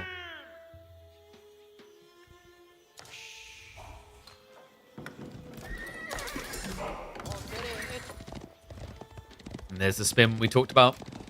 Makes a lot of sense. The logic behind spinning here is it's the most cost-efficient way of getting your deer home. Usually you see these situations, people go like horseman on horseman, and the reason they do that is because they built a stables for scouts. What makes Rus unique in this regard is that they use the hunting cabins for their scouts. So there's no point thinking about horsemen, knights, etc. for an extra 150 wood. You might as well just go directly to the thing that will counter what's trying to deal with you. Baltoon, he's already getting the next step ahead. We do have archers on the way. This is where Delhi can at least feel nice against Rus. You know they're going to be fast castling. You know they're thinking about horse archers. With this opening play, by getting the archers to block the spearmen, you're already encouraged to go archer route. And when you do, that stops the Rus player from really considering horse archers because you'll have scale point over him and 2 counters to him. The problem is, in a lot of matchups, that means Rus can go go men-at-arms rather. That's where Ghazi come in. Ghazi make it a little bit more of a tricky predicament. I wouldn't be surprised if Daniskia did do MAA, but it's not just going to be a complete route like it would be against horsemen. And I think that's the big part of why, like, the other day when we were doing the Grand Finals, Marine Lord was saying, like, if you had to choose a Civ to deal with Rus, it would be Delhi. Doesn't mean he feels good about it, but, like, that's the Civ he think would have the best chance of dealing with it.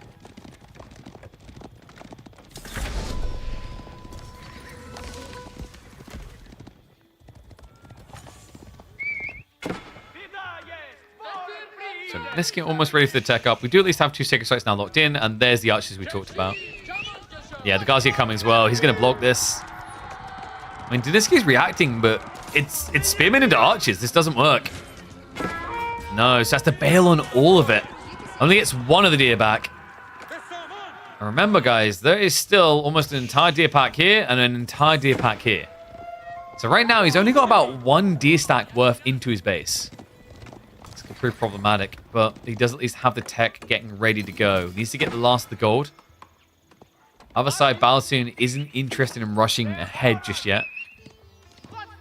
Now the rush comes in with the ruse. High trade house being dropped. Get your numbers in chat.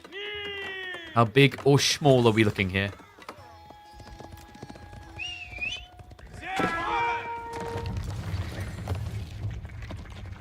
It's going to be a stables play from Deniskia. Yeah, I mean, you've been fully encouraged, right? Knights into Gazi archers makes a lot of sense. Once again, Gazi will do a little bit better than standard horsemen at holding this back. I guess his thought process is like, you could go men-at-arms. I mean, you could still do both with good food income, right? The reason why men-at-arms can be a little bit problematic is if you are worried your opponent is rushing Castle Age, then the men-at-arms won't be quick enough. My concern about knights here is if your opponent expects knights, he can kill War Elephant. And we've seen what War Elephants do to everything. It's kind of hilarious that Delhi can have one of the worst win rates in competitive and still have one of the most busted units in the game. And there's confirmation it is going to be Knights. Veterancy coming through. Baltoon has a big advantage here, folks. Because Deniskia wasn't scaling Knights yet, Baltoon could just camp all relics and pull them back. I don't think we actually have him out here yet, though. Really surprising, actually. I guess on this map it would be a little bit too soon to pull straight away. I guess he's going to try to min-max this. He has got 5 Sync in the Mosque ready to roll.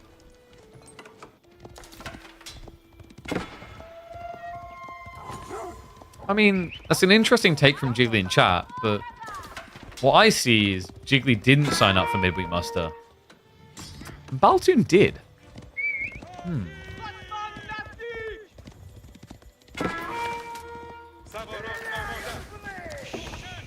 House learning on the way. High trade house in the end was 132 gold.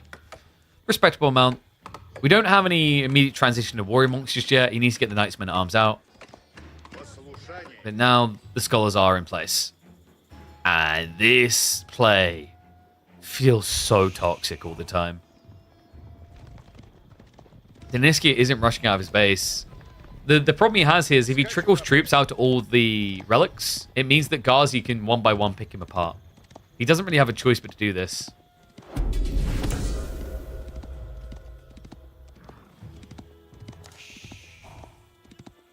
Doom was kind of raging on the Pro Scouts meta earlier today. I mean,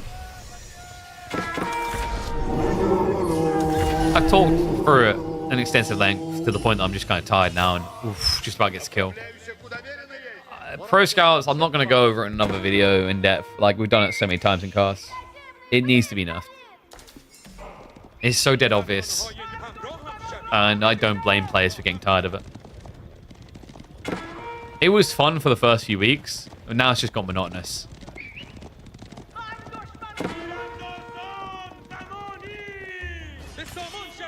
Looks like some of the scholars have been intercepted, but we already still have 3 on the way home. On top of that, Baltoon has got crossbows, lancers on the way. And remember, he's got home blades queued up. So his knights will be better.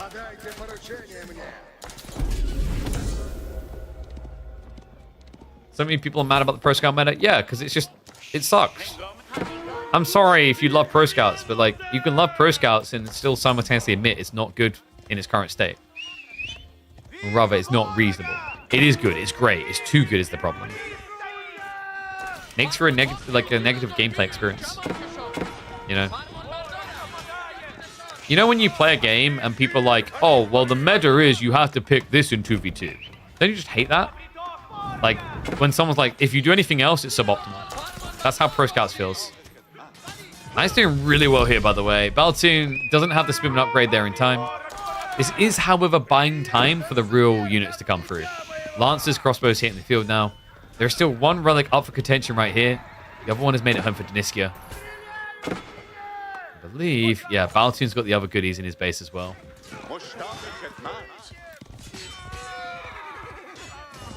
Not very clean here by Deniskia on the follow-up fight, though.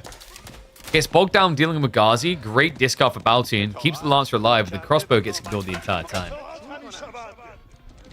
It's like the relic will be grabbed. Nicely done by Deniskia. Gets there just before Baltoon would have pushed him back. But now we see the unit that had me worried. The thing that all should fear. It's war elephants. These things are not reasonable. You'll never convince me they are. Maybe years ago. But in their current form... Oh! Get out of here!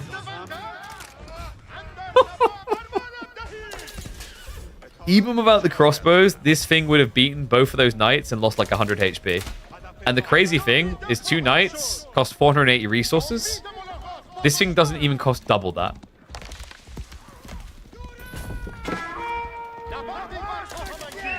It's a delicate situation. I don't think it's that delicate. Pro Scouts has had, what, 4 months now of being dominant. It'll probably have like another 2 months at least. You can nerf into the ground at this stage and re-amp it up. I think that's fine. I'd rather they get it right, but like, I'd rather they slightly overkill it than underkill it.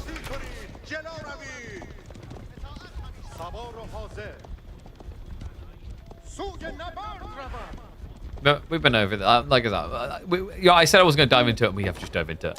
Let's focus on the game. We have got horse archers coming in. This is not going to be a solution for the war elephant now. Oh my god! Wait, is Baltium rushing Imperial Age? This psychotic suite. He's legitimately doing it. Okay, but Deniskia doesn't have a dive point now. He saw the war elephant. He has to kind of panic about this. I'm a little bit surprised he's going into horse archers instead of crossbows. So maybe there is still a window of opportunity here with just mass cavalry. Because typically when you see the war elephant, your immediate reaction is meant to be crossbows.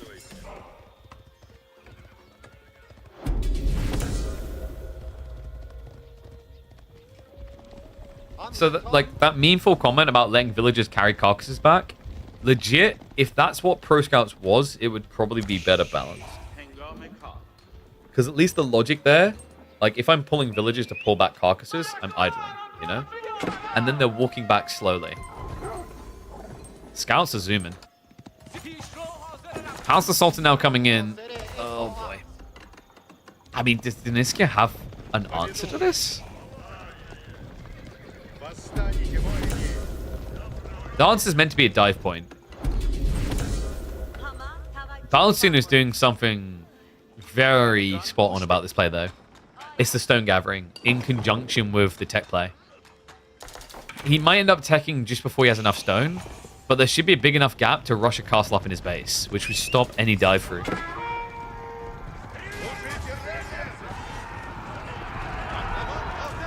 The map environments were more balanced would be better. I mean, this is why I've said, like, just introduce new food types. And this is intentional, by the way. Baltoon is basically driving Deniskia's army into the back of his base to buy time. Deniskia doesn't even realize it, right? It's the astronaut meme with a gun. Gets the bad news that he's now an entire age behind. It's probably too late to turn around and do anything about it. Stone gathering almost complete to the point that he would be able to get that castle drop going. Yeah, I think Deniskia's been a little bit too inactive on this one. I don't blame him, though. He tried to be overly aggressive, overly active, and it cost him way too many knights early on. But then there's the panic reaction of just backing up entirely like this and waiting. And that's like that face-palming moment where you're like, what did I think he was really going to do here? It's always crazy. Like, I almost feel like whenever you see the... whenever you see the Fast Imperial Age build, you kind of facepalm and go, of course. But in the moment, you never would think that he's going to do it. It always feels like it should be too greedy. And it never really is. War Elephant's now coming in. And even hand cannoneers. The first of the gunpowder elephants is almost here, by the way. 33 seconds away from that tower elephant. A nice quick wall on the south side by Baltoon. Will stop a counter rotation. Does have to abandon the berries, but now has the keep drop onto the 4K goal. Knight is being pulled here. Second group's arriving. Hold up. No textiles? Baltoon. The greed on this man. He will still be able to get it up in time. Some unnecessary losses along the way. Now I dive into the main base, but he walks straight ahead first into the War Elephants. These freaking units. And by the way, they just got tankier. There's a reason why he's scaling more of them now, guys. They just got an extra 212 HP. Reminder, that is basically about the same health a standard Constellation Knight will have. That's more health than a Feudal Knight gets. And this game, not to be outdone here, has at least got the high armor in the way. Baltoon does want to start posturing. It's kind of awkward though, because if he leaves his base right now with the army, Daniskia has full cavalry. He'll raid. So you're kind of stuck at home. So Daniskia definitely makes the right call with this Imperial play because he knows his opponent can't immediately punish him for it.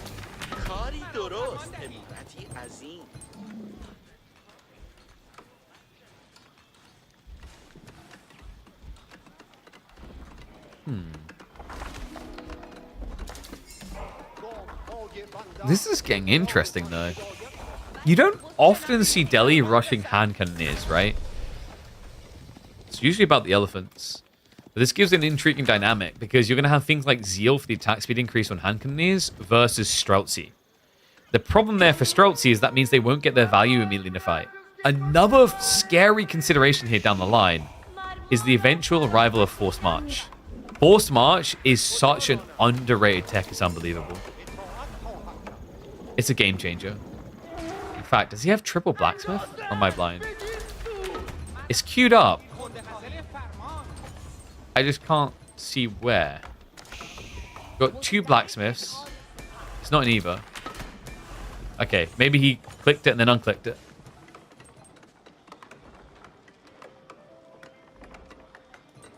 It shows you how crazy this Civ gets, right? Like, now Forced March can come in 45 seconds. Remember, that's the one that gives you maximum movement speed. Pretty much on your infantry. I say pretty much because the soft cap is 2 movement speed and you get 100% more. So there's not really any unit in the arsenal that moves slow enough to not be maximum.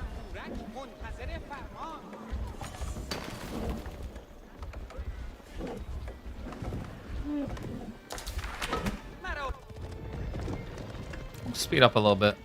Seems we're still like a minute away from live. So ball being played onto. Remember, Daniskia doesn't... he has some farms, but not like a crazy transition, right? We're talking about like maybe 12 farms? Yeah, 13 farms. Meanwhile, Baltoon still needs to solve for that problem, but he's now also got the TC inflation effect. The fortresses just came in. This facility, Forced March, can make you much quicker than Cav.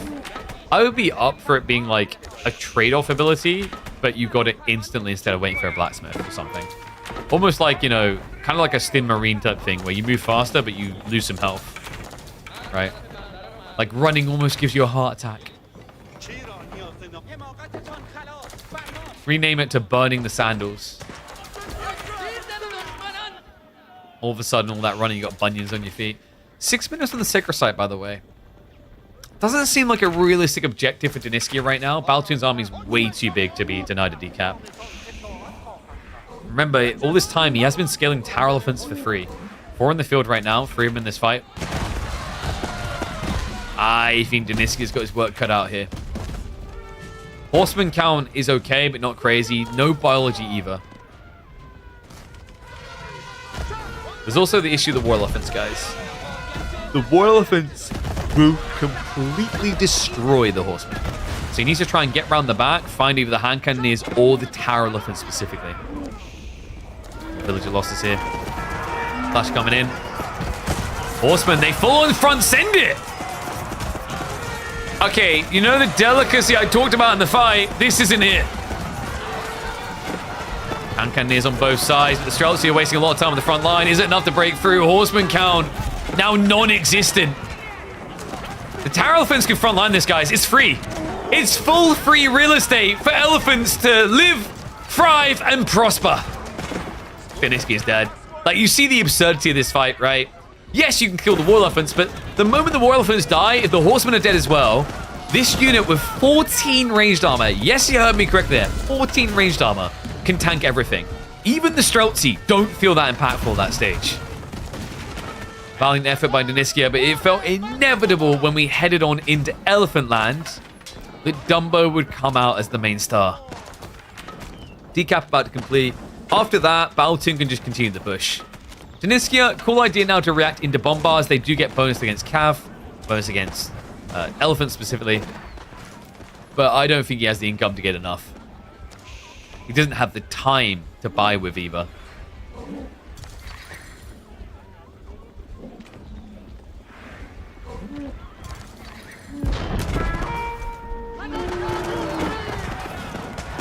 Marches into the base.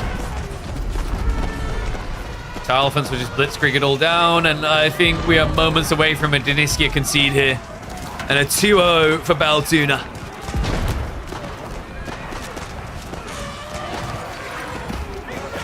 Clean execution, can't really fault it. Roos will not walk away with a win this time. Ooh, Delhi Elephants. Goddamn Delhi Elephants.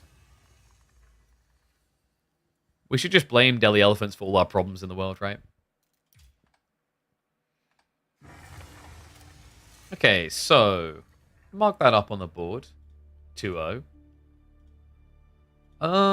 Do we have any other series?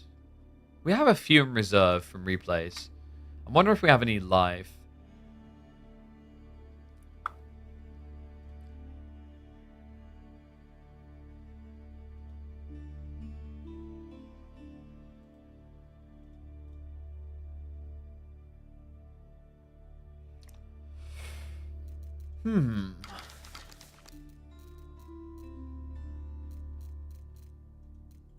I believe we do.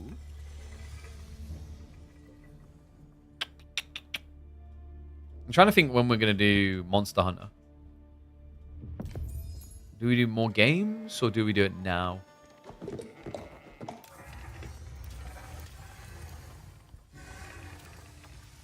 Kind of hate Delhi in general. Only kinda?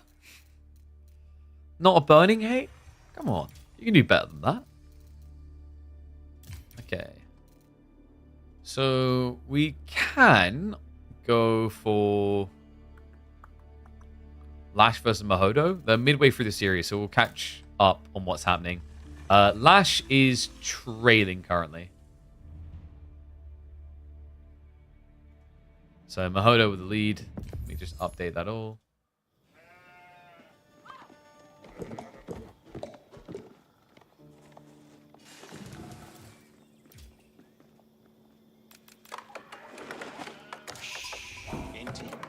Alright, Order the Dragon versus HRE. We're going to use the AX speed to catch up, because they are in the mid-game.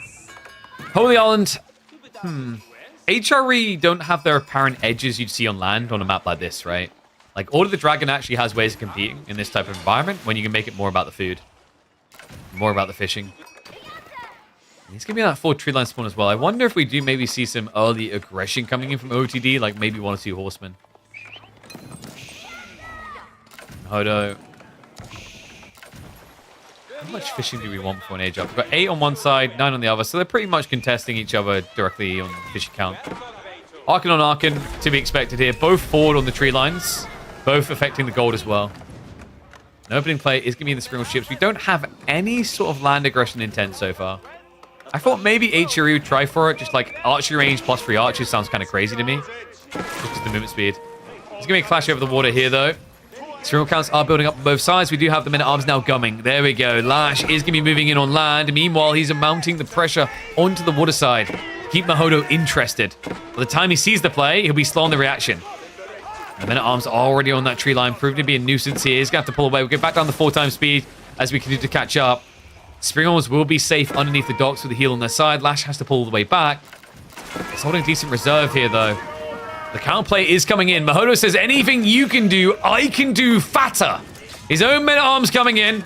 Double outpost reaction is sick from Lash, though. Does lose a worker for it, but giving as good as he's taking here. Both of them hemorrhaging when it comes to workers on land. And look at the serial ship count. Mahodo now up to 13. Lash with just the 10 right now. There's going to be an attempt to put up the outpost. It seems Mahodo likes that idea that came out. We'll protect him just the nick of time before losing another villager. I think that should stabilize this pressure from both sides to the most. We've got outposts to protect the core resources, gold and wood for both. Instead, it is now going to be the Burgrave rush. So Lash making his way up to the next stage. A Burgrave mirror coming in from Mahodo, but his doesn't offer zerging. It just offers the ability to efficiently bulk. And that needs a slowdown on water as well. Neither looking to take the strike just yet. Sprung Cruise on one side, Armored on the other. I don't like that from Mahodo. Sprung Cruise feels like a bigger payoff in this type of situation, but maybe the Armored hulls with this many demo ships can prove worth it. Let's go right around the back. The Archer ship shut him down. And the hit on the other side. The demos did connect. Mahodo losing a lot of the fleet here while failing to do any real damage. But now the second wave pump comes in. The Archer ships once again hold him back. We've got build up on land as well. Gilded Crossbowmen to try to fight there. But Mahodo so far has not been able to find those favorable trades. Going to go down to the 2x speed now as things are getting a bit chaotic for people to follow. And we're trying to be conscious of that. So I think we're just 2 minutes behind live. We're going to catch up soon. Men-at-Arms and crossbows now arriving, and Lash in a bit of trouble. Doesn't have an answer to this right now. Each of these units just insanely tanky, and extra villagers in trouble here. Great micro, great targeting. Mahodo now able to take the lead on land. It's 44 HRE villagers versus 48 gilded, and he's still not done yet. Crossbows are still hunting. Will Barrow at least be able to dodge some of this problem? He hasn't won the water. We do have a new wave coming in. Decent number of demo ships to the push. You're seeing what Mahodo is doing. He's making it less about water and more about land, and he's winning in multiple regards in that factor. It's not just about the kills, it's about the relics. 4 relics soon for Mahodo. And Lash looks like he's trying to rush Imperial. Would recover his concerns, but comes at a risk here. Something that I'm concerned about. Mahodo is sending it. Before he gets wiped off of water, he'll use every ounce of food to pound into the enemy base. And the wipeout is complete. So Lash does take control of the sea, but it comes at a heavy toll here. Nothing is safe in his base. Villagers being hunted, and it looks like they are going to be found, so reinforcements can cut that down as well. I mean, Lash, he may have won water, but it feels like it's come at the cost of the game. He needs to find somewhere safe to be right now. Has got the stone being gathered, so likely we're looking at a keep drop to stabilize. Sprudon placements would also achieve the same. But he needs something, whatever it's going to be. And there you go. It is going to be the Palace of Swabi pool. Next to the primary. A little bit risky, but luckily for him, it looks like Mahodo's getting distracted by the static emplacements. Mahodo himself, by the way, not really that far away from Imperial as well, it's got to be said. Crossbows are going to dive deeper. Palace of Swabi should be quick enough, though. Should be a few villager losses, no doubt about it. No textiles here. And Lash, come on. Like, you have to commit to this, so he will go for the garrison. Mahodo is going to cull several more villages. He's slightly overkilling here, but the split would be a little bit weird to try and kill 2 at once. It's still going to be a lot of economy gone, though. Lash completes the age up. Finds himself destitute, down at just 29 villages to 56. Oh my god, and look at Mahodo. He still has a standing army. He's getting ready for his own age up. His own Palace of Swabi is only going to be, what, about 40 seconds behind here. This is looking grim, nigh on impossible. It would take a miracle, and Mahodo's going to make it harder. We do have the Siege Workshop now coming in. 2x speeding while there's a gap in the fights, because we are literally now just a minute away from live. Lash has at least got safe gold gathering. He has got the ability to reboom food via water. And now, with Palace of Swabi, he can print out a lot of villages. He still needs to survive this next layer of pressure. The Sprudon placements are nice, but keep in mind he doesn't have those outposts everywhere in the base. So if Mahodo just rotates around the back, he can easily just start to cut his opponent down here. Doing a good job of dodging any gold plagues here. This 8k vein seems to have gone unnoticed by Mahodo. He keeps coming so close to seeing it as well. That's the crazier part still. And arms are going to sneak around the back. We have even more outposts here now from Mahodo.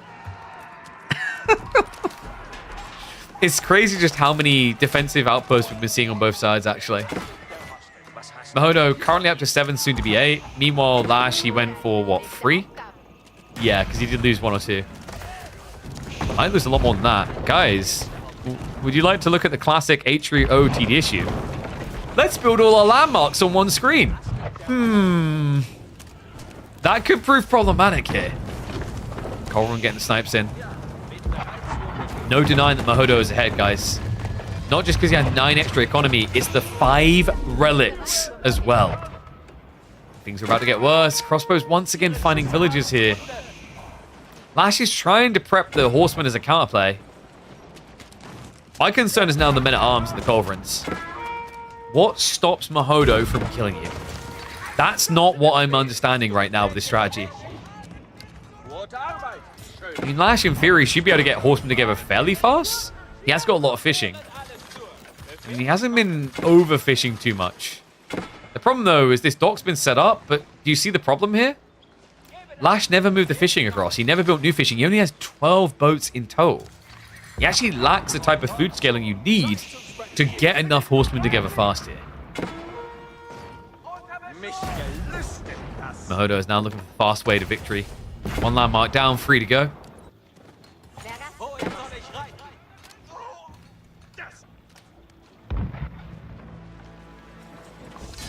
Oh, wow. Okay, no, I was wondering what the plan to get out of this was. Lash just calls it.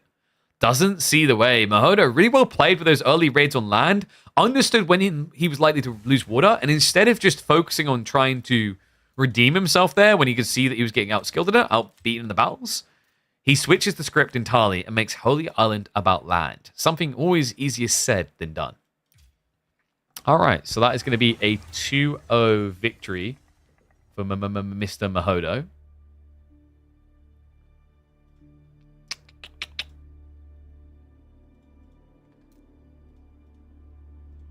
I'm wondering if we have any more series now.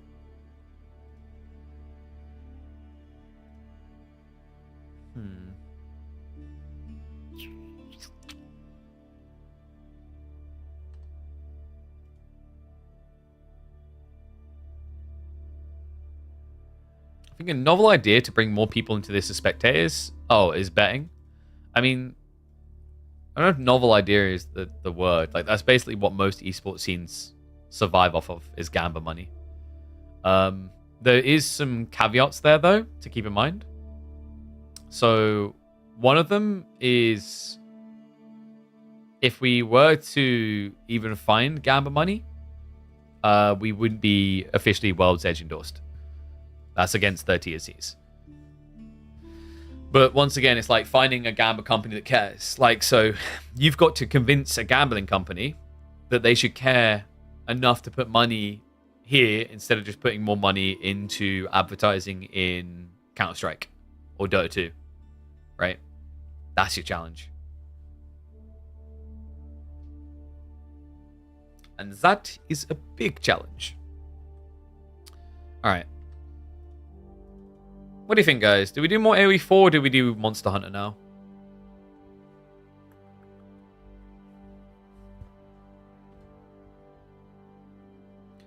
I mean, there's always going to be the problem with a lot of match fixing. That can exist in every single game. But the whole point is that you're able to scale the value of prize pools to deter it, alongside things like something that should be a big deterrent is because Microsoft has all these different games. They could do a global ban. So they could not just ban you from AoE4. They could ban you from StarCraft, from World of Warcraft, from Overwatch, Call of Duty. I think more esports scenes need to do that as well. When someone's proven to be gambling, just unison together and ban them, right?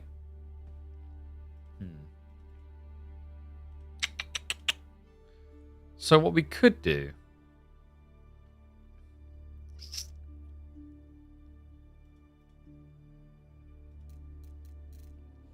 you could snack and then come back and see if we've got another series going. Because I don't know if there's going to be any round of 16s today. I'd be surprised. Sometimes people will hop on very eagerly.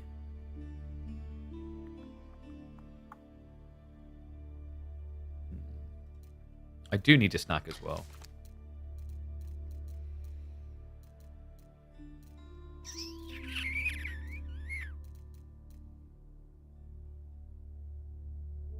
Oh, yeah, we wanted to check the EWC lineup, didn't we? Yeah. Do we have confirmation on what the other games are? What kind of snacks I got? I got sent some protein bars. Actually, I've still got the old protein bars. I should finish those off. They're also a lot less messy. Yeah, let's have a look at the EWC stuff quickly. Has someone got a link for the Esports World Cup? And no, we're not sponsored by Protein Works. Save your money. We need to get a new sponsor, actually. I don't know, man. They just haven't really renewed in gaming in 2025. I think they had some underperformers or whatever.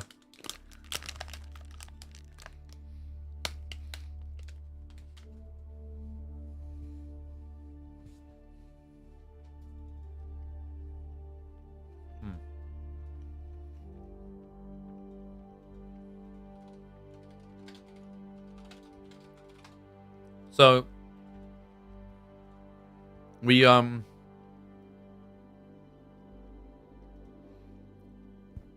gonna have a look and see what the games are.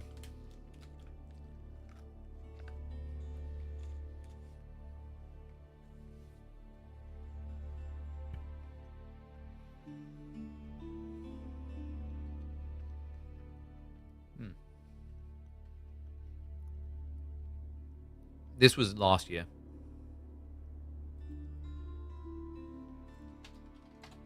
But the thing as well, right? Like I'm kind of annoyed because there was a brand that makes some like Protein Works. They sent me a sample and I was like, this seems pretty cool. And I was going to work with them. They wanted me to basically advertise the product for free for 60 days to see what kind of rate they could offer, which is crazy. I flat out refused that.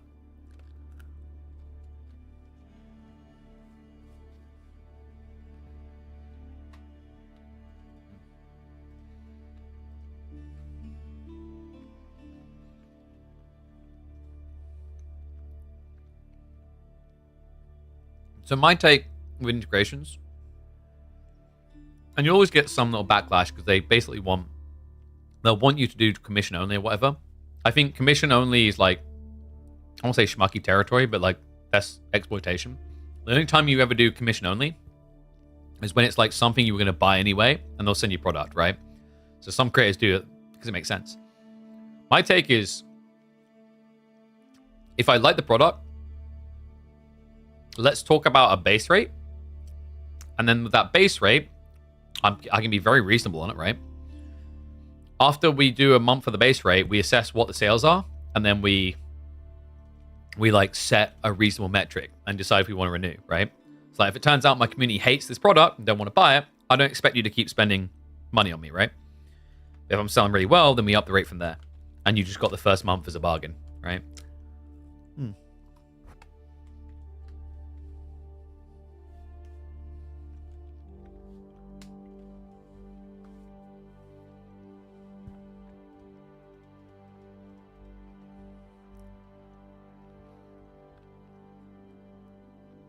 So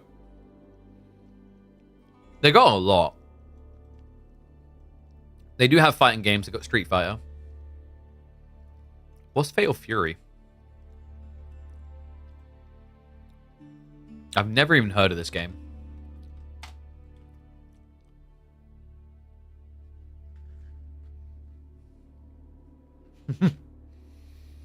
Well, that makes it look like a booby fighter game, but okay.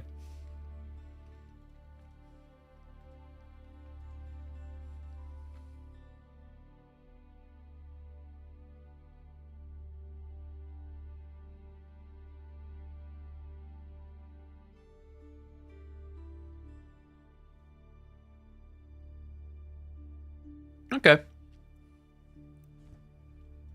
Yeah, kind of gives me Street Fighter meets Marvel vibes, you know? Actually, no, it's more like Street Fighter meets Japanese like RPG vibes, you know? Like, what's it called? Oh, crap. What's it called? Tales. Yeah, it's giving me like...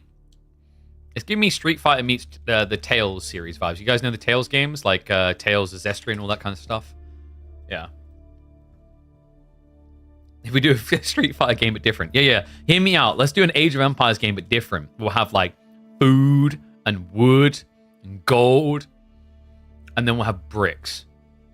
It's different. I don't know, like last two games, I wonder if it's too soon for Marvel Rivals. If they jumped on it now, they could capitalize. They could basically just stranglehold and take control.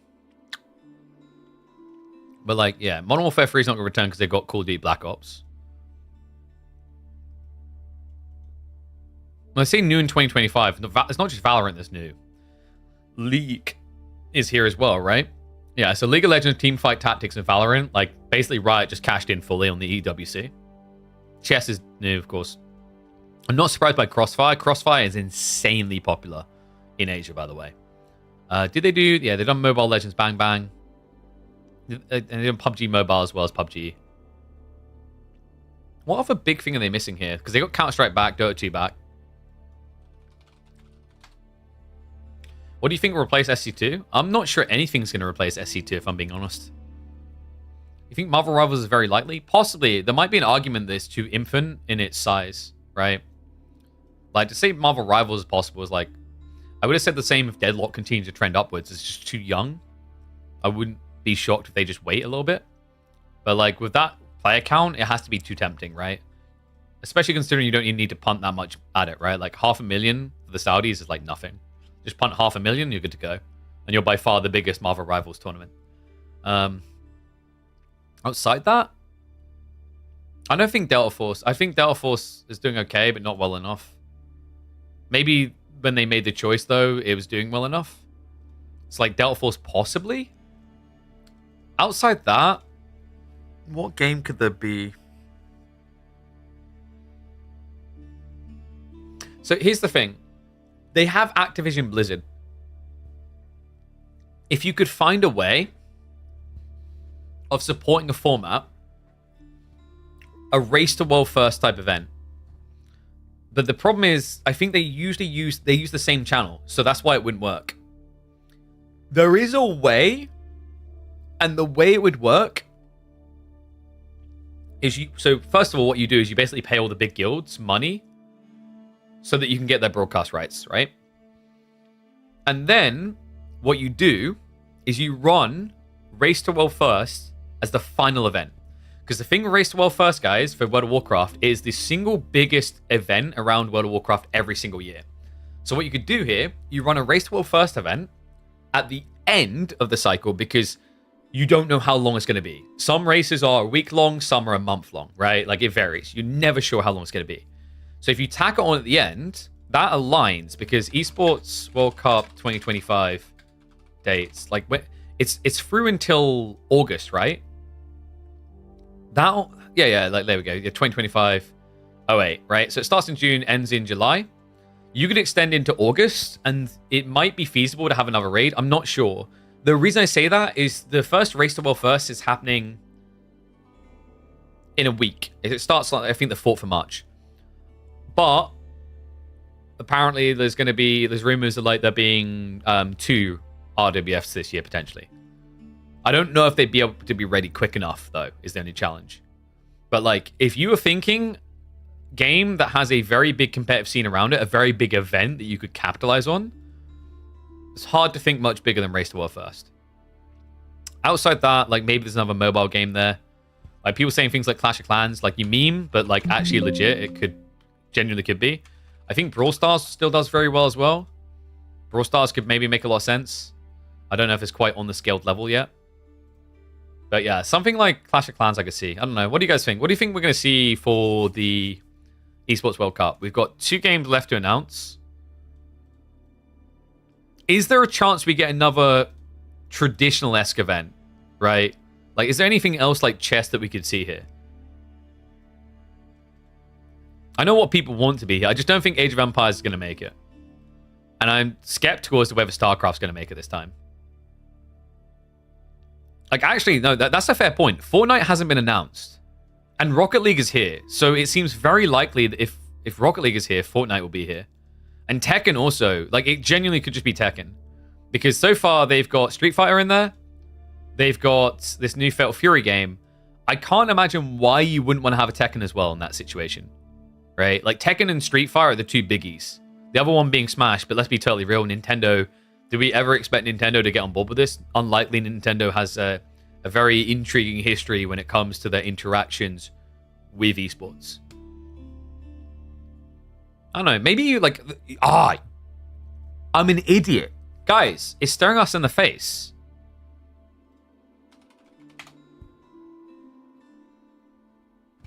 Like, are you kidding me? With how big things like iRacing is? This type of thing makes a lot of sense. This has been growing immensely in popularity. Like, you guys are familiar with... I don't know if you follow Call of Duty. Do you maybe know who Crimsix is? He's like a current racing driver. So he does sim racing. Like, sim racing would make a lot of sense.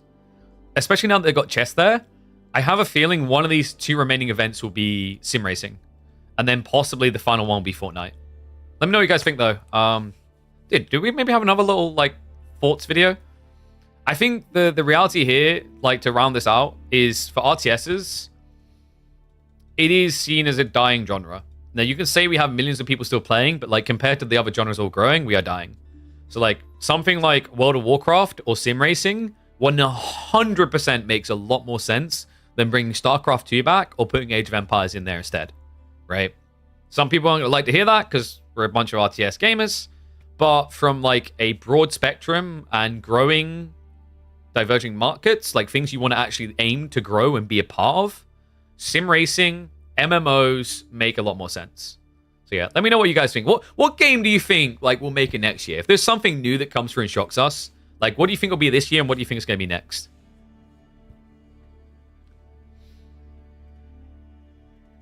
Chess is weird because it's played electronically, but I don't think it's an esport. I mean, but it kind of, like, it counts. It counts enough.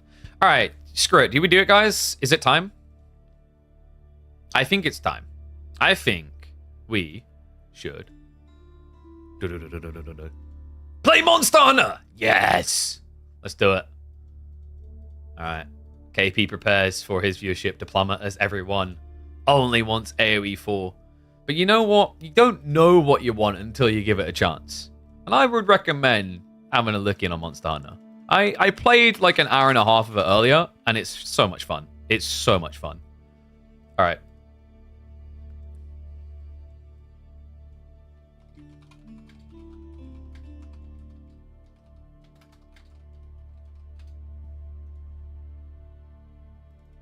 So let me update titles. We'll get ready to go. You tried Tempest Rising? I didn't have a chance in time. Admittedly, I missed that opportunity. It looked cool, though. So I was trying some Company Heroes free last night. I don't know if it's really there. Apparently they improved the campaign, but the campaign still felt quite rustic and not in a... not rustic, that sounds like nice. It just didn't feel very nice. But I'll give it another try over the next few days. Maybe we'll stream a bit if Company Heroes free feels good. I was also a really big shout out to the Paradox crew who sent codes for Victoria free. I need to try that at some point because I'm a really big Europa fan, but I never got around to trying Victoria. What's the status of the new RTS from the makers of SC2? They just had an overhaul with their graphics system, so their game looks a lot less like crap. I think they even, like, I heard rumors they may have fired the art director and replaced him and went a new direction. But, like, the game, like, from a graphical standpoint, has a bit more character. But I've said this before, if that game recovers, it is a long, long route. It's not a quick recovery.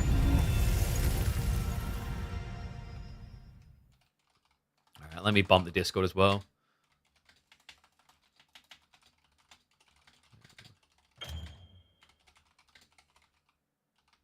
Doink. I don't know if do people hate it when they get at-hid? I don't know if it's good or bad that we do that. Yeah. All right. Should we get ready? Let's hop into some Monster Hunter. So Like I said, before we went live, we did play like about an hour and a half. Audio is pretty loud, right? I'll turn that down a little bit.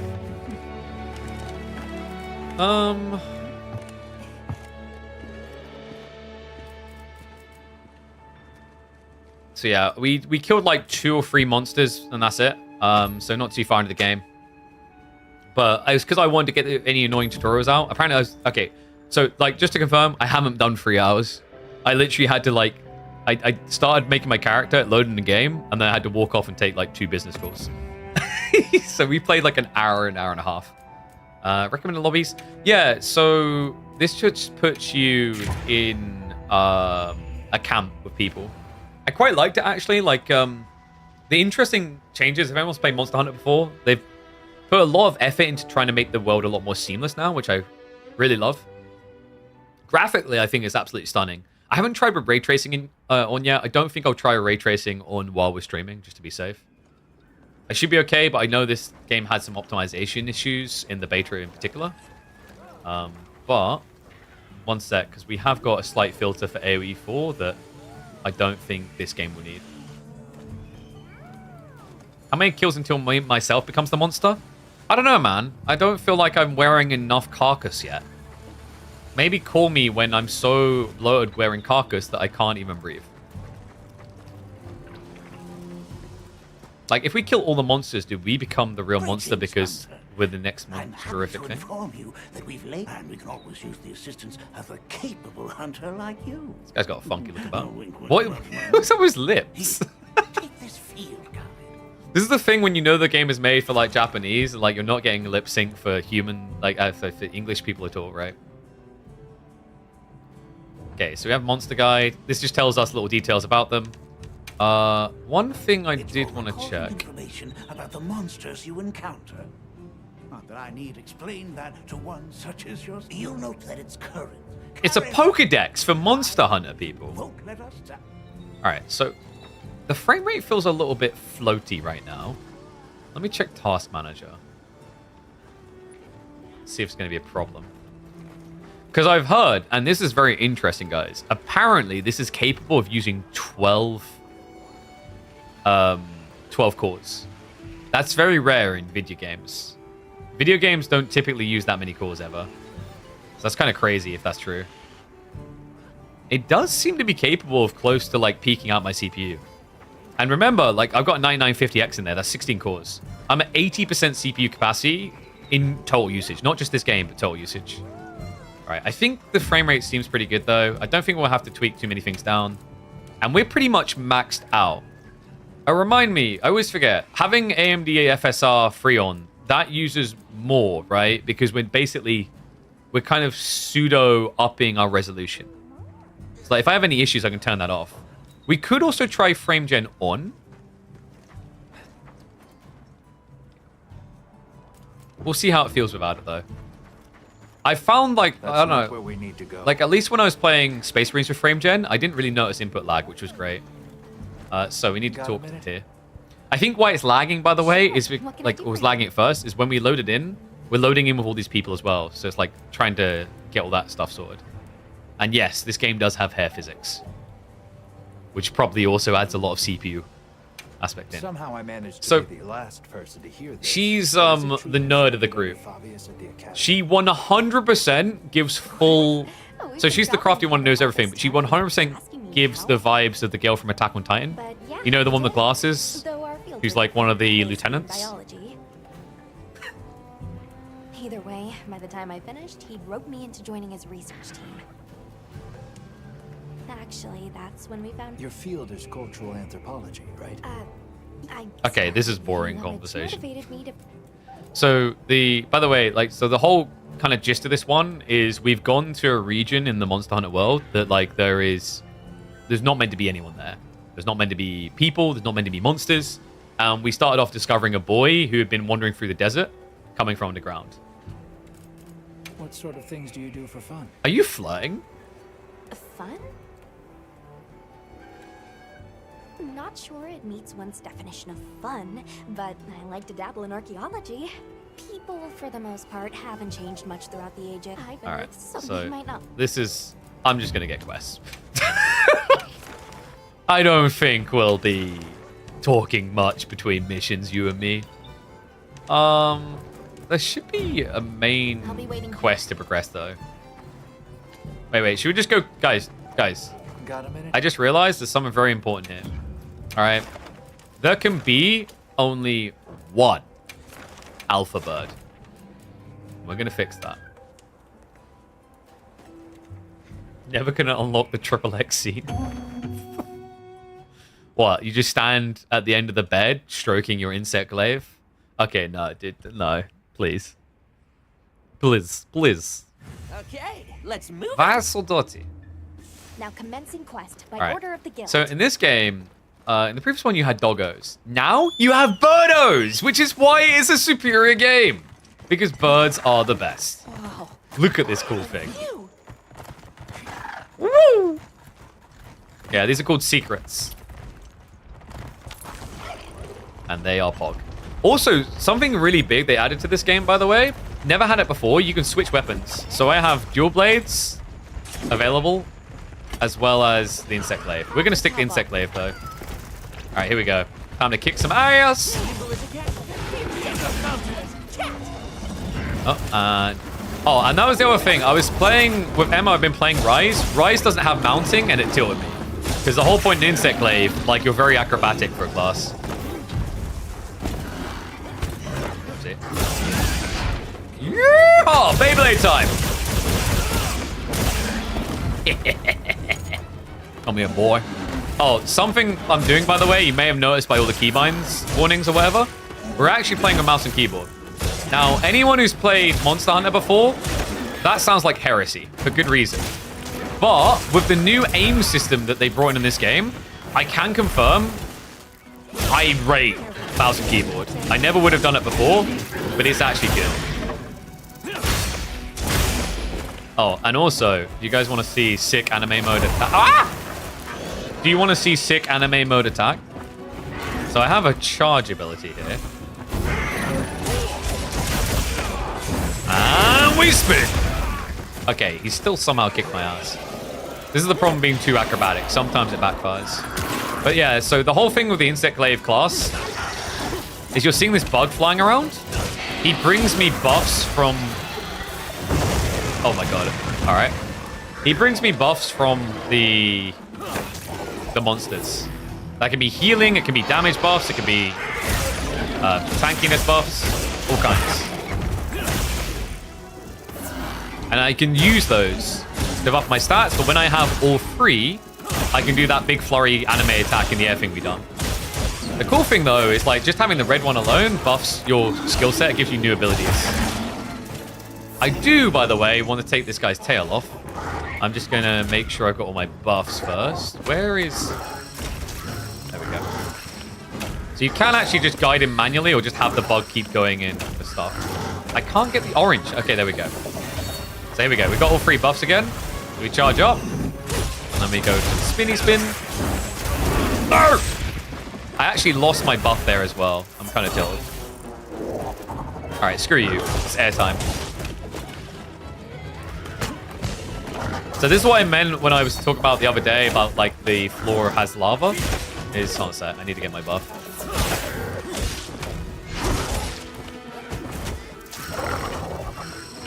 Over here, bub. I'm Okay. your target. So you can jump up in the air and basically just jump around all the time. No!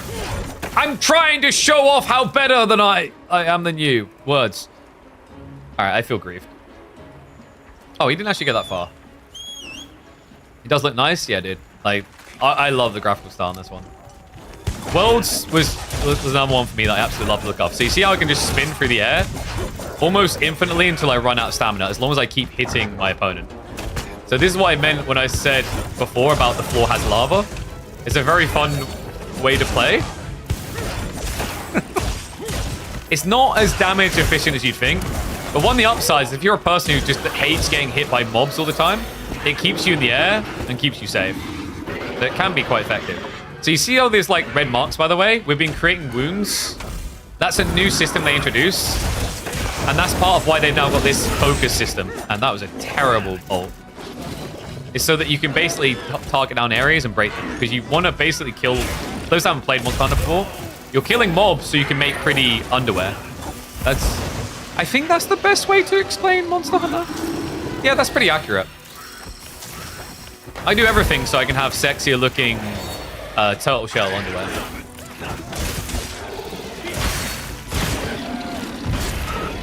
I love that ability. It's such a good addition. You can now basically, you can put your insect inside the monster, which sounds monk-esque, and then detonate it. So, if you're wondering why I hate the tail so much, it's because I'm a sick puppy and I like mutilating. I'm gonna take his tail off and wear it as a hat. There you go, look. Buon appetito. Buongiorno. Arrivederci. Oh yeah, that felt good. Looks like it's moving to a new area.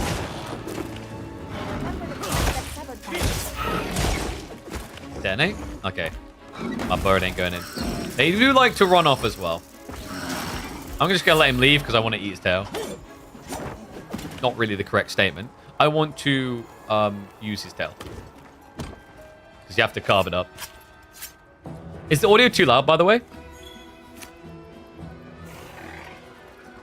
Someone else, by the way, if you look in the top left, I've got this little bar thing. The yellow bar. The smaller yellow bar. That's sharpness. So, I don't know. I remember when I first started playing the game, I thought it was jawful, but I actually quite like it. Basically, sharpness affects your damage, so it's important to keep it up. Audio's good? Nice, nice. Glad. You do want to loot things to craft things as well. But we can show off. We do have... Mind if I hop on? Oh, dung pods are crap. They just scare people away. Flashbangs, though. Me likey. Oh, he's sleeping. Oh, look at him. He's... What? Like, you just got the crap kicked out of you and you're sleeping? Wake the hell up. It's school time. God, this is giving me flashbacks to my childhood. Let's just go ahead and make you angry, shall we? Traps down and ready for you. Yeah! Beep, beep. And you thought you needed to play Counter-Strike to get flashbangs. Dude, that is so effective, man. I gotta make sure I always use that ability. Oh, wait. Another monster's arrived. Hog. Yeah, this is... Oh, jeez! No, him! Attack him! Heels and back. So this is quite a fun thing, is like... Basically, mobs will come and start, like monsters will run into each other and they'll start fighting. When they do, it's like a perfect opportunity to get on top of the mobs. I keep saying mobs instead of monsters.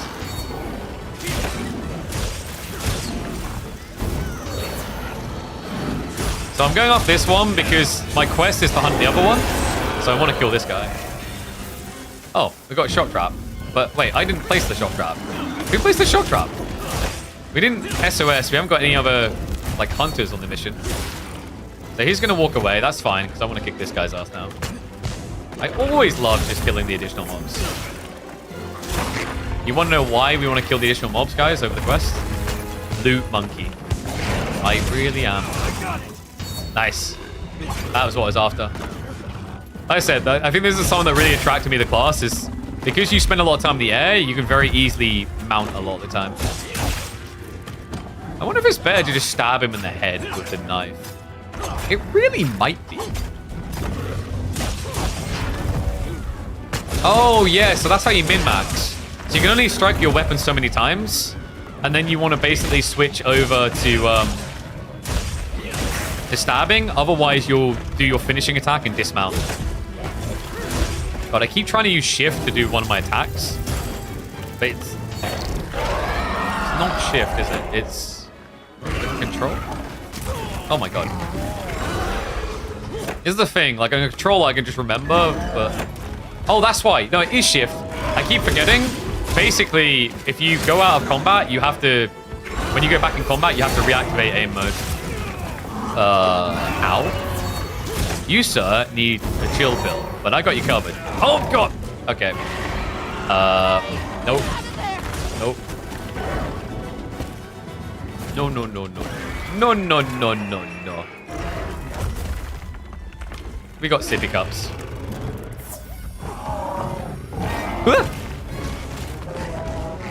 That's the first time I needed a potion on this game.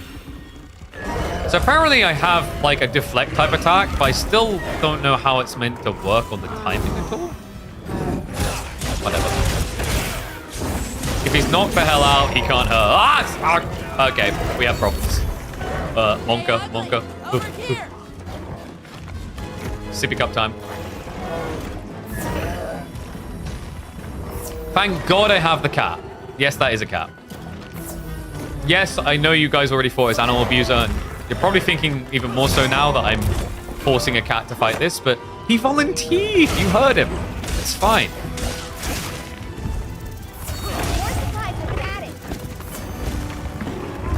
So, we go like this and detonate.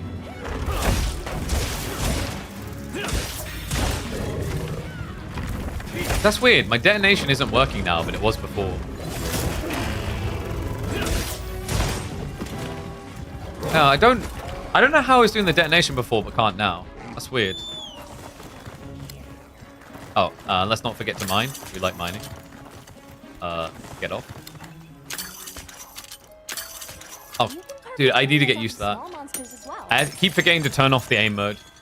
So, by the way, that whole aim mode is why I was saying I think this game is actually good for mouse and keyboard now. Historically, Monster Hunter has been pretty bad for mouse and keyboard. But I actually prefer it now.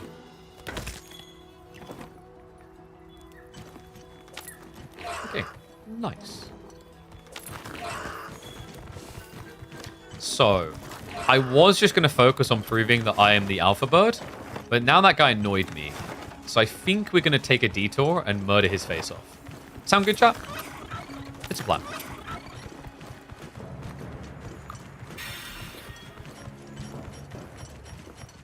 Where's my sharpening? God, I love that you can sharpen on the go. I'm pretty sure in the earlier Monster Hunters you couldn't. You had to stop and remain static. It's nice because it's like, it's a balance point, but it's a chore as well. So I like they like added some things in so it doesn't feel as tedious. Alley-oop. Oh my god, how far are we going? Wait. Oh, okay, we're only 600 meters away from my real target. Yeah, so I've noticed when I play Monster Hunters, I have this tendency to get distracted and want to murder everything, not just the mission. I do like loot.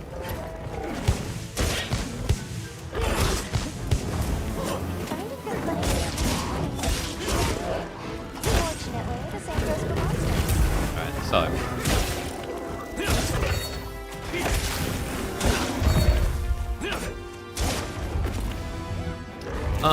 Let's see.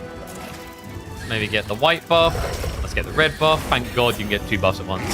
So yeah, always want to make sure you got those buffs, or you hit like a kid. So we should have the detonation now. No? Okay. Wait, does my cat have a tiny ballista? I think he did. There we go. Okay, so it's left this time. Last time it was using the right click to do it. Ah, roars. Damn it! I still can't figure out how to do that deflect. It's gonna get me killed. Basically, so there's a few different things. There's some classes that have like a perfect evade that can buff you up. There's some that have like a deflect. Some classes will even go in for like a duel where they'll basically block an attack and then they'll be grinding against the monster. Apparently, this class, after the beta, got a type of deflecty type ability added that it didn't have before. Okay, the sand is definitely not helping. Leave this to me. Fields inbound.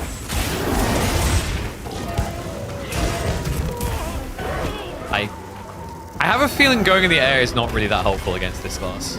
Against this mob, rather.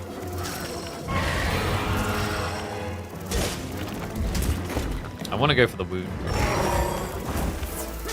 I should be able to stagger him if I just hit the leg. This way to the shop track. I do like that they added that system, though. Oh, so it is my cat that's using the traps. That kind of makes things easy. I don't know. I might leave the cat in the camp.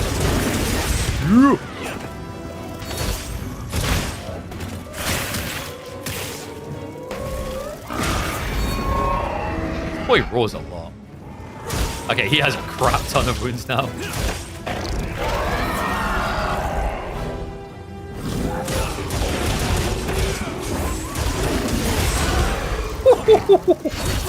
Dude, that attack's so strong. Issue of all of them, in my opinion, is the absurd amount of time it takes to hunt a single monster. I think, so I feel you on that. Like in previous ones, especially in the early game, I think it was a bigger problem. Late game, not so much. I'd say the bigger problem, and apparently they've done things to fix it, is... Oh my god, dude, what? So the bigger problem, apparently they've done things to fix it, is in the older Monster Hunters, it would be you never really getting what you want from the monster. Apparently the loot system's a bit more generous now, so you don't just end up with these 1% chance to drop type things. So I think he's enraged. Monsters usually have like a form they enter where they are just much harder to contest. He's definitely ticking that box right now.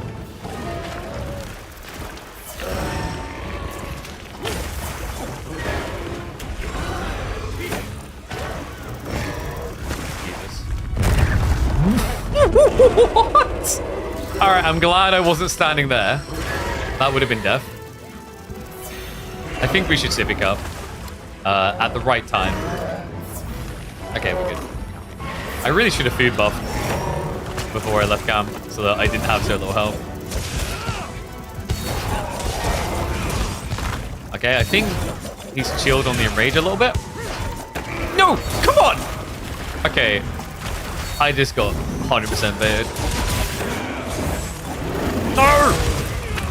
Okay, at least I got some damage in. Even if I did get my ass kicked as well. No, don't run off. And yeah, I have enough sippy cups. You see it in the bottom right, I've got like 8 mega potions. I'm loaded, baby. Oh, I don't want to use those actually. What sort of things do I have to shoot? There's meant to be like a different sub-menu for those. I can't find it though. Don't want to throw dung pods, that'll make him run away. Alright, screw it, let's catch up. Yeah, the reason why we're chasing after him so much here instead of just killing him is because I'm proving to be kind of ass at killing him. He probably would have died by now. With someone playing a bit more clean. Hey, I decided to wait to sharpen until we were fighting.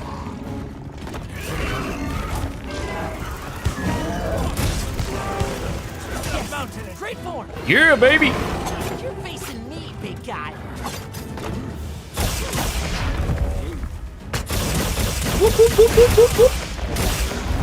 Damn! The terrain's there. I think we got him. You can use it in combat. You can use it in combat? The terrain. Oh yeah, because apparently you can do things like pulling boulders down. Whew. The other nice thing is when you've got like a bunch of components low, you can just keep staggering and breaking them.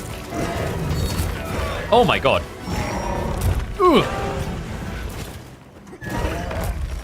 Something that is more forgiving in this one than Rise is in Rise, they made it so that the monsters could hit you when you were on the floor.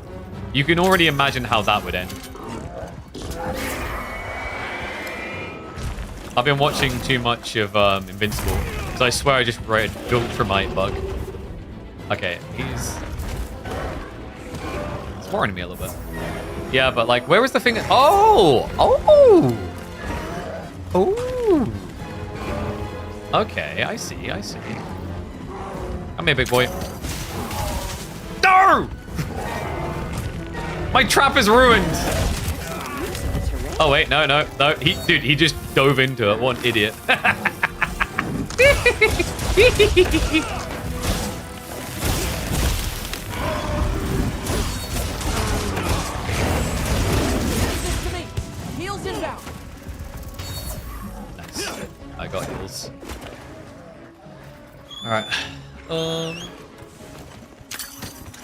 take the goodies. Heavy slicing pod. Ooh. So I think I'm not meant... I think this is like the next tier of animal or something. I'm not meant to have really killed him. But you know how I am, guys. I'm very territorial, as all pigeons are. He messed with my kill. And therefore, he has become the kill. It's reasonable. Hey, butthole. Oh, wait. Woo!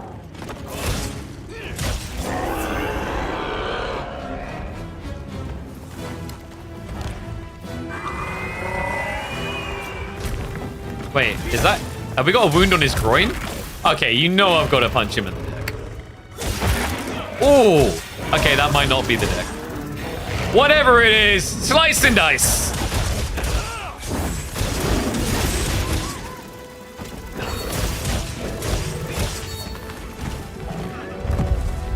Maybe we stab in there as well.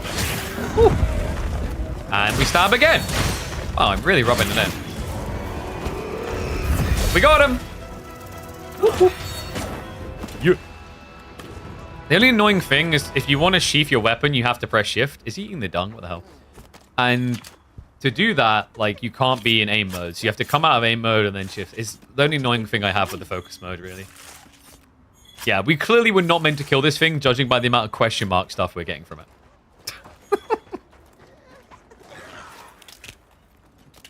That is my little cat. They're called palicos.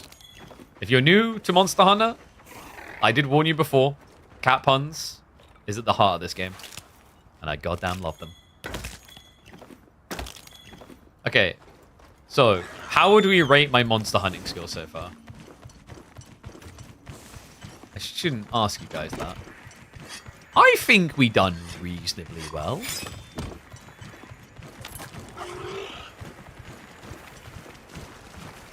Yeah. We didn't die. That's the measurement of success, I guess. Hey-oh! Almost there. Did you miss me?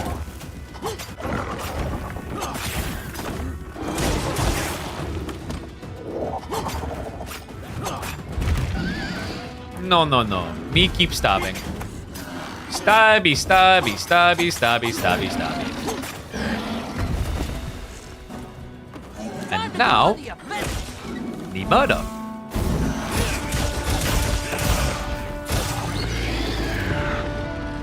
Look at that, guys. Killed 2 monsters in a minute.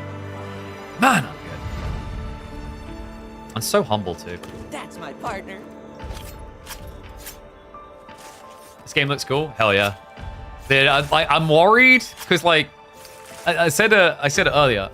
Kind of wish I was an RPG streamer because I know I'm going to want to play the crap out of this and we create so much AoE content and all the other stuff. I'm like, man, am I just not going to have time?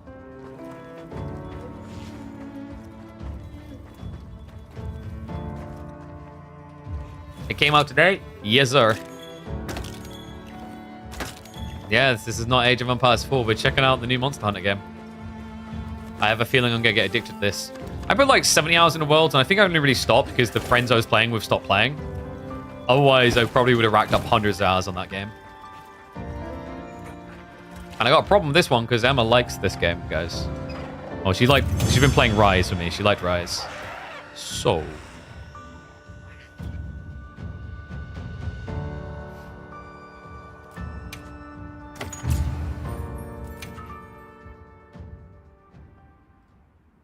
All right.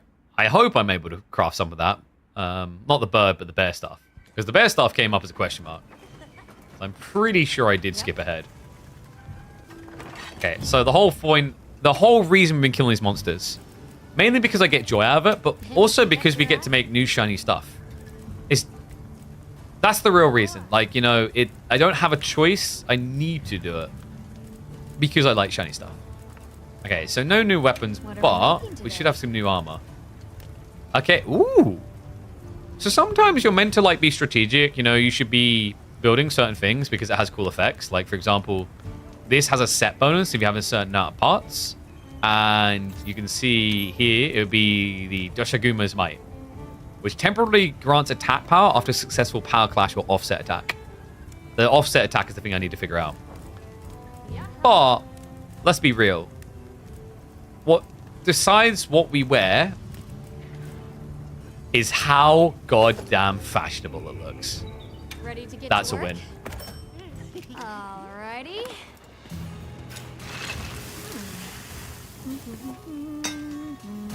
Fashion is all. Oh, I just realized I should double check if the camera is in the best location. Dude, put that hat on me right now. Yes! Now that's a good choice. I look fabulous. I've peaked. Ready to GG. go? Can uninstall game now. Great. My village. Yeah, so these are the locals. We're Okay. gonna go visit their village. Go. Whoa, these are harder to handle than they look.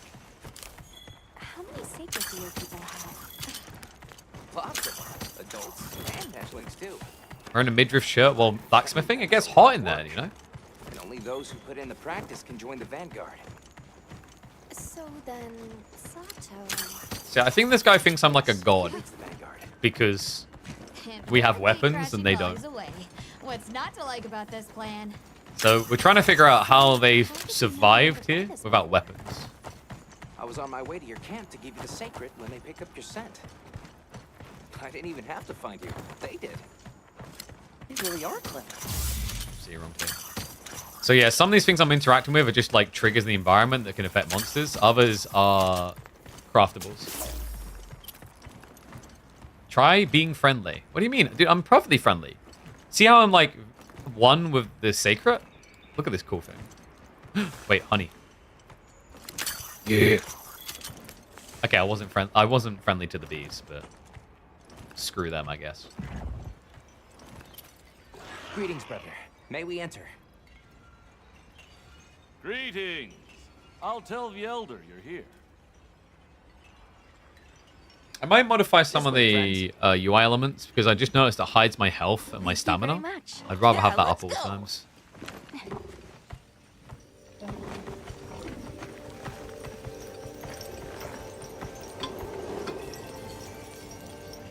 Oh, wow.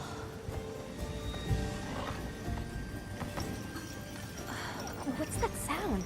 It's so pretty.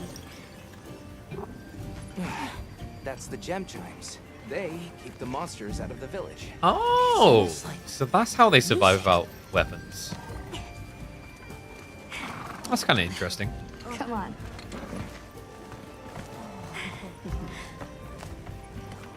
I look so damn good. What's all the fuss Dude, about? I'm colonizing, all right? I got full conquistador vibes.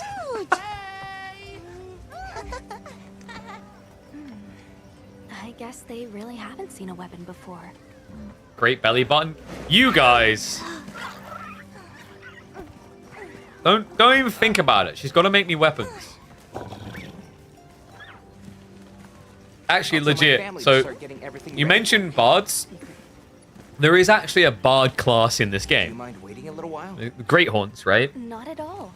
And they can Actually, they can this give buffs might to be a good chance their to talk teammates to and whatever. villagers. Like, this is how you should dress if you're the bard, for sure. I'll have a look around.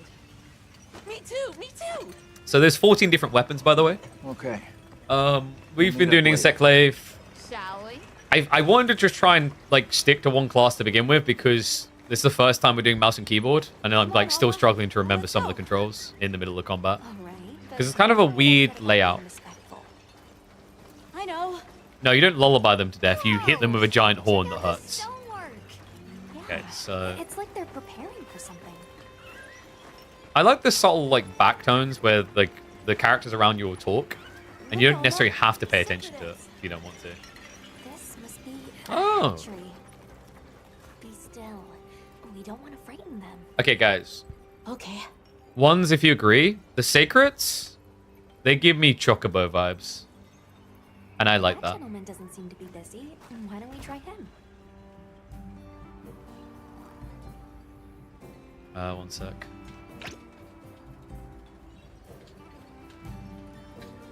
I just remembered I didn't update you to be Monster Hunter.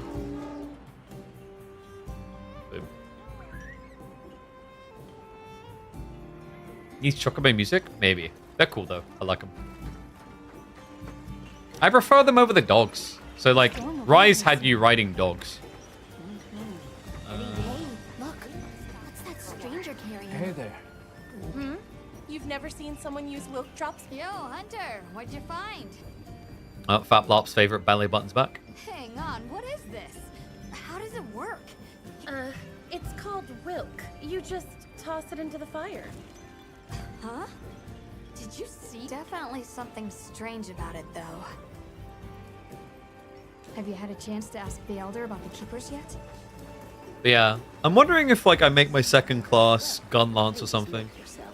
Gun lance is exactly what it sounds like. You have a lance, a shield, and there's a gun in the lance. The children have told me much about you. Sit, for we have matters to discuss. Can you finish talking so we can sit? There we go. I've heard how you saved Nona and Isai. Thank you. We're just glad they're safe. Thank you for inviting us into your village. I wish we could be better hosts, but the sand tide approaches, and we are busy readying for the storm. The sands come alive this time of year, like a wild beast bristling with lightning. And the frame rate is like kind of hit or miss in cinematics. Once your business here is concluded, you should find shelter. Before that, we'd like to ask you something. Have you ever heard of a people known as the Keepers? So that's the kid that we're trying to get home. Locate this boy's home. Keepers? No, I can't say the name is familiar. They seem like they're vibrating? Agreed. But child, I don't know you're so why. young. How did you... Like, cameraman, hold still. Forgive me. I should not ask such painful questions. Dude, I look like I It's could be all right. napping underneath Thank that you hat. so much for your time.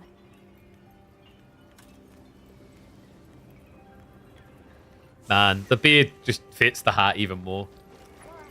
I nailed it. We're ready for you. Come on inside. All right. Are we going to get to keep some secrets, or are we doing it already? I think I'm keeping the secrets that we got.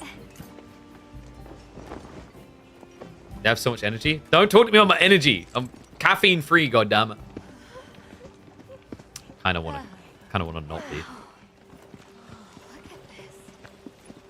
Welcome. Greetings. Thank you so much for inviting us. We're travelers from the west. Can you and speed my through friends and I these? here. No. Okay, these cinematics you can't. Yes, of course. You help my grandchildren. Tell me how I can help, and I shall. Buddy, money? To our home. Thanks. Cat is definitely the best part of the game. Hell yeah. You can also choose how the cat looks, by the way. You can also Thank you again choose for your its warm equipment. hospitality. Yep. It's You the can very pimp least your we can cat. do. We hope you enjoy the meal we prepared. I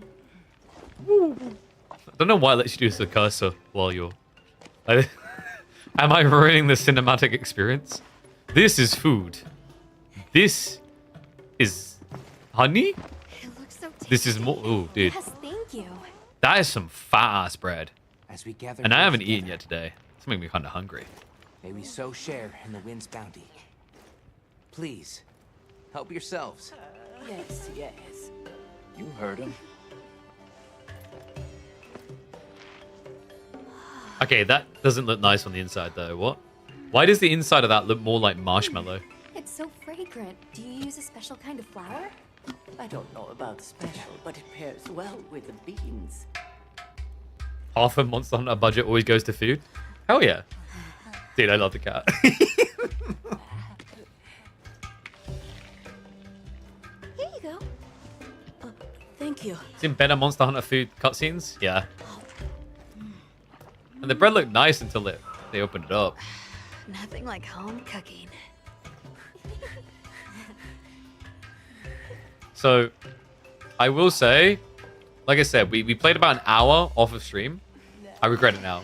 Because there's a really freaking brilliant cutscene. Yes, you do get food buffs. It's worth eating all the time. There's a really freaking cool Thank you cutscene for the delicious meal. involving the Very cats. grateful. I won't spoil it for Busy people. too. You need to enjoy it yourself for the first time. Nonsense. It's We're incredible. delighted to have Even the you. commentary on what the cats is doing is It didn't feel right playing the way we perfect. did.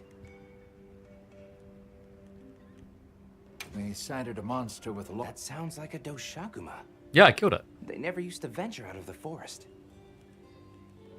There's a forest? Yes, up the river and beyond the grasslands. We've been encountering Doshaguma a lot recently. Yeah, this game has a lot of They attack our wordplay. livestock, so we keep them penned up here. Fortunately, the gem chimes protect us. Like, we need to sort this right, meow. A bunch of ornaments make you feel safe? Yes, you see, this region is home to a creature that even the Doshaguma fear. And it just so happens that the gem chime stones sound a lot like that monster. And that's enough of a deterrent. Interesting. So they're gambling that a certain creature doesn't show up in either faces. What's Bold. this about an approaching It'll be here before long. I'm told that there's intense lightning as well as... Yes, but one that the village needs in order... What do you mean? After the sandstorm comes the new spring, when life is restored to all the earth. You can't mean Let's the kill the wasteland creature. up there. No. Remember, it sounds do, like the and creature. our So if we kill the patience creature, rewarded they're with actually going to be season of safe. bounty. It's like that's how we're Giga Chat. That's how we save them. I heard that Nata has been searching for his people. The brave The child. brave child. They're called the Keepers. Have you heard of them? Oh, I wish I could say I have, but I have not. You must miss your people. I do. With all my heart. I don't know if I have a home left to return to. Okay, we're done with this I suppose conversation. we'll take I want to our go leave. murder some Thank monsters. you for the wonderful food and company. I do feel like they've done a better job with like There's no incorporating a rush for you to story with this one compared to all the That's other very Monster kind, Hunters, by but the way. You know how much preparing you have to do for the sandstorm. Thanks for the grub. Best I've had in ages. I feel more ready to hunt than ever. Thank you. Thank you. What was those eyes? It looked like you want to Let's kill start them. heading back to base camp. What, only Nana vibrates? Yeah, dude, it's because old people have, like, super speed powers. What you don't realize is she's actually the Flash after he retired from saving Metropolis. And he wanted to live a nomadic life. So, And he what's became a next? grandma. This all tracks. Let's head to the forest.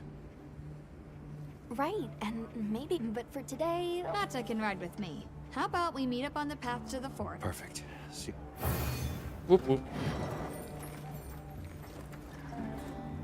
So we unlocked a new camp? Oh no, we went back to camp. Nice. So this is our camp, yeah? Alright guys, what do you think my secondary weapon should be? Oh, I didn't mean to do that. We should prepare properly before heading to a new area. Gemma and Nata said they'll catch up. Try taking some field surveys or optional quests? Sure, I've already done those. The effects of the meal you had enough of wear off. Be sure to eat another using your portable grill. Okay. Do we need to customize our pouch slightly, maybe?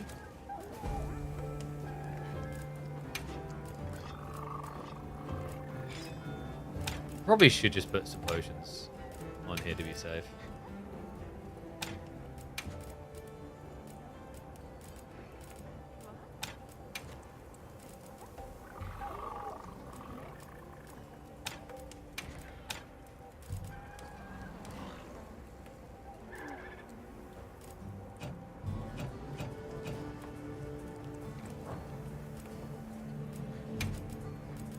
Well, how do I use the radio thing? There's a different radio thing. Or is this the one I was talking about? So now if I press control. Ah, okay. I see. Bare fists. We can't bare fists.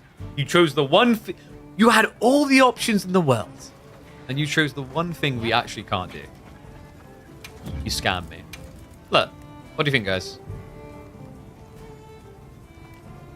12 gauge shotgun? That's kind of a lance. Sorry, gun lance. Where is it? There, it's right next to it. I was looking for a space between gun and lance. So yeah, you can shoot them. There is also a bow gun, but my hesitance about bow guns in recent ones they were lame because I think they were kind of too good. Like in Rise, you could just cheese bosses.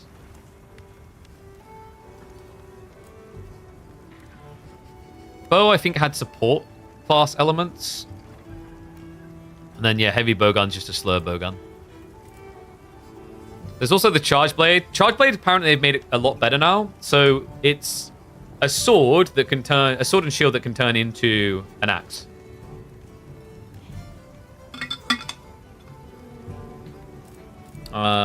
Wait, was that it? Yes, and then the switch axe is an axe that has sword features. Like, it's very confusing. They're basically like, they're kind of the same thing, which is confusing to me. I don't know why it's two different things. And yeah, there's the hunting horn. I'm not doing hunting horn. Screw that. Actually, I don't know. I don't know if it's good with damage. The classic one, by the way, is the greatsword. Loads of people... I think greatsword and longsword are historically by far the most popular classes in the game. We'll do dual blades. We've got dual blades. Should we get ready to go out? Yarp. Oh wait, is there any more quests we can do? Yes.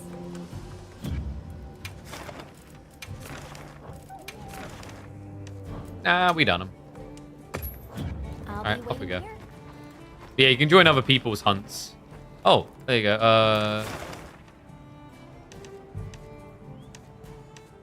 Balaharas are new. We haven't done those before. Do we go and murder a Balahara? Yeah, I like that idea.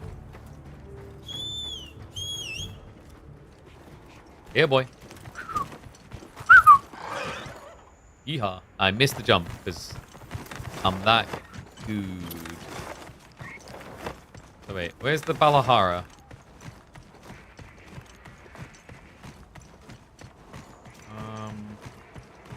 The Balahara there. Was there not another one here? No. Where do we need to go for the next quest anyway? Well, that's apparently over here. I guess because the monster's in the opposite direction, we'll just go and check on the next area. Yeah!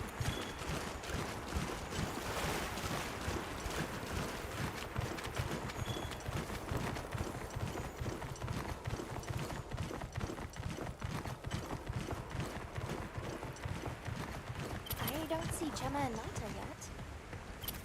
Let's wait here. But I want to go kill. Sorry, we got held up. That's okay. We're all here now.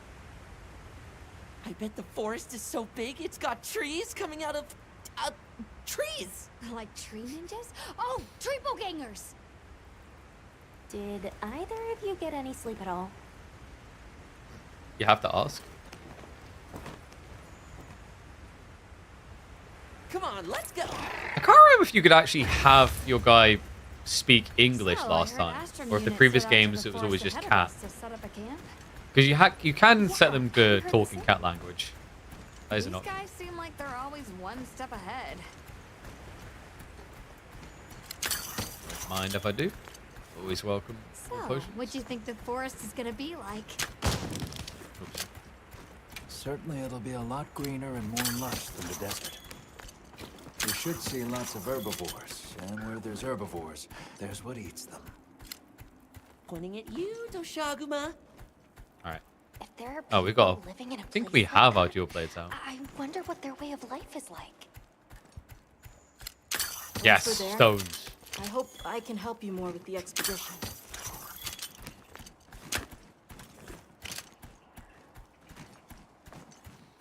Yeah, I might try gun lance later.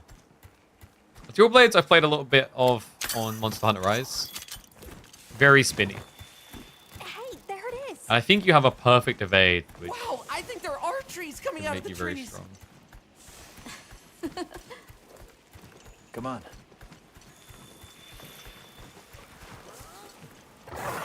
Man, I love this game's graphics. You know, it's like, they're not quite trying to be realistic, but they achieve it better than a lot of games, because, like, they focus on making everything fit and have kind of scalable fidelity instead of just saying, let's make this look surgically real. Okay, admittedly, the birds' animations look super scuffed. Look at the size. There is a ray tracing setting I haven't tried turning in, though. The water's red.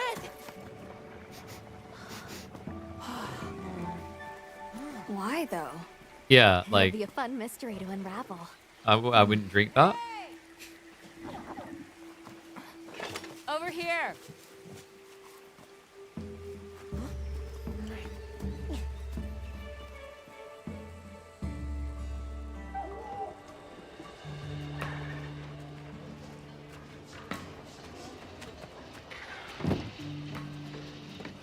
So the forest is full of symbiotic systems involving the roots, leaves, flowers, and fruit. And it's the insect's job to pollinate. Oh, this game does come with an arachnophobia option, by the way. Coat their bodies in the pollen. So if you're scared of spiders, they got you covered. Kind of feels weird that like only arachnophobia is covered by a lot of games these days. I knew you'd show up. I'm glad we didn't disappoint. We'll give you a hand. Thanks.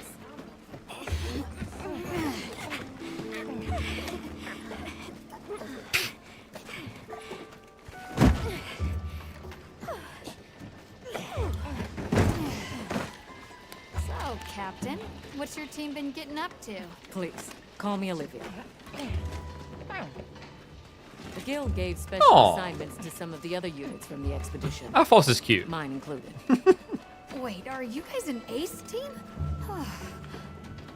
Let me introduce you. Eric, our biologist.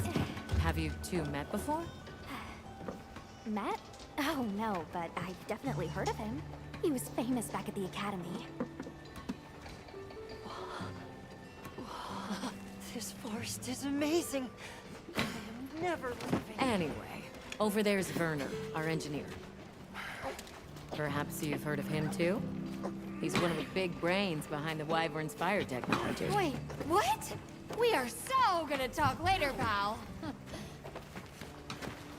All of them are nerding out, and I just don't care. I'm like, when do we get to go kill some crap? So how'd your visit to that village go? We were able to start a dialogue. No luck with the Keeper. Monsters called the Doshagama have left their forest habitat and started venturing near the village. Yeah, but we already murdered those things. Village's They're only Gucci. protection are these things called gem chimes, which they seem to think is enough. But In before the gem What if chimes we sound set like a up dragon. pop-up camp and conducted an investigation into these dosha. We've actually just found a site that would be perfect. Much appreciated. Come see me when you're ready to depart. Okay. New camps. So there was something I wanted to do, wasn't there? Specimen What was bottles it? I think I should bring. Do I need to talk How's to you? it going, Nata? Do you think that the Doshag... Not sure. Is there anything Gemma says I should take it easy, but I feel so useless. I'm not smart. I can't hunt like you. Who goes with I'm not smart? I can't even remember anything about the White Wraith. Look, these things take time. Okay. There we go. We reassured him. There was something I wanted to do. What was it? Oh, that's right. Settings.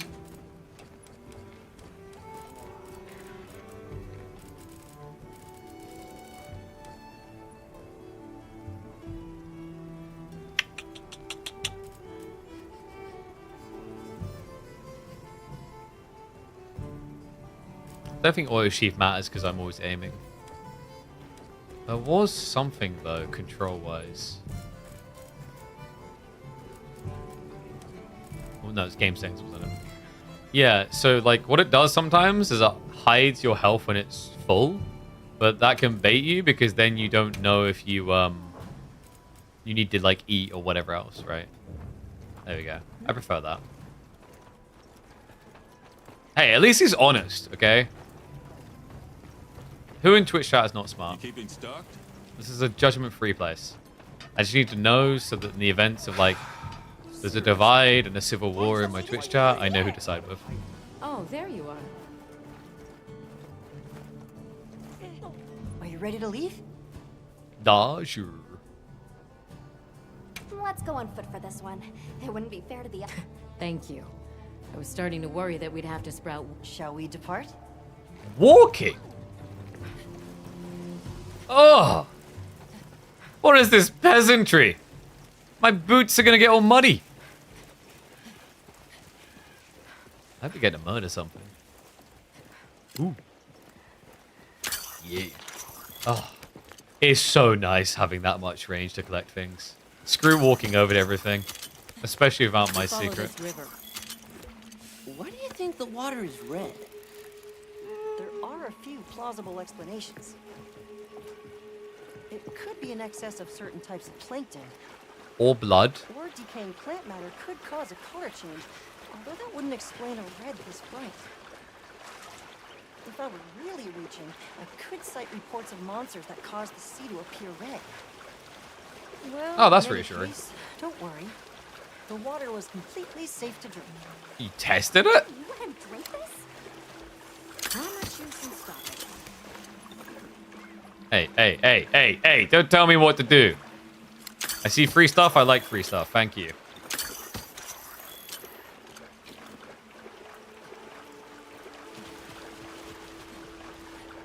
These things are ugly. Anyone else sense that? Small creatures all around. Yeah. They've been with us for a bit. Wait, where are we meant to go? After we set up camp. Don't think they're hostile, but... What? It's no reason to throw caution to the wind. Don't think they're hostile, and they kind of seem like they're trying to be hostile.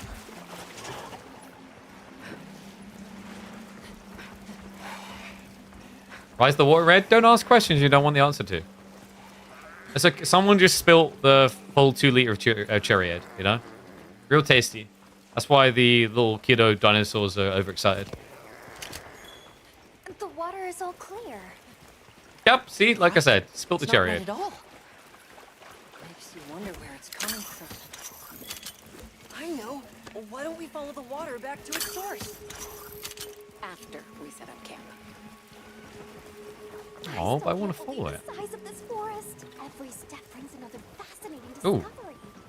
Ah, no, it's not big enough It feels so to be a proper vibrant and monster. alive. Big Sag. I know.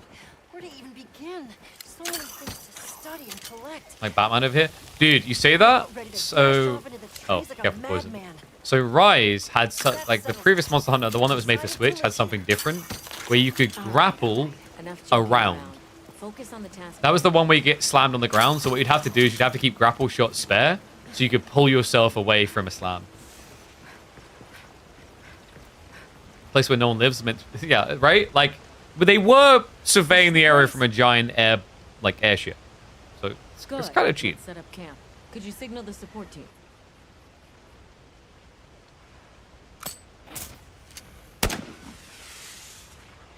Those are the SOS flares. You can use them to get other players in as well. Yeah, it's not just that you can grapple everything, though. You can shoot everything, too. Wait, is it meant to look like a person? Look, it looks like a little talky head. Talking about Batman, here's Scarecrow.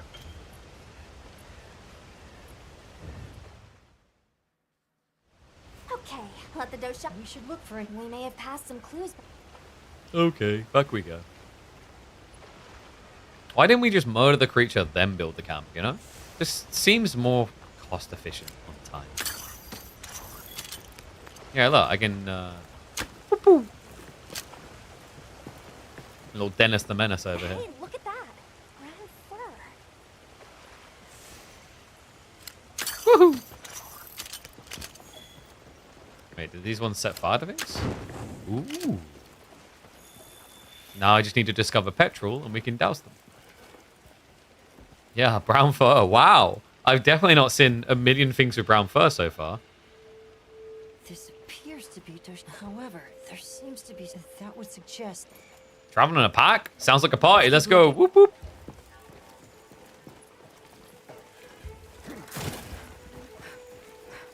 What's this? I don't think it's from a Doshagama. There's a bunch of coarse fur here. Oh, nice. It's loot. Now I'm interested. I'm sure we'll find something here. What?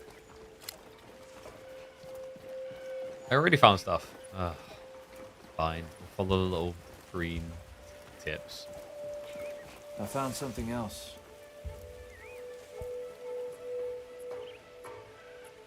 Sunday, please.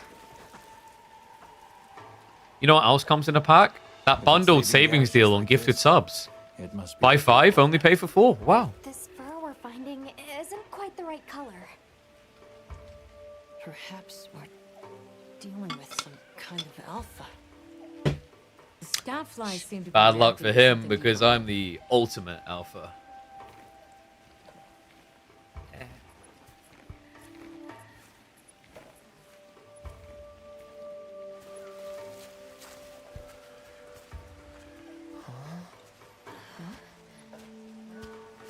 Alright.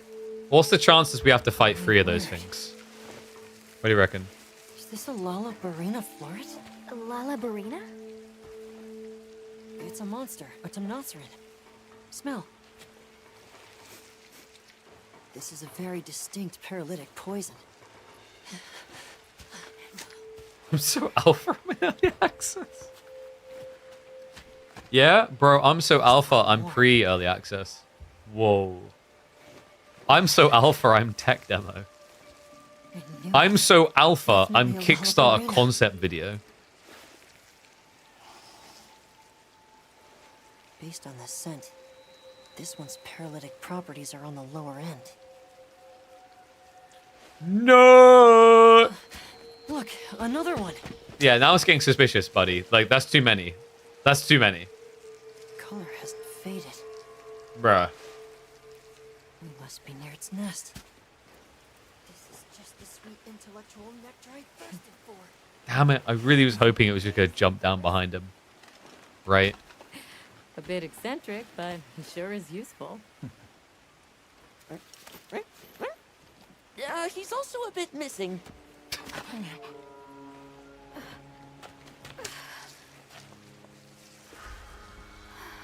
Uh-oh. I think we know why it's red.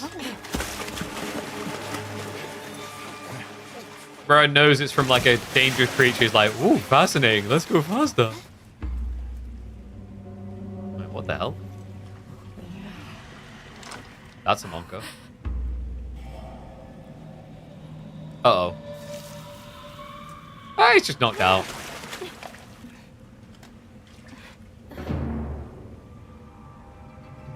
So that's for the arachnophobia people.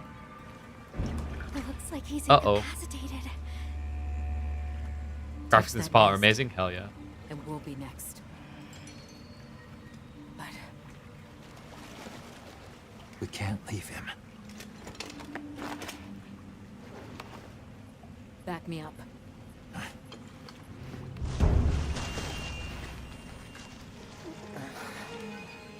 It's a bit hard to be sneaky with a giant ass axe on your back.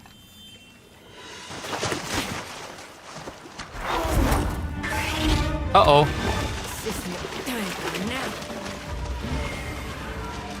Run, bitch, run!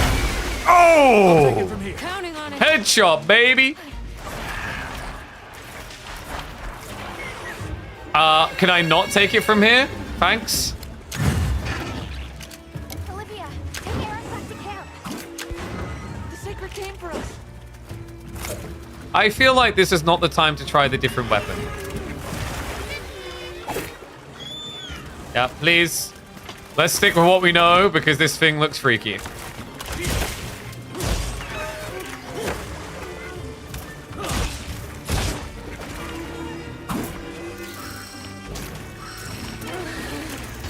Okay, where's the red? I need red.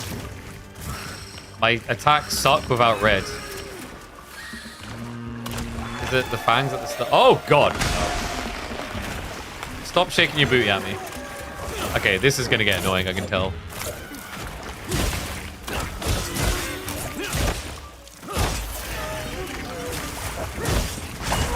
Ow!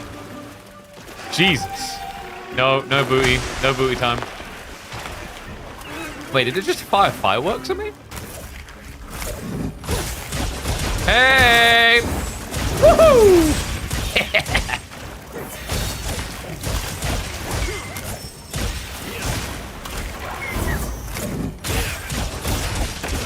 I would say this was overrated. Definitely overrated. Uh-oh. Oh, ass out of face, ass out of face. Thank you.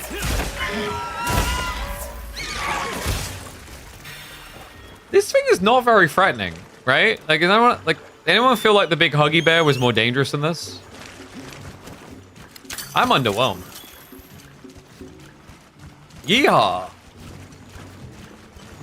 Dude, this thing's a pushover. What do you think, guys? Should we get friends? Is it friend time? Friendship time? Do we do it alone? I've just said that it's a pushover, so if I call friends in, then I feel like I'm a pussy. Like, I can't smack talk and then get friends, right? Have to do it alone.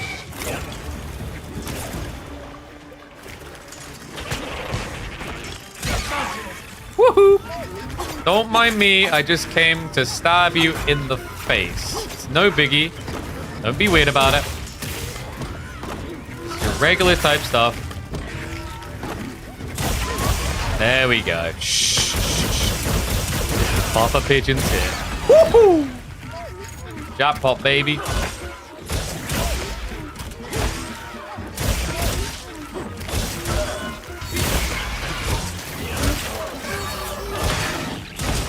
And detonate. Boom! Oh man, that's so effective. So if I wound the bat, how do I even see that I've wounded the back? You know? Red on orange. Dude, this thing is a giant pushover. It left already. I mean, in fairness, right? I guess it shouldn't be punting something insanely lethal at us this early. But still. What a giant pile of wuss.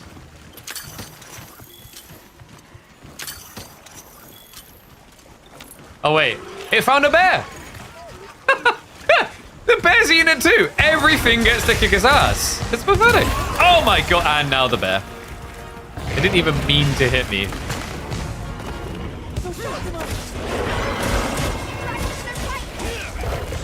What do you mean don't get dragged in their fight? Whoa! I want in on this. Woohoo!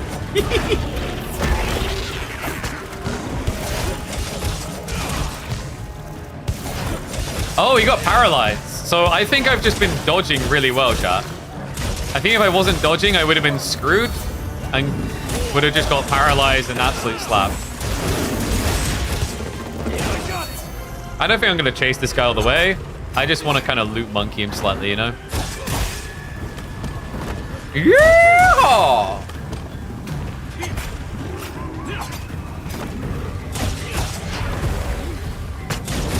I'm gonna break you, boy. Beyblade.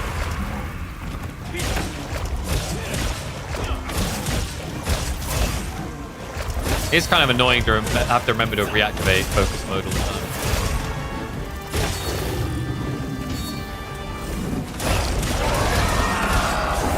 La la la la. So the whole roaring. So interesting thing here, chat. So the roaring is meant to stun you. But if I have all of my inset buffs, I don't get stunned. It's a very nice little detail that this class has. Oh! Yeah, this guy is not worth airborning against. Oh my god. Das ist not good, ja? Whoa, big boy. Another thing with potions in this game, you get partial healing. You don't get full healing from just drinking the potion. You have to sit there, sipping the cup in the middle of battle. Yeah, game's kind of brutal.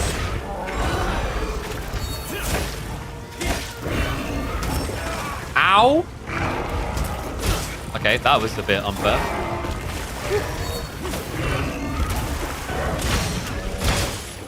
Detonate. Boom. More detonate. Hell yeah. Okay, dude, like, the detonate seems too good. Because you can pretty much stun lock. Okay, maybe not forever, but close to.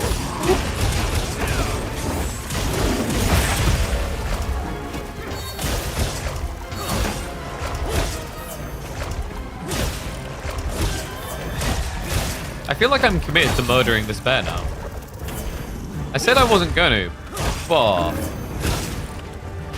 it's kind of getting tempting.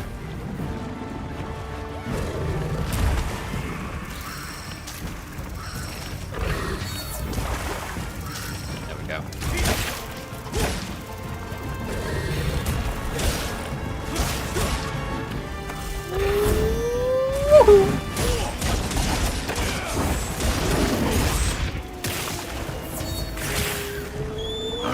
Uh-oh. He's mad.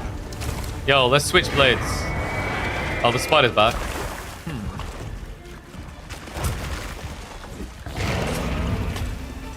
Alright, let's try blades. So the thing with the blades is you can enter a demon mode and it drains your stamina while active. Wait, are they fighting again? He doesn't even want to fight. How much damage have I lost from not having sharp blades? Shh. Shh. Papa's busy. I'm establishing the order of dominance within the local habitat. Ow! Okay. Maybe not as much establishment as I was hoping for.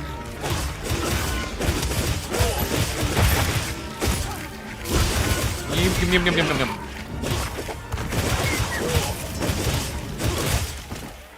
I don't think you can get airborne easily with this last though. Uh oh. Okay, that might have hurt. Those are big claws. Oh, nice. My kitty cat placed the trap.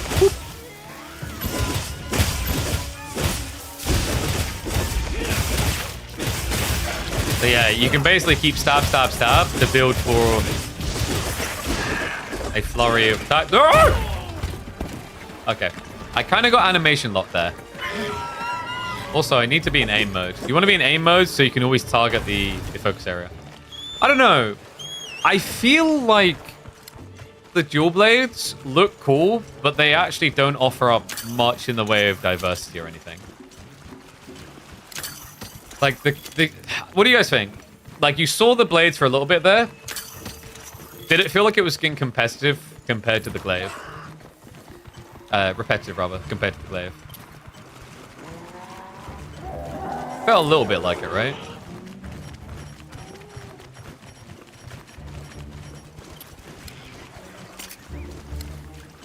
Which button is it to use the thingy? Is it control? Yeah. Insect finger's cooler? Yeah. But wouldn't it be BM to kick your ass with this?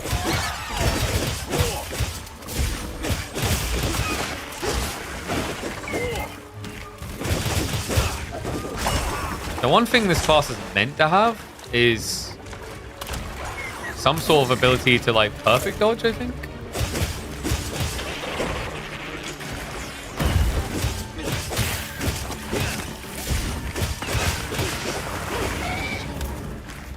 I just don't know how to do it.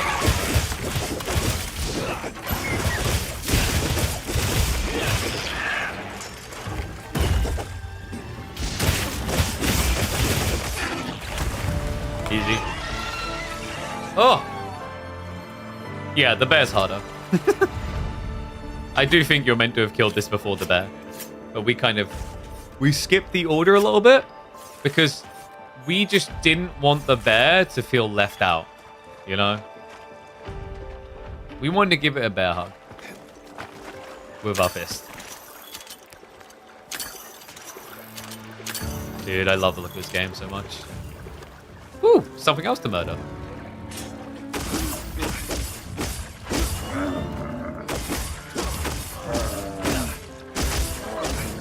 Can I kill it quick enough?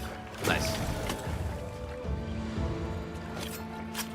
Oh, just... He's not using his skin right now. I'll borrow it. Alright, back we go. Yeah, I think maybe we try a different secondary than dual blades. Dual blades seems kind of boring. Not boring, just like... It looks cool. It's just... The combo abilities feels linear. Nice work, Hunter. Let's return to base camp. Maybe we try... Did we try gun lance? I owe you, Hunter. Truly. I couldn't have gotten Eric Gun out of lance there or without your longsword? help. Yes, you have my thanks. You know, fascinatingly, I can still take... Lovely. So... Now that Eric has come around, we can... Speaking of, I spoke with Nat, if you wouldn't... Is that okay with you? Yes. Thank you. Okay, Nata. Thanks. I don't know if you guys don't mind me skipping it. This is like the small talk stuff. We should head back to our camp in the forest. Hunter, borrow you... Hey. New I've stuff. even and don't give me that it's a waste of materials nonsense. Here, I'm giving you some material... Oh, I kind of like that. It's trying to push you along the normie weapon line to make sure you just don't fall behind.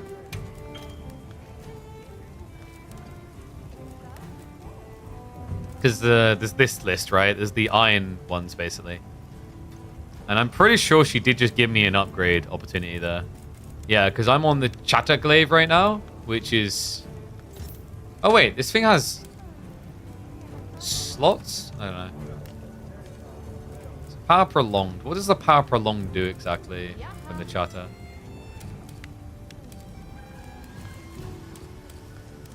That'll give me critical draw. Kind of like that. So this has power prolonger, allows longswords, your blades, etc. To stay powered up longer. Okay, that is helpful, so you don't have to rebuff as often. Crackety just beat Puppy Paw. Damn, look at him go, son. Big poggers.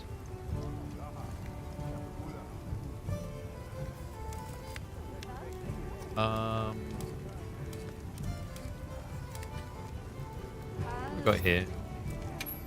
Critical draw. Increase affinity when performing draw attacks. I don't think Glaive really has draw attacks, though. So that's not that useful to me. Is there anything down here we can make? Ooh, okay. So if we kill more of that spider crap, we can get the Barina Birch. Don't know why I said that like a Scottish person. Eh.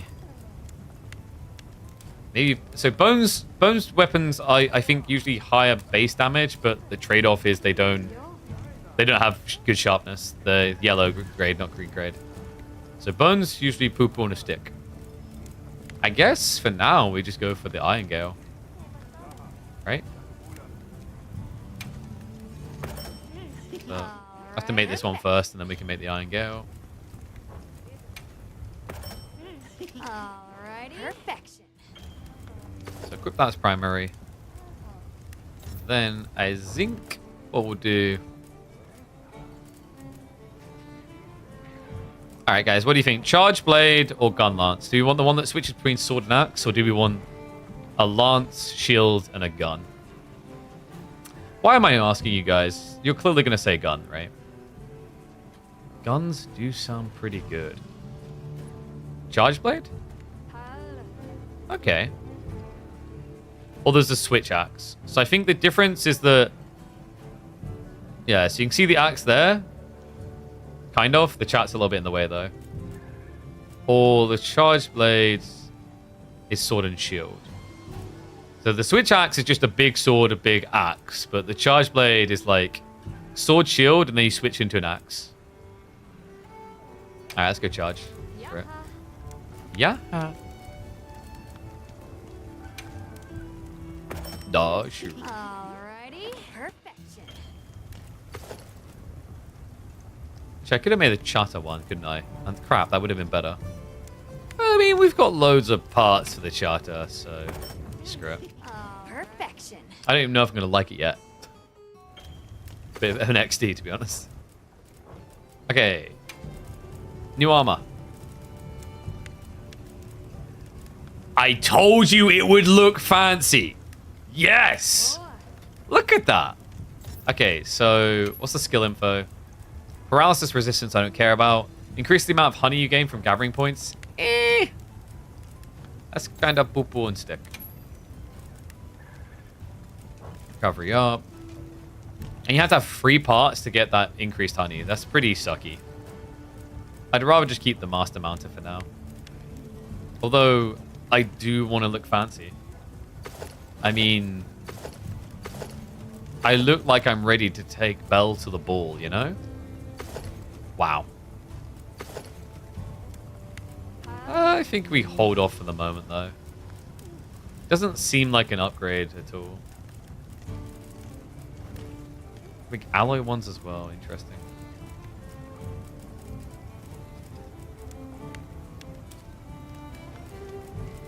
Yeah, it's just recovery up or paralysis.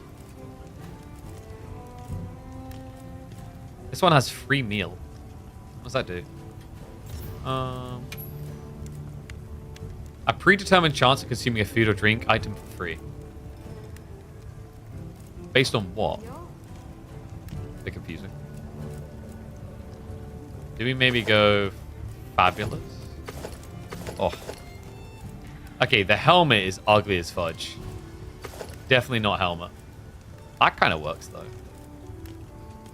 We do need to kill some more Doshagumas, though, if we want to do that. But what we can do in the meantime is pimp my cat. Yes. Okay, so... oh my god. I kind of yes, to be honest with you. Or... okay, that's adorable too. Or... that's more like a court gesture. Oh, sorry, you guys can't really see this, can you? Let me try moving... do we move the chat over here, maybe? Right? So we've got... that's pretty crappy. That looks goofy as all hell. But we have got... or...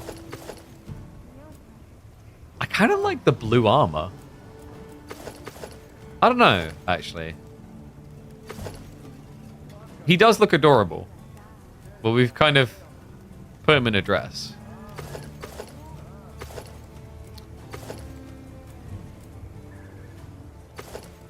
Maybe like... okay, that has a vibe to it.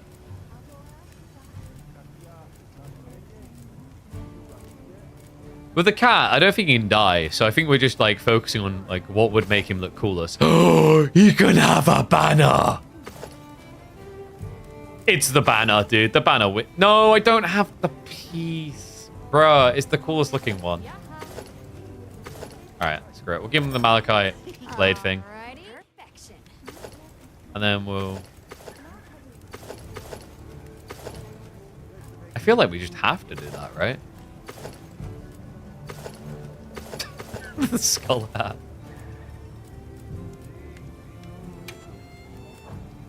Actually, I'm going to keep it. He's kind of adorable in that. I'm not going to take him out of his cozy wear yet. He can keep it. Oh yeah, support desk stuff. So I think they get rations coming in. Claim content? What do I have? A welcome pack. Pog. Don't mind if I do. I'll take free crap all day long. Check back in every now and again. So how do I check if I've still got food buff? Is what I'm wondering. Is there a way to see your food buff? Or is it gone because I completed a mission? It's probably gone because I completed a mission. And I don't see a guy to give me a food buff. But we can do it ourselves, chat. We do have a little, a very little portable barbecue. Oh, okay, no, we're good. We've still got, like, 40 minutes. Oh, nice. Grill a meal.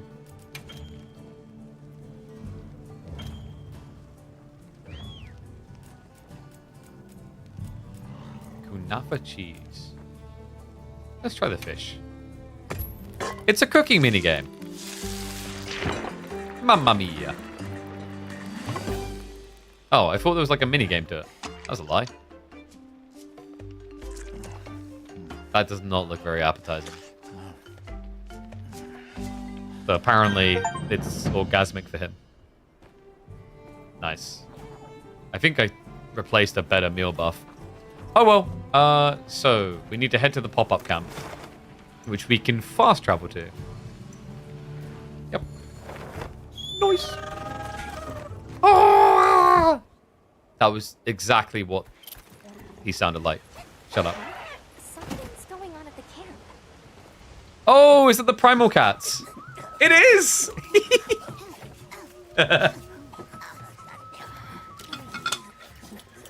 It's the primal kitties! Oh dear.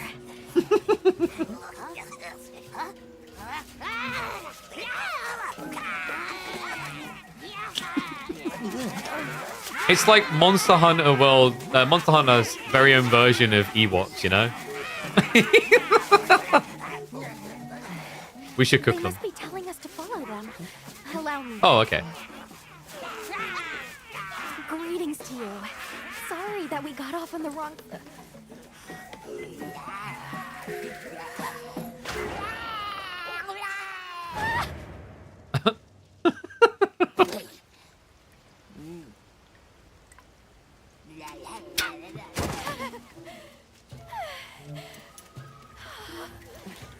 You okay? My baby. Do whatever they say. Sorry, have we just been blackmailed by barbarian cats? Sure, they're harmless. Or I hope so. I'm pretty sure we just got blackmailed by barbarian cats. Got more of Like, them over there? if you don't have kids, these artifacts are like her version of a kid. They're gathering honey. Hostage situation. True, true. I didn't know if I want to go the full length of calling the rock a hostage, but you're right, it is. I can honey too. I'm sorry for losing my cool back there, but that was a bona fide androduodecimic groveling idol. Oh. Once I knew they Okay. were holding Marianne hostage, She it was named powerless it. to resist. Oh, but I was worried about her other supplies too. Uh-oh, I'm a bit full. Oops. Look at that. They're everywhere. Sure. Should really empty my inventory.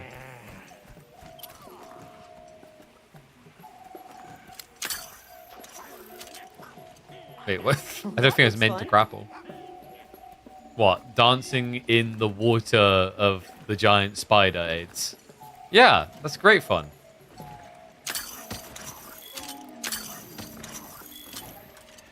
They're feeding. Big danger, bad. Wait, the cat's name is Shrumpet. Or is it Shroomper? Because whoever named you was clearly high. What do we got here? Are they gonna be okay? Oh yeah, They big okay.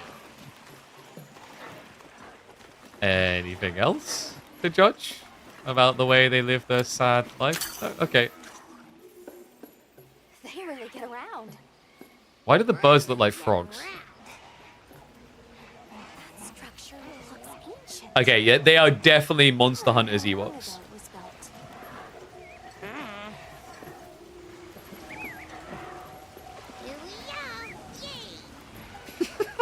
Yay!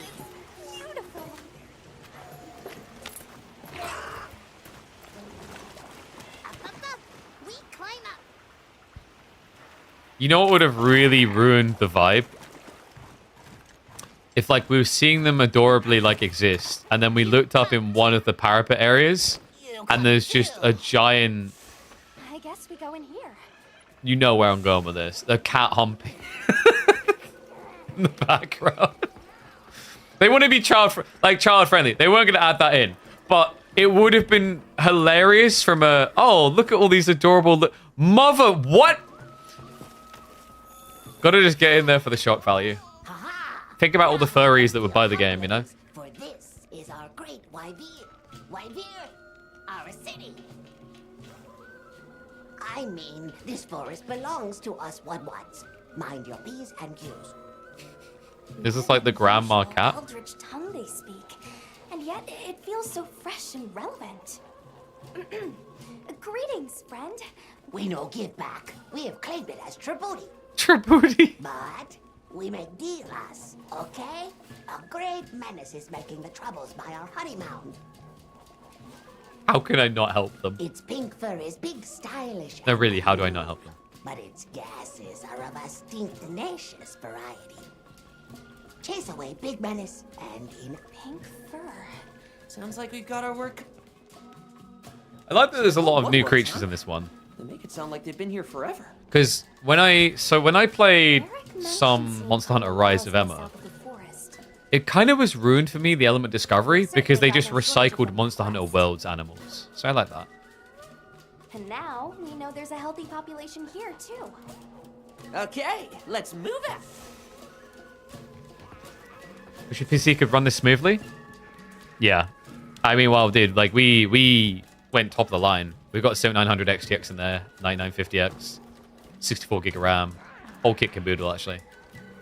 But exciting time to upgrade. Rumors are sounding good about the AMD 9070s that are coming. It sounds like the pricing actually is spot on to be insane value. Like we're talking like 5080s levels of performance roughly, and a lot cheaper. Okay, let's go and hunt. Yeah, I'm so glad I got this PC now. And I'm like playing it without frame gen, by the way, which is pretty impressive. I think she meant tribute. You know, payment for us to be here.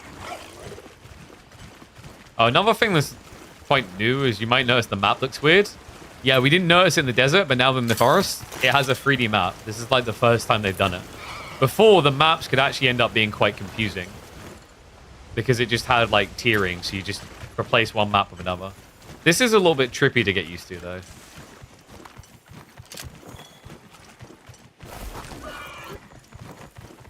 All right, murder time. Do you hear that? Something's snoring. Guys, move as quietly as you can. I've got an idea. It wasn't to sharpen, but here we go. Ready? Wait, guys, do we use the glaive or do we use the gun lance? What do you think? Do we try the gun lance? I don't think it's going to let me try. Damn it. All right. I'm a tree. It won't let me get the gun lance out. No! It took my ghillie suit off. That thing has like a 3-minute cooldown. I'm not happy. There it is.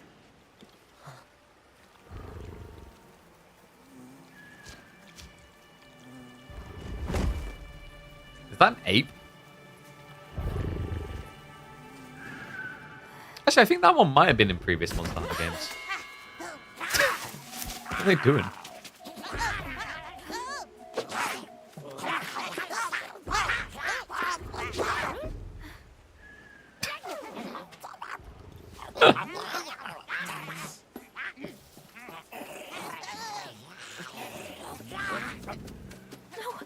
Wait, what are they?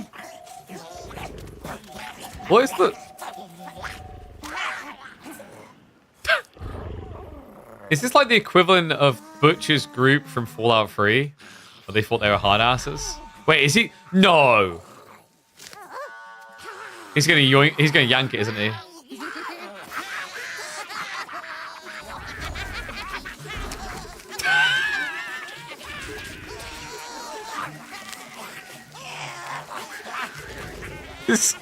These animals are so dumb. Yeah, teabag him.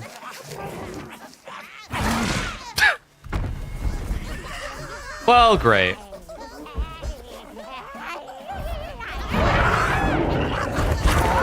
Free weapon. Jesus, chill.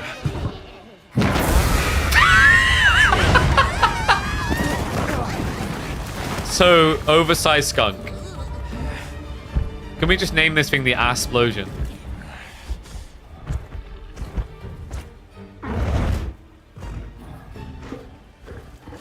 Fart jokes. Yeah, man. I bet he's not even that dangerous. I bet this boss is ass. So the reason they like it done that, yeah, is like they're talking about deodorant. That's a thing. Is you can't use healing because of him doing that. It's like, is an effect. All right. Screw you, giant baboon.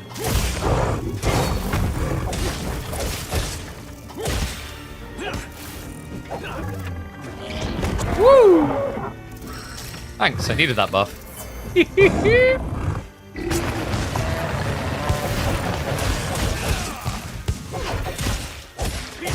Dude, aiming the downward thrust is so much harder in this game than previous Monster Hunters.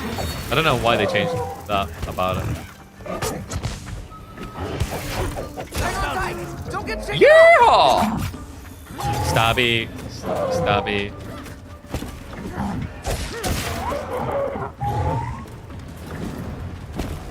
Can you stop moving me up the head, goddammit?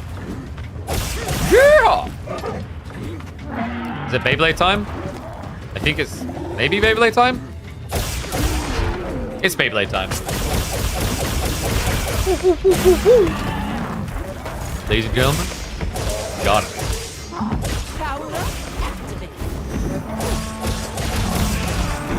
Woohoo! Oh, that's weird. Oh, no. No. Bad baboon. Bad baboon. Let's cleanse that stack.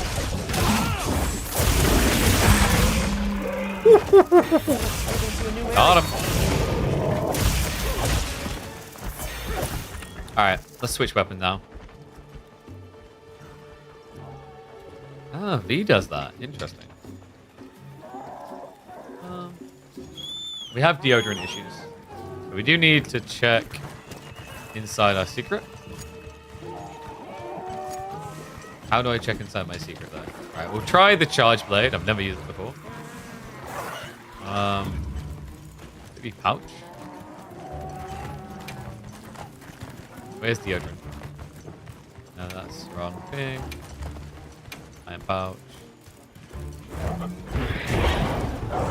Okay, I don't know where I'm meant to be looking there. Oh no, I'm poisoned as well. Bro.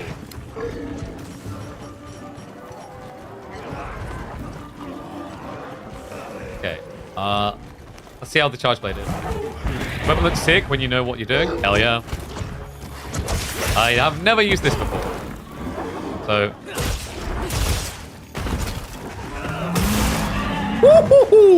Okay. Yeah, we're cooking. Whoa. Oh wait, it's his family of monkeys.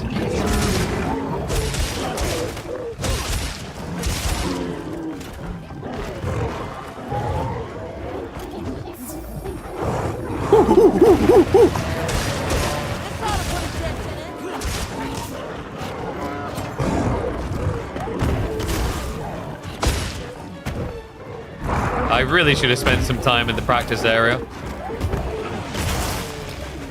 Oh, we need to discharge. That's why.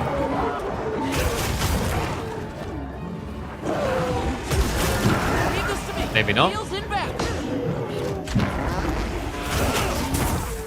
Oh, there we go. I think it was R to fix the discharge issue. Yeah, because you only get so many charges with the axe form.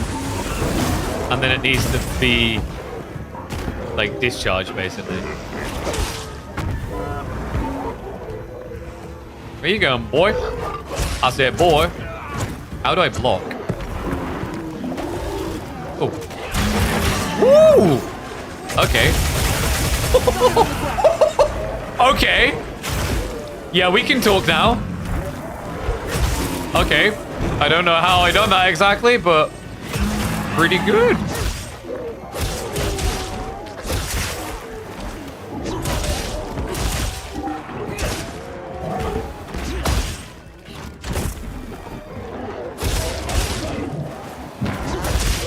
Dude, can you stop assy farting on me, please? I don't know what I'm doing with this thing. The problem is I'm not focusing on him because I'm watching the top right to see the tooltips. Because behind like my camera, it gives you control layouts. God damn, are we getting him good though? Wait, is that his ass and he's stuck in the ground? I think so.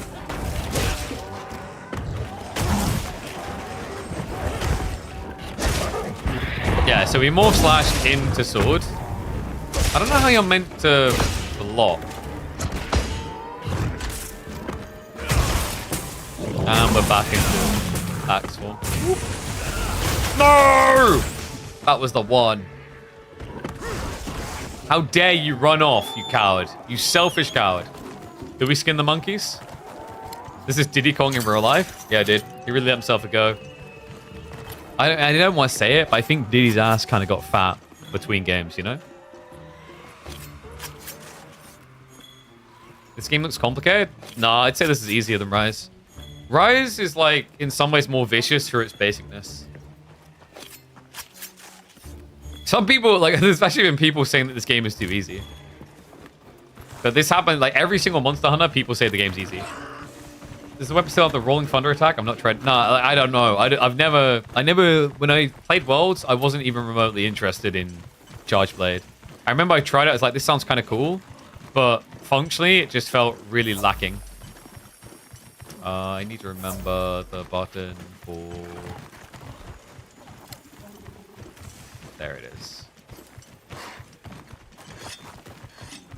More monkeys! Not for long.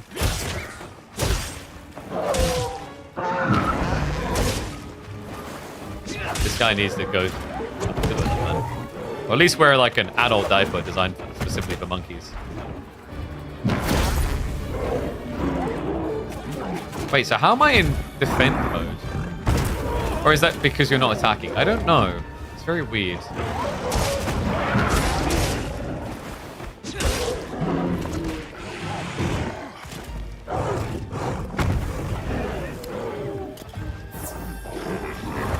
Whoop. Nope.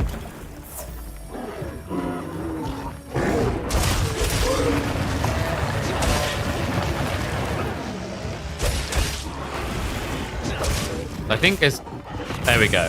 Double strike. Almost there. Damn it. Leave this to me. Heels inbound. Yeah, so you can't stay in this mode for long. Basically, you have to switch back. And then you have to recharge in your shield. And then double mouse should bring you back out. Not double mouse? There we go.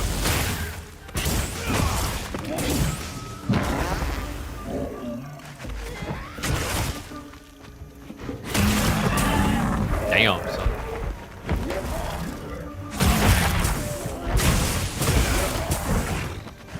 Charge Blade seems way cool in Dual Blades.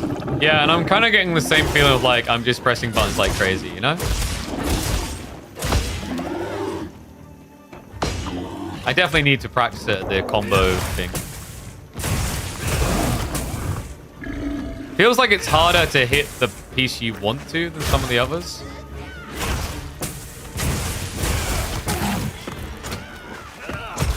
Like, I'm pretty much just pressing left and right click and repeat. Not really thinking about the deeper combos.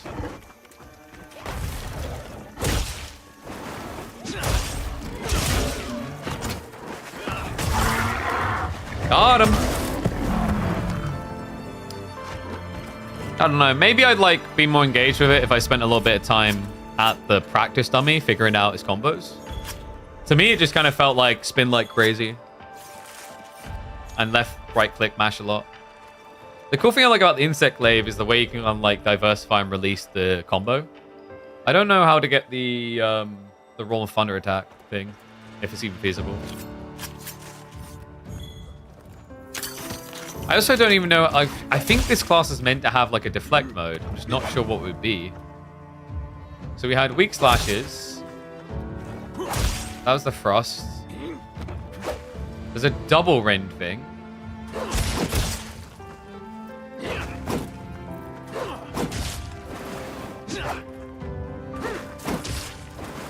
Oh, okay. So you can combo that. Kind of nice. And then... Wait, did I skin him?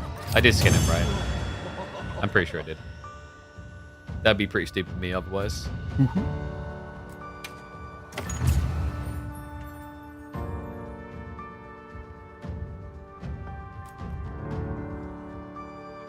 You learn the weapon you see as a symphony of destruction? Nice work, yeah. Hunter. Let's report I get back that. to Whatwoods. But it's, I don't have to think of that one. I can't remember if it was that one or the... I think it was the charge axe that got buffed like crazy.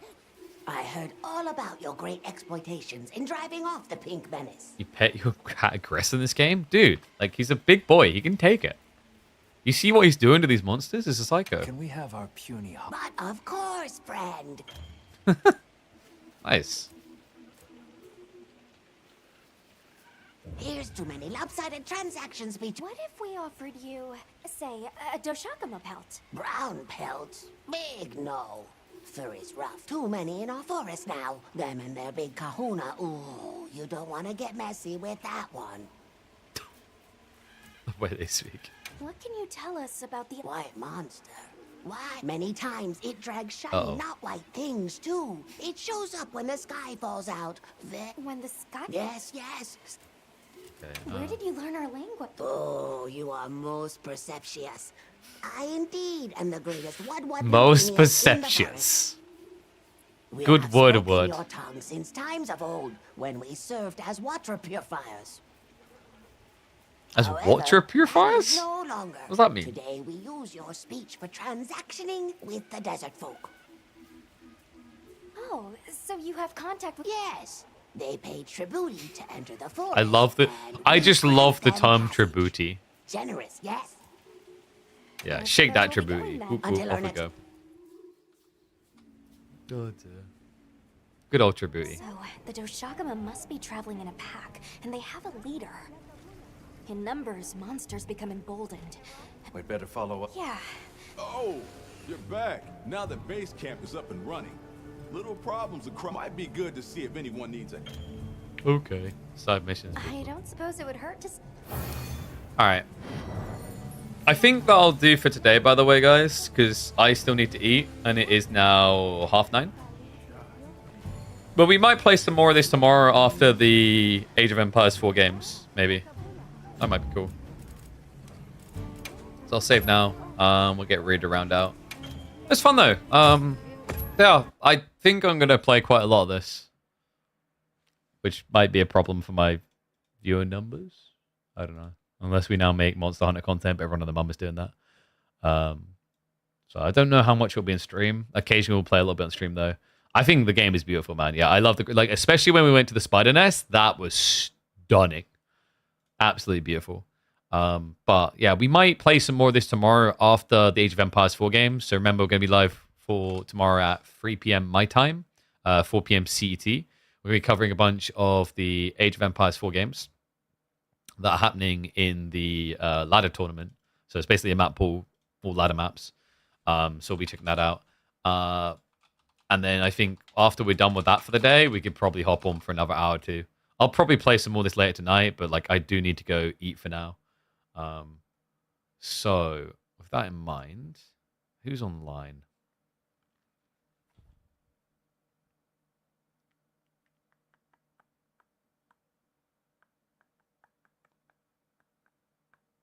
Do you guys want more Monster Hunter or do you want Age of Empires now?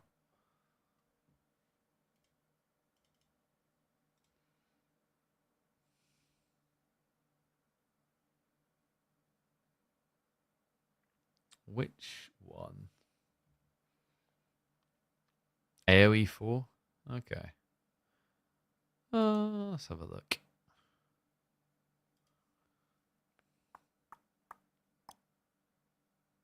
Yeah, we'll raid through to Crackety. Alright, guys. So I'm going to raid through to Crackety. He's currently playing up against Poppy Paw. Apparently, he's taken some games off of him. Ranked 24th, ranked 27th on the ladder, so they're tight right now. Go have some fun with him, guys. I'll be back tomorrow, 3 p.m. We'll recover the viewer numbers by doing some good old AoE 4. And we'll probably go throughout the entire day, watching some of the top players. Like a lot of the known are going to be playing that tournament. So should be fun. I'll see you all there. Have a good evening.